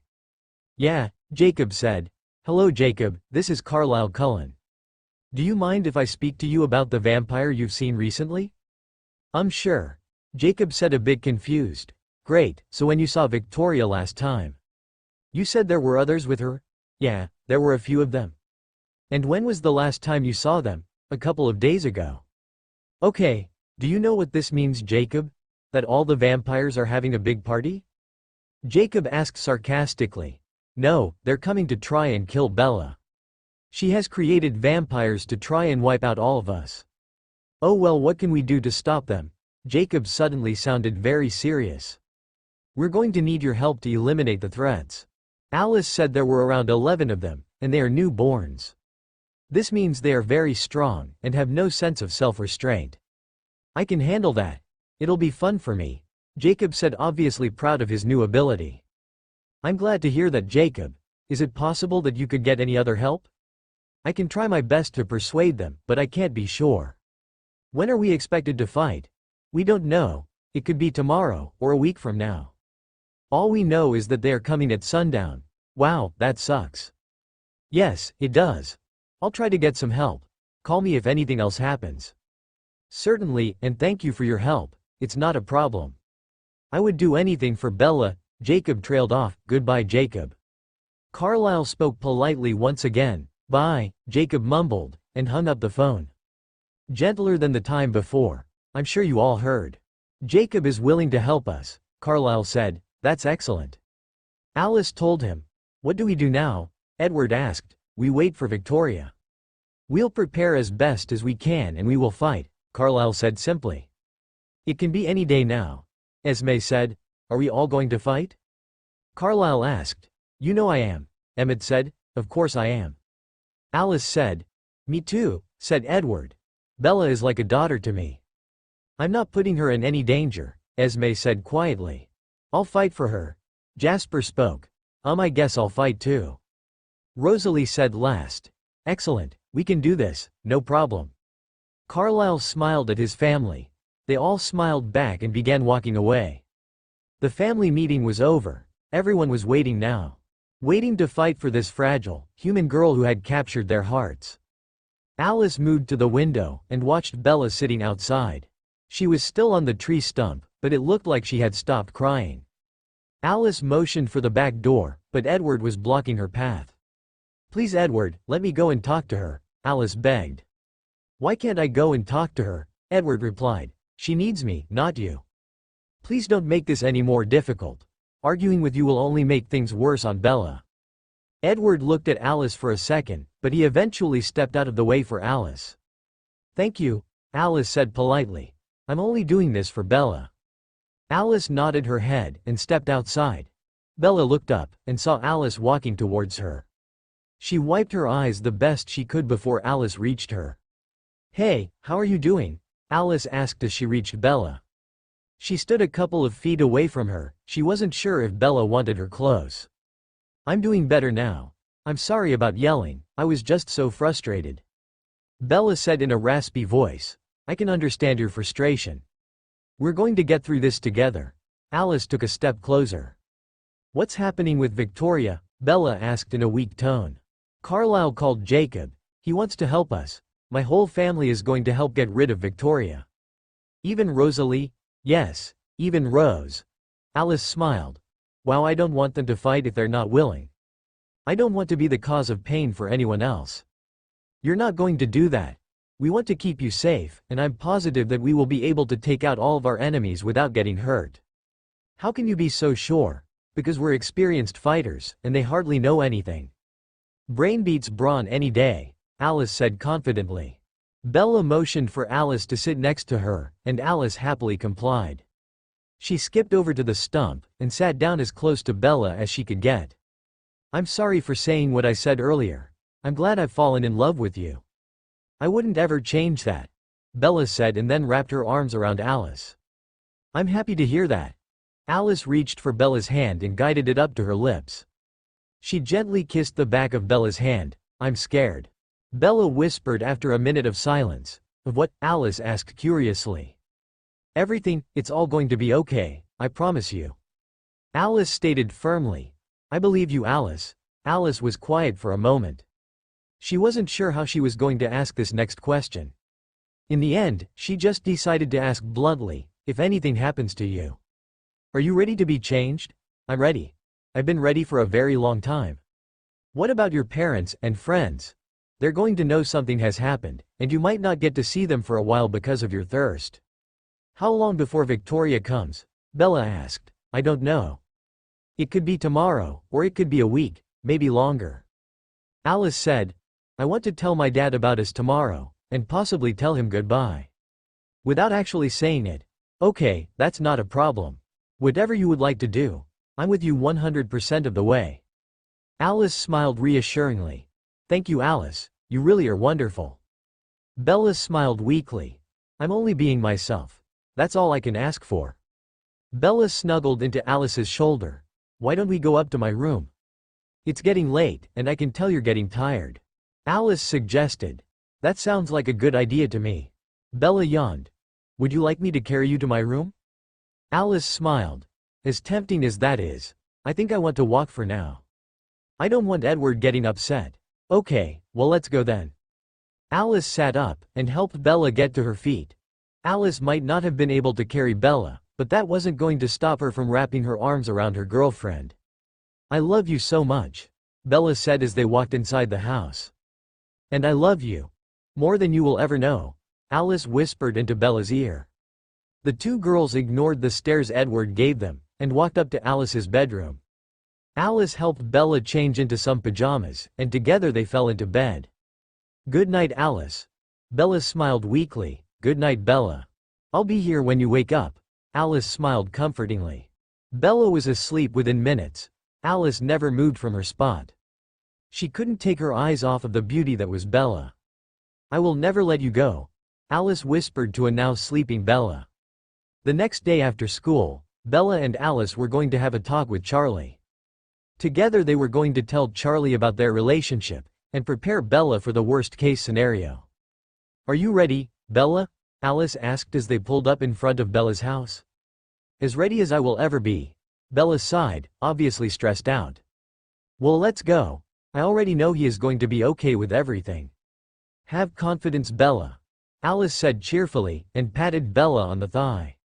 It's still scary as hell, Bella mumbled. I know, but it's all going to work out. I promise you this. I believe you. Let's go and get this over with. Bella got out of the car, and Alice followed. Should I hold your hand? Alice met Bella's pace, and asked her. Wait until I tell him, then you can hold my hand. Bella said, unsure of what to do. Okay, whatever you want. Alice said happily. Thank you, Bella said as they approached the front door. Alice leaned in and kissed Bella lightly on the lips before they entered the house. I love you, Alice said quietly. I love you too, Bella said even quieter. Bella then slowly opened the door and allowed Alice to walk in first. Bella came in from behind her and shut the door. Bella, is that you? Charlie called from the living room. Of course the television was on and tuned to the sports channel. Yeah, Dad, it's me. Alice is with me too, Bella said as calmly as she could. The two girls stepped into the living room, and Charlie turned his head to look at the two girls briefly. Hey you two, he said as his head started turning back to the television. Hey Charlie, Alice said sweetly. Dad, can we talk with you for a minute? There's something we need to tell you. Bella hesitated. Her hands were beginning to shake. She desperately wanted to leave. Sure Bella, just a minute. Charlie kept watching the TV. Bella looked to Alice, and Alice nodded her head encouragingly. It's kind of important, Bella said quietly. She looked to the floor. Nerves were getting the best of her. Charlie looked up at Bella once again, and noticed the expression on her face. Immediately, he muted the TV and turned his attention to her. What is it, Bella? Charlie asked in a concerned voice. Bella's voice hitched. She cleared her throat, and had trouble continuing what she was going to say. Alice slowly approached Bella's side, and smiled. It's okay, Bella. You can do this, Alice said softly. Bella nodded her head, and finally looked at Charlie. I have to tell you something important about me and Alice. Bella had more confidence with Alice by her side. Well, what is it? Charlie asked softly. Well, I know you're glad I'm not dating Edward anymore, but I am dating someone else now. It's Alice. Bella's was stuttering. That sentence didn't come out the way she wanted it to. What? Charlie asked confused. Alice, I'm dating Alice. She is my girlfriend, Bella said a little more clearly. Oh, Charlie said quickly. The two girls stared at him for a minute. That couldn't be all he was going to say. Oh, Charlie said in a more understanding tone after realizing exactly what Bella was trying to say. Alice smiled at Charlie, and immediately reached for Bella's hand. Bella gladly let Alice hold her hand. The two of you are dating? Charlie asked in a lighter tone. Yeah, Dad, we are. Bella was surprised in Charlie's tone. What do you think? Alice asked happily. I think it's okay with me. It's your life, Bella, and I'm not going to stop you from living it the way you want. Bella let out a sigh in relief. She was about to pass out from her nerves.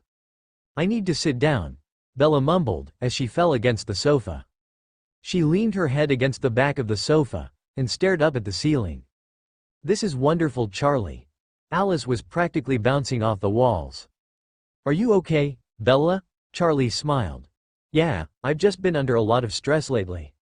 I'm about to have a nervous breakdown is all. Oh, don't be so dramatic.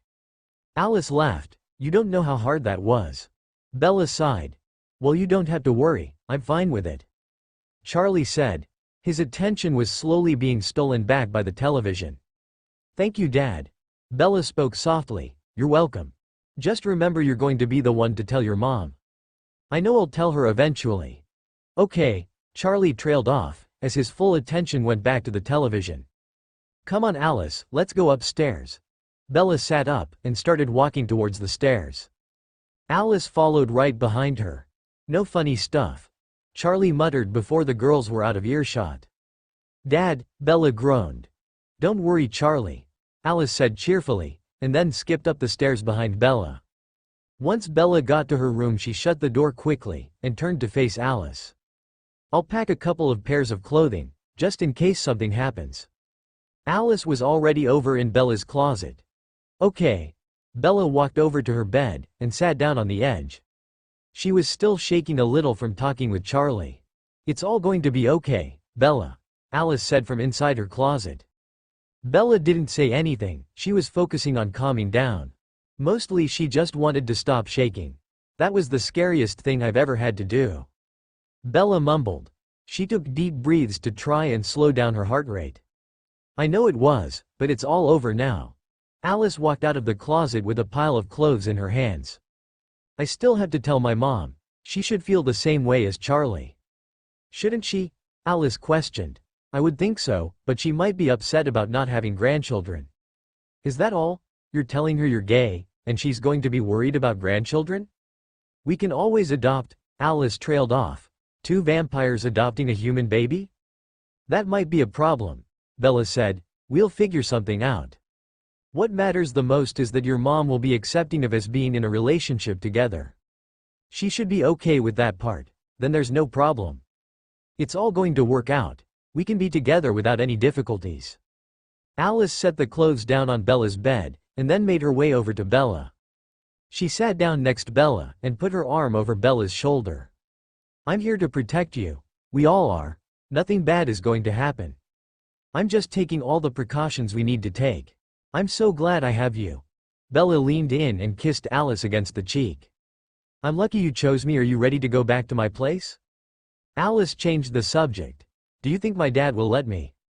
Now that he knows we're together, I don't think he will have a problem with that. We can just tell him we're sleeping in separate rooms because my parents won't allow it. Alice said happily. You know all the answers to everything. Bella gave Alice a small smile. I know I do. Now come on. Let's go. Alice packed Bella's clothes in a small bag and tossed it over her shoulder. Bella led the way downstairs and back into the living room. Dad, I need to talk to you again, Bella said politely. She stopped shaking from before. What is it? Charlie said, as his head slowly turned in the girl's direction. I'm going to be spending the night at Alice's again. If that's all right with you. Where will you be sleeping? Was the first thing that came out of Charlie's mouth. My parents have us sleeping in separate rooms, Charlie. They already know about us. Alice said calmly. Well, I guess that's all right then. I trust your parents, so have fun, Bella, Charlie said. Thanks, Dad. Are you going to be okay by yourself? Sure I am. I've managed to do it before. Go have fun, Bella. I don't want to make you stay here. Okay, I'll see you later, Bella said slowly. Bye, Bella. I love you. Charlie hesitated, saying the last part. I love you too, Dad, Bella said, surprised. Bella looked at her father for a minute longer. He had already turned around and started watching television again. Alice tugged on Bella's arm, and Bella followed Alice to the front door. The 2 girls walked out of the house and up to the car. Why is Charlie being so calm about this? I thought he would at least be a little upset. Bella questioned. Alice opened the door for Bella, and then walked over to her side and slipped inside. It's because he loves you, Bella. He loves you so much. That it doesn't matter what choices you make in life. It's unconditional love. It feels weird. What feels weird? Alice asked as she began driving down the street. Love, I've never felt this much love before. It's weird, Bella said quietly. Is it a good weird? Alice asked. Of course it is. Bella said quickly. There are a lot of people who love you, Bella. Sometimes your dad may not show much affection towards you, but he really does love you. I know he does. Maybe I should show him a little more affection if I get to see him again. I'm going to make sure you get to see Charlie again. Don't waste your time worrying anymore. Bella nodded her head. She didn't want to argue with Alice, so she chose to reflect on her thoughts all the way back to the Cullens. Alice arrived at her house within 10 minutes of them leaving Charlie's. She stopped the car in the usual spot and turned off the car. She was going to get out of the car, but froze. Another vision was coming. It was a little more detailed than before. Victoria was approaching the Cullens' house. She knew what she was up against, but she had her new clan with her. The Cullens were outnumbered. Surely she would be able to get to Bella. The newborns would distract the Cullens while she made her move to get Bella. She had recited this plan to the newborns repeatedly. Distract the others while I get the human, she said. The newborns nodded in agreement. I promise you all the greatest blood you will ever taste in your life. Once you smell her, you will know what I mean. There was a short pause, and Victoria continued her speech. We will attack at midnight. Remember, focus on the vampires. The girl is mine. The newborns acknowledged their role, and waited until it was time to attack. They were all situated in the surrounding forest, far enough away to where the Cullens wouldn't sense them until it was too late. Alice snapped out of her vision and looked at Bella. Alice, what is it? Bella asked a little frightened. What time is it? Alice asked quickly. Bella looked at the time on her cell phone and responded, it's 9 p.m. We don't have very long, Alice said. Very long for what? Bella asked confused. Victoria is coming at midnight. How do you know it's tonight? Bella's eyes were wide, and she was beginning to freak out. I don't know for sure, but we can't risk not doing anything about it. Come on, we have to go tell everyone. Alice got out of the car quickly, and Bella followed. Alice grabbed Bella's hand and rushed her into the house. Victoria is coming, Alice announced at the front door. Alice led Bella into the living room, and they waited for the others to come along. It wasn't long before they were all coming into the living room. One after another they all gathered around to hear what was going on. Are you sure? Carlisle asked once he walked into the room. I can't be sure it's tonight, but we can't risk not doing anything. You're right about that. Are we prepared to fight? Carlisle addressed everyone. There wasn't much time to prepare, but we can do it. Jasper said encouragingly. We'll need to call Jacob. Alice added. Right, Bella, can you call Jacob please? Carlisle asked. Sure, Bella said slowly. She was still a little shaken up that this was going to happen tonight. Bella grabbed her phone and dialed Jacob's number. The Cullens all gathered together, and began talking about strategy while Bella was on the phone. Hello? Billy answered. Hi, can I speak to Jake please? Bella asked as calmly as she could. Sure Bella, let me get him. 1 minute. Billy trailed off. Bella waited for Jacob to pick up the phone. Bella? Jacob finally answered. Hey Jake, we need your help. Victoria is coming. Bella was quick to the point. When? Jacob said quickly. She is going to be here at midnight. What? That's not enough time, Jacob yelled into the phone. Bella moved her ear away from the phone as Jacob began cursing as loud as he could. After a minute, she put her ear back the receiver. I know it's not enough time, but we really don't have an option. You don't have to come if you don't want to, Bella said. Of course I want to come. Don't you ever think that I wouldn't come protect you? I'll be there in a few minutes. Jacob said seriously. Okay, Bella said, and hung up her phone quietly. She turned her attention to the Cullens who were all whispering to each other in what they were planning to do. Emmett and Edward, you'll be in charge of physical combat since you are the strongest. Rosalie, Esme, I want you two to help distract the newborns, so Edward and Emmett can get to them easily. Jasper, you and I can focus our attention on getting Victoria out of the way, and Alice, I want you to try and protect Bella. Don't let anyone get near her, Carlisle said. I won't let that happen. Alice whispered. You should let me be in charge of protecting Bella. Alice might not be able to hold off all the newborns. Edward sighed coldly. Edward the First put you in charge of combat for a reason. Don't start fighting with each other now. This is the time when we need to be a team. Carlisle spoke before Alice could get a word in. Edward didn't say anything else. Jacob is on his way, Bella said quietly. They all turned around and looked at her. It was kind of freaky having all these vampires staring at you. Bella hesitantly took a step back. Is he bringing anyone else with him? Carlisle asked. I don't know, he didn't say. And when will he be here? Soon, very soon. At this time Alice walked back over towards Bella and wrapped her arms around her. She leaned in closer to Bella's ear and whispered, this will all be over soon. Once Victoria is out of the picture, we can get back to being normal. Normal? What is normal? Bella asked. Well, we can get back to being carefree. Alice corrected herself. That sounds good to me. Bella sighed. Do you think we should go hunting before we start fighting? I want to be as strong as I can be. Emmett said. We don't have much time left, so if you want to go hunting. Go now. Carlisle said. Rosalie, Jasper, and Emmett and sat up and began to walk out the door. Edward, Alice, don't you want to go hunting so you'll be strong enough? Carlisle asked. I don't want to leave Bella, Alice said. Nor do I, Edward replied. Alice, you haven't hunted in a few days. Are you sure you don't want to go? Bella asked. I'll be fine, Bella. I'm not going to leave you. Alice smiled. Edward, you can go hunting if you want. Alice will take care of me, Bella said to Edward. I'm fine, Edward sighed quietly. And so they waited. Eventually, Jacob showed up by himself. No one else was able to make it on such short notice. Jacob said as an excuse, we were happy to have you join us anyway. Carlisle welcomed him in the house. Thank you, Jacob. Alice told him, I'm doing this for Bella, but you're welcome. Jacob said. He tried to avoid Edward as much as he could. Jacob walked over towards Bella and Alice. He smiled weakly when he approached Bella. Are you okay? Jacob asked. For now I am. Thank you for coming, Jacob. This means so much to me. Bella smiled widely. Jacob couldn't help it when he saw Bella smile. That made him lose his act of being tough and he melted. He loved Bella so much that even a smile from her could get to him. Jacob loved and hated the feeling of love at the same time.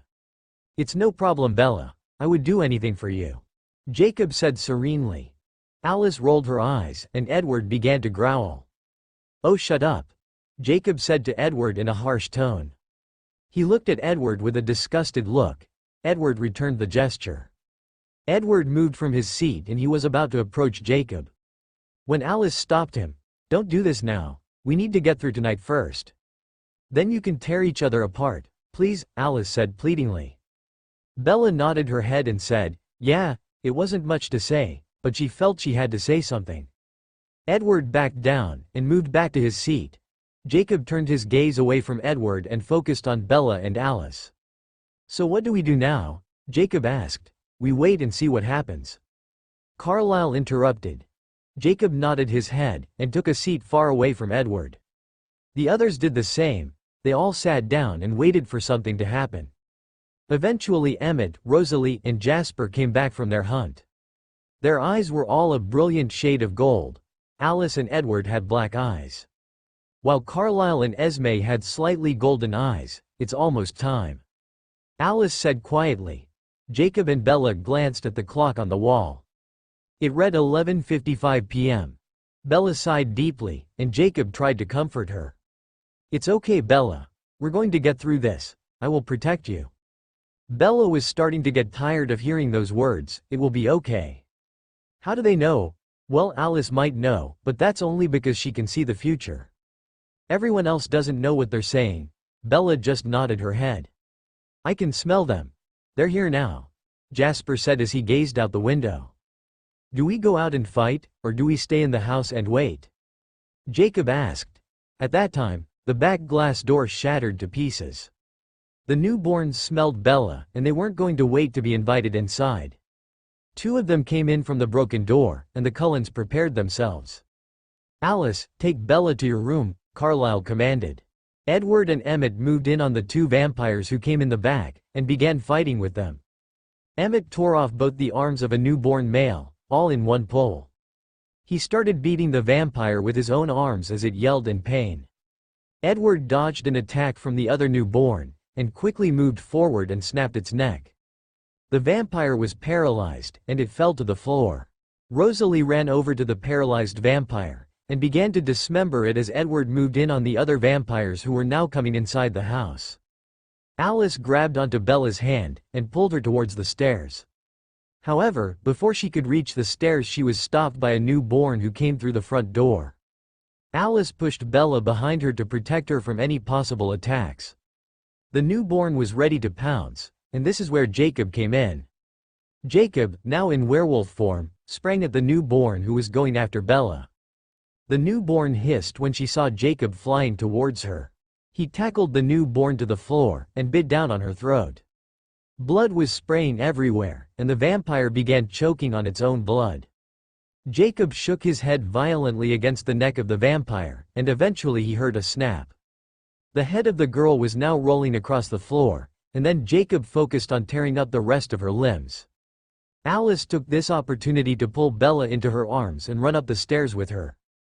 Halfway up the stairs, Alice was met by Victoria. She must have broken in from the upstairs. Alice halted, and tried to turn around and run back down the stairs, but she was met by another newborn. Alice remained calm, but Bella began to scream. Esme and Jasper turned their attention from the newborns that were coming in from the back to the situation on the stairs. The newborn female on the stairs was very eager to get to Bella, and she started approaching Alice at a high rate of speed. Alice put Bella down and turned to defend herself from the newborn who was trying as hard as she could to get to Bella.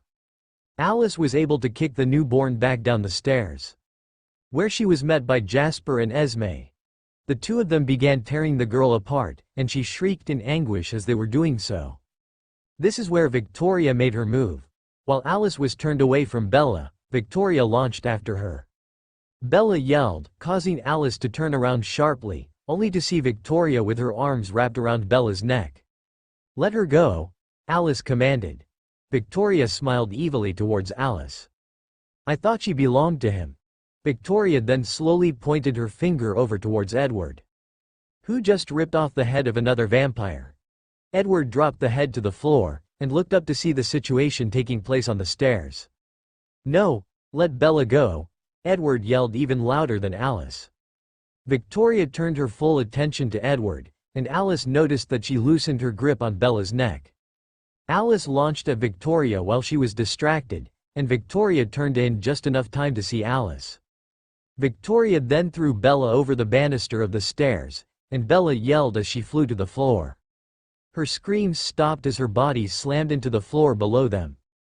Alice tackled Victoria into the stairs, causing a few of them to break from the force. Victoria started laughing, and Alice bit down on her neck to make her shut up. Victoria stopped laughing immediately. Alice grabbed onto Victoria's hair, and ripped off her head in one tug. The newborns that were downstairs were all running towards the now bleeding Bella.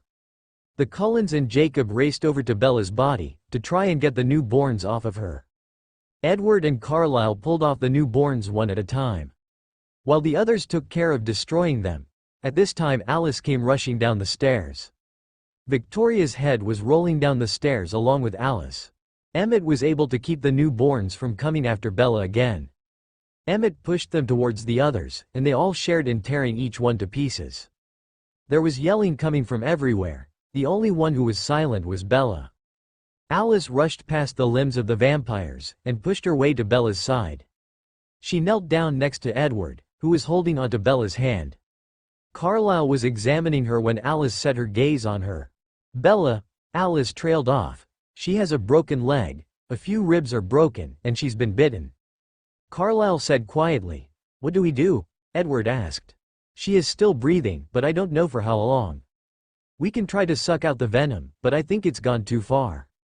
The only options we are to turn her now, or let nature take its course. There has to be another way. We can't turn her yet." Edward started arguing with Carlisle. "There isn't one," Carlisle said as calmly as he could. Alice slowly leaned closer to Bella as Edward and Carlisle were arguing.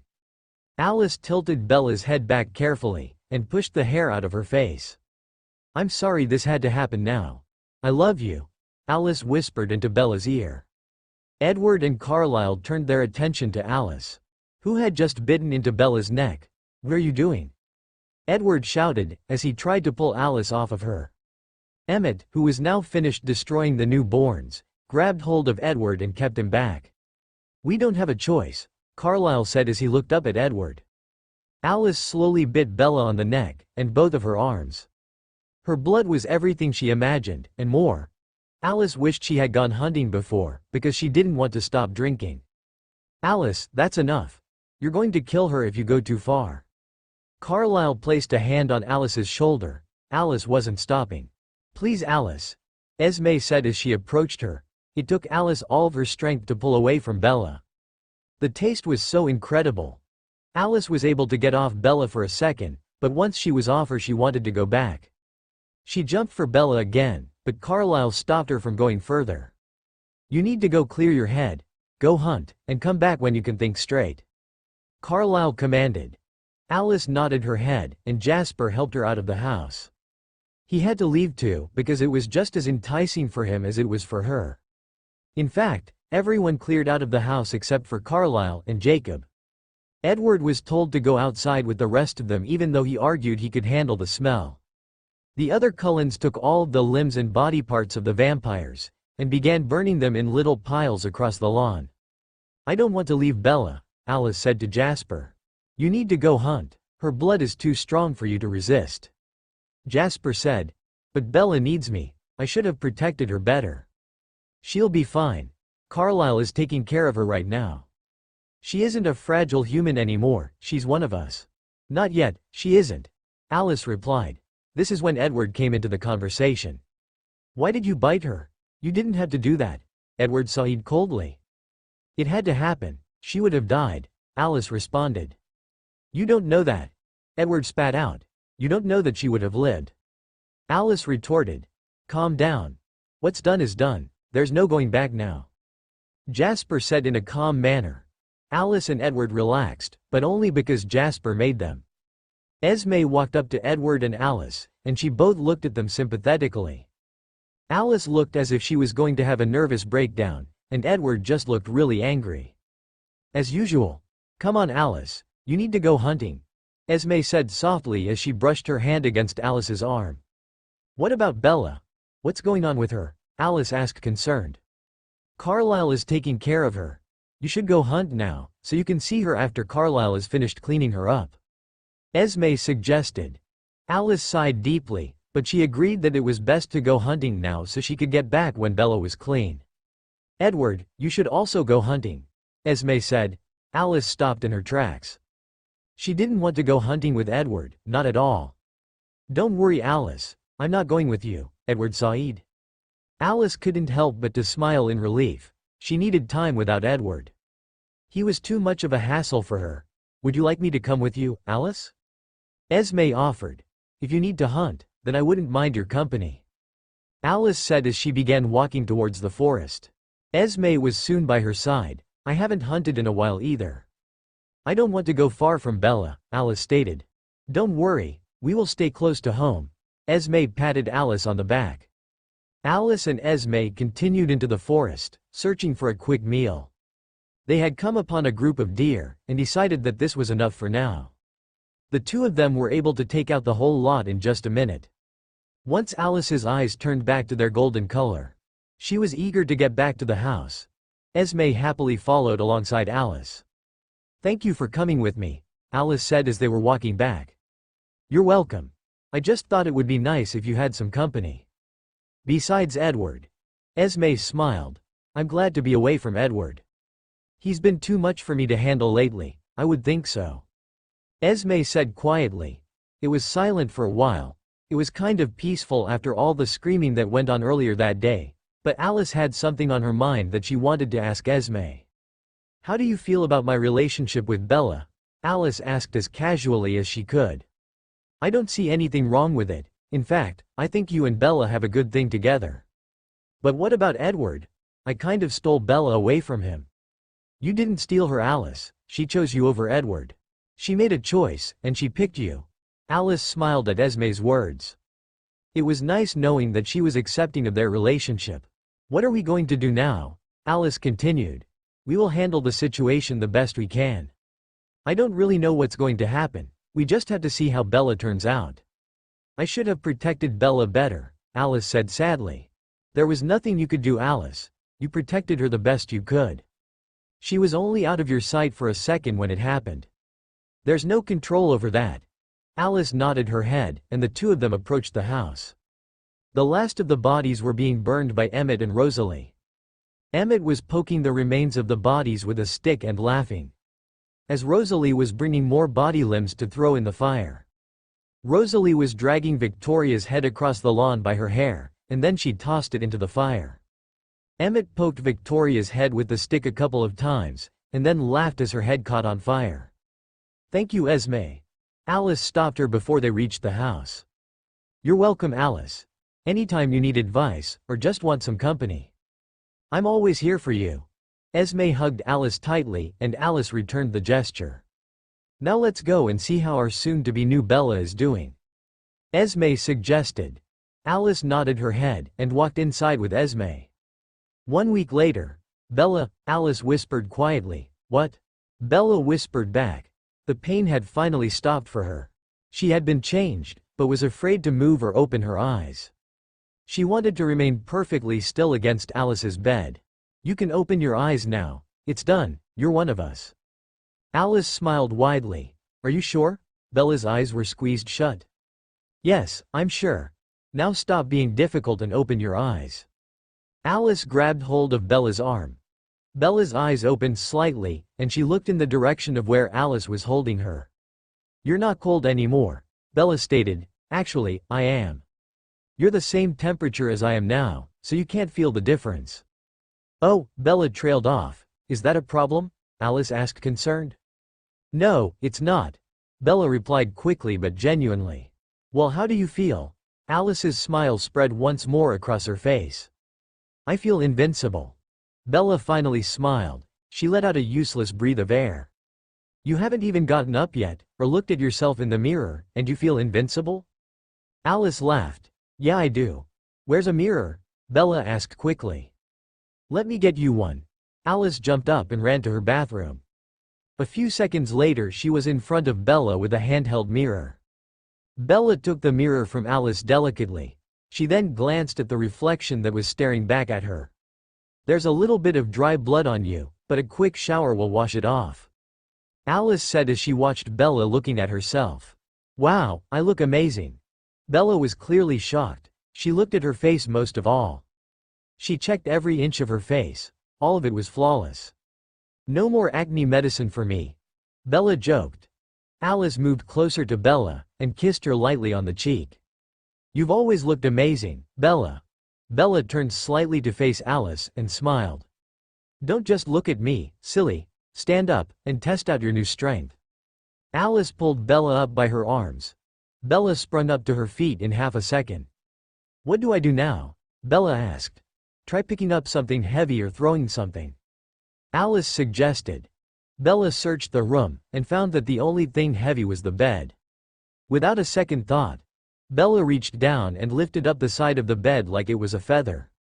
That's too easy. You need something heavier, Alice said. Bella dropped the bed, and looked around the room for something else to pick up. Like what? Bella asked. Emmett, Alice said loud enough for him to hear. A few seconds later, Emmett was knocking at the door. Bella looked shocked. Emmett would kill her. Can I come in, ladies? Emmett smiled. Please do, we want to test Bella's strength, Alice said. Emmett opened the door and stepped in. He smiled when he saw Bella. Wow, Bella, you look good, Emmett said. Thanks, Bella said. If she could blush, she would have been crimson. Now come here, Alice playfully commanded. Emmett walked willingly over towards Alice and Bella. Emmett, I want you to push Bella, Alice said humorously. What? Bella asked, confused. She didn't want to get hurt by Emmett. He would knock Bella out just by tapping her. It's okay, Bella. Trust me, Alice said. I trust you, Bella said a little hesitantly. Now Emmett, push Bella, Alice repeated. Emmett smiled widely as he took a step closer to Bella. Don't worry, I won't push too hard, he laughed. Bella prepared herself for the worst. Emmett placed his hands on Bella's shoulders and pushed. Bella didn't move. Was that it? Bella asked confused. I barely pushed you, Emmett tried to say as an excuse. He looked a little frustrated, but quickly put a smile back on his face. Good, now Bella, you get to push Emmett, but don't push him too hard. Alice smiled wickedly. Emmett smiled at Bella, who approached Emmett slowly. She placed her hands against Emmett's shoulders and pushed with minimum force. Emmett stumbled backwards a couple of steps, but regained his composure as quickly as he could. Bella laughed when she saw Emmett stumble, but soon stopped because she thought it was rude. Wow, Bella managed to say with controlling her laughter. Alice, on the other hand, couldn't control her urge to laugh. Emmett wasn't smiling anymore. Emmett, now I want you to push Bella harder. Try as hard as you can. Alice egged him on. Sorry if what I'm about to do hurts you. Emmett approached Bella once more.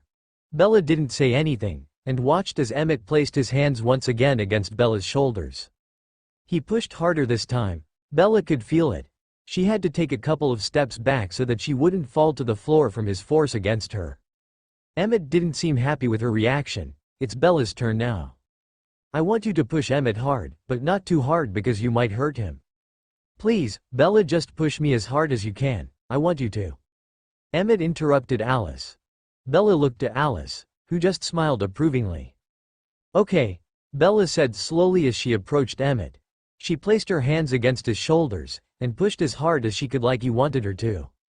Emmett was flung back against Alice's wall, and continued through to the other side.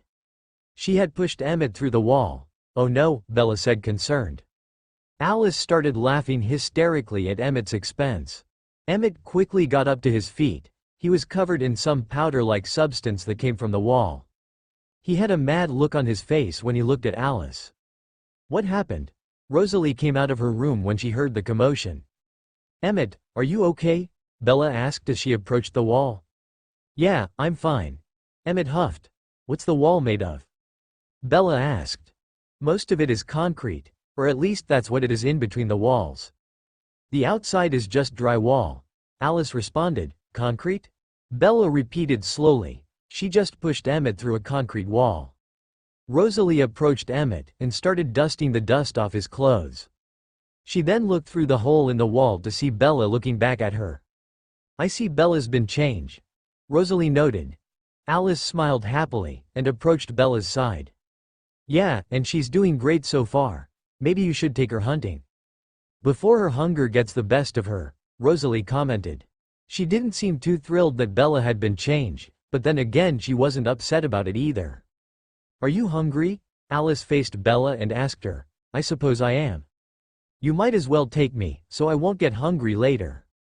Alice gave her a weird look, but continued their conversation anyway. Okay, but first I want to show you to the rest of my family. I'm sure they've all heard the commotion, and are eager to see the new you. Alice began tugging on Bella's arm, and Bella voluntarily followed Alice. Who's going to fix the wall? Bella asked. Don't worry. Carlisle will get someone on it. It will be repaired before the day is over. Alice smiled. Together they walked down the stairs. Where the others had been sitting, they were all watching her with kind eyes. Carlisle was the first to get up and examine Bella. How do you feel? Carlisle asked. I feel good, Bella commented. She looked at everyone, who in turn were staring back at her. Her eyes rested on Edward a second longer than the others. She tried to give him a smile, but he didn't seem to want to return the gesture. All your bones have seemed to have healed. It looks as though we have made a successful change with you. Carlisle finished examining her body, then looked up and flashed a bright smile at Bella. Jasper was able to approach Alice and Bella without a problem now. He hugged Alice loosely, and then went up to Bella. You're not incredibly tempting to bite anymore. Do you mind if I hug you? Jasper asked. Bella was taken aback for a second, but quickly answered his question. Sure you can, Jasper. Bella smiled brightly. Jasper leaned in and wrapped his arms around Bella's shoulder, and Bella was able to hug Jasper. After a second he pulled back and smiled. I just thought I would try that out. Since it's safe now. Jasper smiled warmly. Thanks, Jasper. Bella said. Jasper just smiled and nodded. Esme was next. She hugged Bella lightly, and then wrapped her hand around Carlisle's. Welcome to your new life. Esme kept smiling. Thank you very much. Bella replied softly. Are you ready for your first lesson, Bella? I promise it will be quick. We have to get you back and clean you up. Alice said as she grabbed Bella's hand and began pulling her towards the back door. Sure, Bella said as she was being pulled out the back door. So where are we going? Bella asked as soon as they were out of the house together. After she said this, she noticed that things were different. The smell alone was so intense, she could smell for a couple of miles. Her vision was clear as can be. It was like she had high-definition eyes now. Her posture wasn't slumped anymore. She was able to stand up straight and walk with grace. Look at me.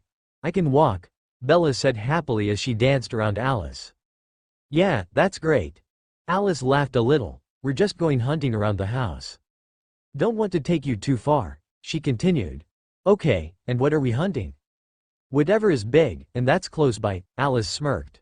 They reached the woods and began searching for food together. Alice taught her how to narrow a scent down and recognize it as an animal. She warned her to be careful of human blood, because some of the scents can be hard to ignore. Bella was well aware of that last part. I don't know what we're going to do about you going to school, or Charlie. You're too new to be exposed to human blood, plus, you look different. Alice said, maybe it won't be so bad, I think I am doing a good job of controlling myself. Bella suggested, you're right about that. A very unique newborn. I can ask Carlisle to bring home some human blood as a sample to see if you can control yourself. That's a good idea. Bella commented. They had quietly approached a moose. Bella could smell the blood once they were in a close enough range. It doesn't smell so bad, Bella whispered to Alice. You'll get used to the taste. I want you to kill the moose by yourself. Alice added. Why me? Because you need to learn how. Approach the animal with stealth, and once you're in a close range, attack as fast as you can. It shouldn't be a problem. Alice had her eyes locked on the moose the whole time she was saying this. Okay, Bella said from behind Alice, and began walking closer to the moose. She did as Alice told her to. She approached with stealth, and once she was in range she attacked. She pushed her legs like she normally would, but this time her pace was faster. The moose had no idea what was coming. It only took a second for Bella to attack the animal, and bite into its neck. The animal tried to run, but Bella broke its neck so it wouldn't have to suffer anymore. Alice came out from behind the tree when she saw that the moose was dead. Good job, Bella, Alice said brightly. Bella was too busy drinking from the animal to say anything in response. Save some for me. Why don't you? Alice laughed when she reached Bella. Bella lifted her head up from the animal, and a trickle of blood dripped from the corner of her lips. You have something on your face, let me get it off for you. Alice said, and then leaned down to reach Bella's face. Alice kissed Bella softly where the blood ran down, and licked it off her face. Bella made Alice's action turn into a longer kiss. She pushed her lips hard against Alice. Bella never had this much force before. She was determined to have fun with it. Alice too could use all her power and might to show Bella what a fun time with her really was. She can lose control with Bella, and it would be okay now. It would be more than okay. Are you ready for that shower now? Alice asked almost pleadingly, but don't you need to hunt? Bella whispered in between their kisses. Alice looked at the moose that Bella just killed, and then back to Bella. You finish this one, and I'll get another one. Don't go anywhere. I will be right back. Alice said. Okay, Bella said as she turned back towards the moose she killed. Alice had quickly found something to eat. It was a small doe, but she really didn't care what she ate right now. She just wanted to get back to Bella. She wanted her bad. It took 4 minutes for Alice to kill, eat, and return to Bella. I got a little messy, Bella said when Alice approached her. There was a little bit of blood on her shirt. You'll get better at it. Now come on. You need to shower. Alice grabbed Bella's hand quickly, and pulled her back towards the house. Bella didn't complain at all when Alice took her by the hand. In fact, Bella was soon leading the way back towards the house. Alice was starting to drag from the speed Bella was going. Slow down, Bella, Alice said from behind her. Instead of slowing down, Bella pulled Alice onto her back and kept running towards the house. Now I can carry you, Bella said satisfied, and it's such a turn on. Alice whispered back, after a couple more minutes of running. Bella finally reached the house. She slowed to a stop, and Alice got off of Bella's back. Let's try to go in as calmly as we can. Alice grabbed Bella's hand and they walked inside the house together. How was Bella's first hunt? Esme asked with a smile as soon as they walked inside the house. It went well. She got to learn a little more about what it's like to be one of us, but now she is all messy. I need to go clean her up and make her even more beautiful. Alice said happily. Esme got the hint, and nodded her head to the two girls. Come on, Bella. Alice urged Bella to go upstairs. Okay, I'm coming. Bella smiled at Esme and then turned to follow Alice upstairs. Along the way they passed Edward. Alice chose not to say anything, and Bella gave him a weak smile. Edward just watched the two of them walk past him. His face was emotionless. The two girls noted that the wall had already been repaired and restored back to the way it was. That was fast, Bella commented as they walked by. Alice reached her room and led Bella inside. She closed the door and made sure it was locked. Even though it would be fairly easy for a vampire to get in a locked door. Time for you to shower, Alice stated as she walked over towards the bathroom door. Okay, I'll just wash myself off real quick so I can get back to you sooner. Bella said. Well, you could do that, or you could let me join you in the shower if you would like. Alice smiled. Bella smiled. She felt like she was going to blush, but it never came. I would like that very much, Bella said as she made eye contact with Alice. I knew you would say that. Alice smiled and pulled Bella into the bathroom. Once again she felt the urge to lock the door. Alice turned on the water in the shower and began stripping off her clothes. Bella watched with eager eyes as Alice slipped off her last piece of clothing. Alice then turned to look at Bella, and she had a slightly disappointed look to her face. You're not naked yet, Alice pouted. No, I'm not. I was distracted by you. I'm sorry, Bella said. She then began unbuttoning her shirt. In less than a minute, Bella was completely nude. Now that's better. Alice smiled once again. Bella approached Alice, and Alice took hold of her hand. She gently held Bella's hand as Bella stepped inside the shower. Alice followed right behind her. Alice pushed herself against Bella as soon as they were in the shower stall. Her lips crashed against Bella's, and Bella pushed back with her own lips. Bella's now powerful body had pushed into Alice this time, and Alice eventually was pressed against the wall. Bella's hands ran slowly up and down Alice's wet, slippery body. The dried blood washed off of Bella's body as she began kissing Alice along her jawline. Alice wrapped her arms tightly around Bella, her nails dug into Bella's back. Bella only moaned from this action. Alice pushed one of her legs around Bella. Trying to get as close as possible to her lover, Bella took Alice's leg and grasped it in her hands. It was now wrapped against Bella's back, and soon the other one followed. Bella had lifted up Alice and had her propped up between herself and the wall. Alice let out a slight moan when Bella pressed harder against her. Bella moved her attention to Alice's left ear and began nibbling on it. She was able to bite down harder on Alice, and she wanted Alice to feel every new ounce of strength she had. Alice pushed her head back in pleasure. She wanted more of this new Bella. Alice couldn't get the smile off of her face. After a few minutes of getting both her ears nibbled on,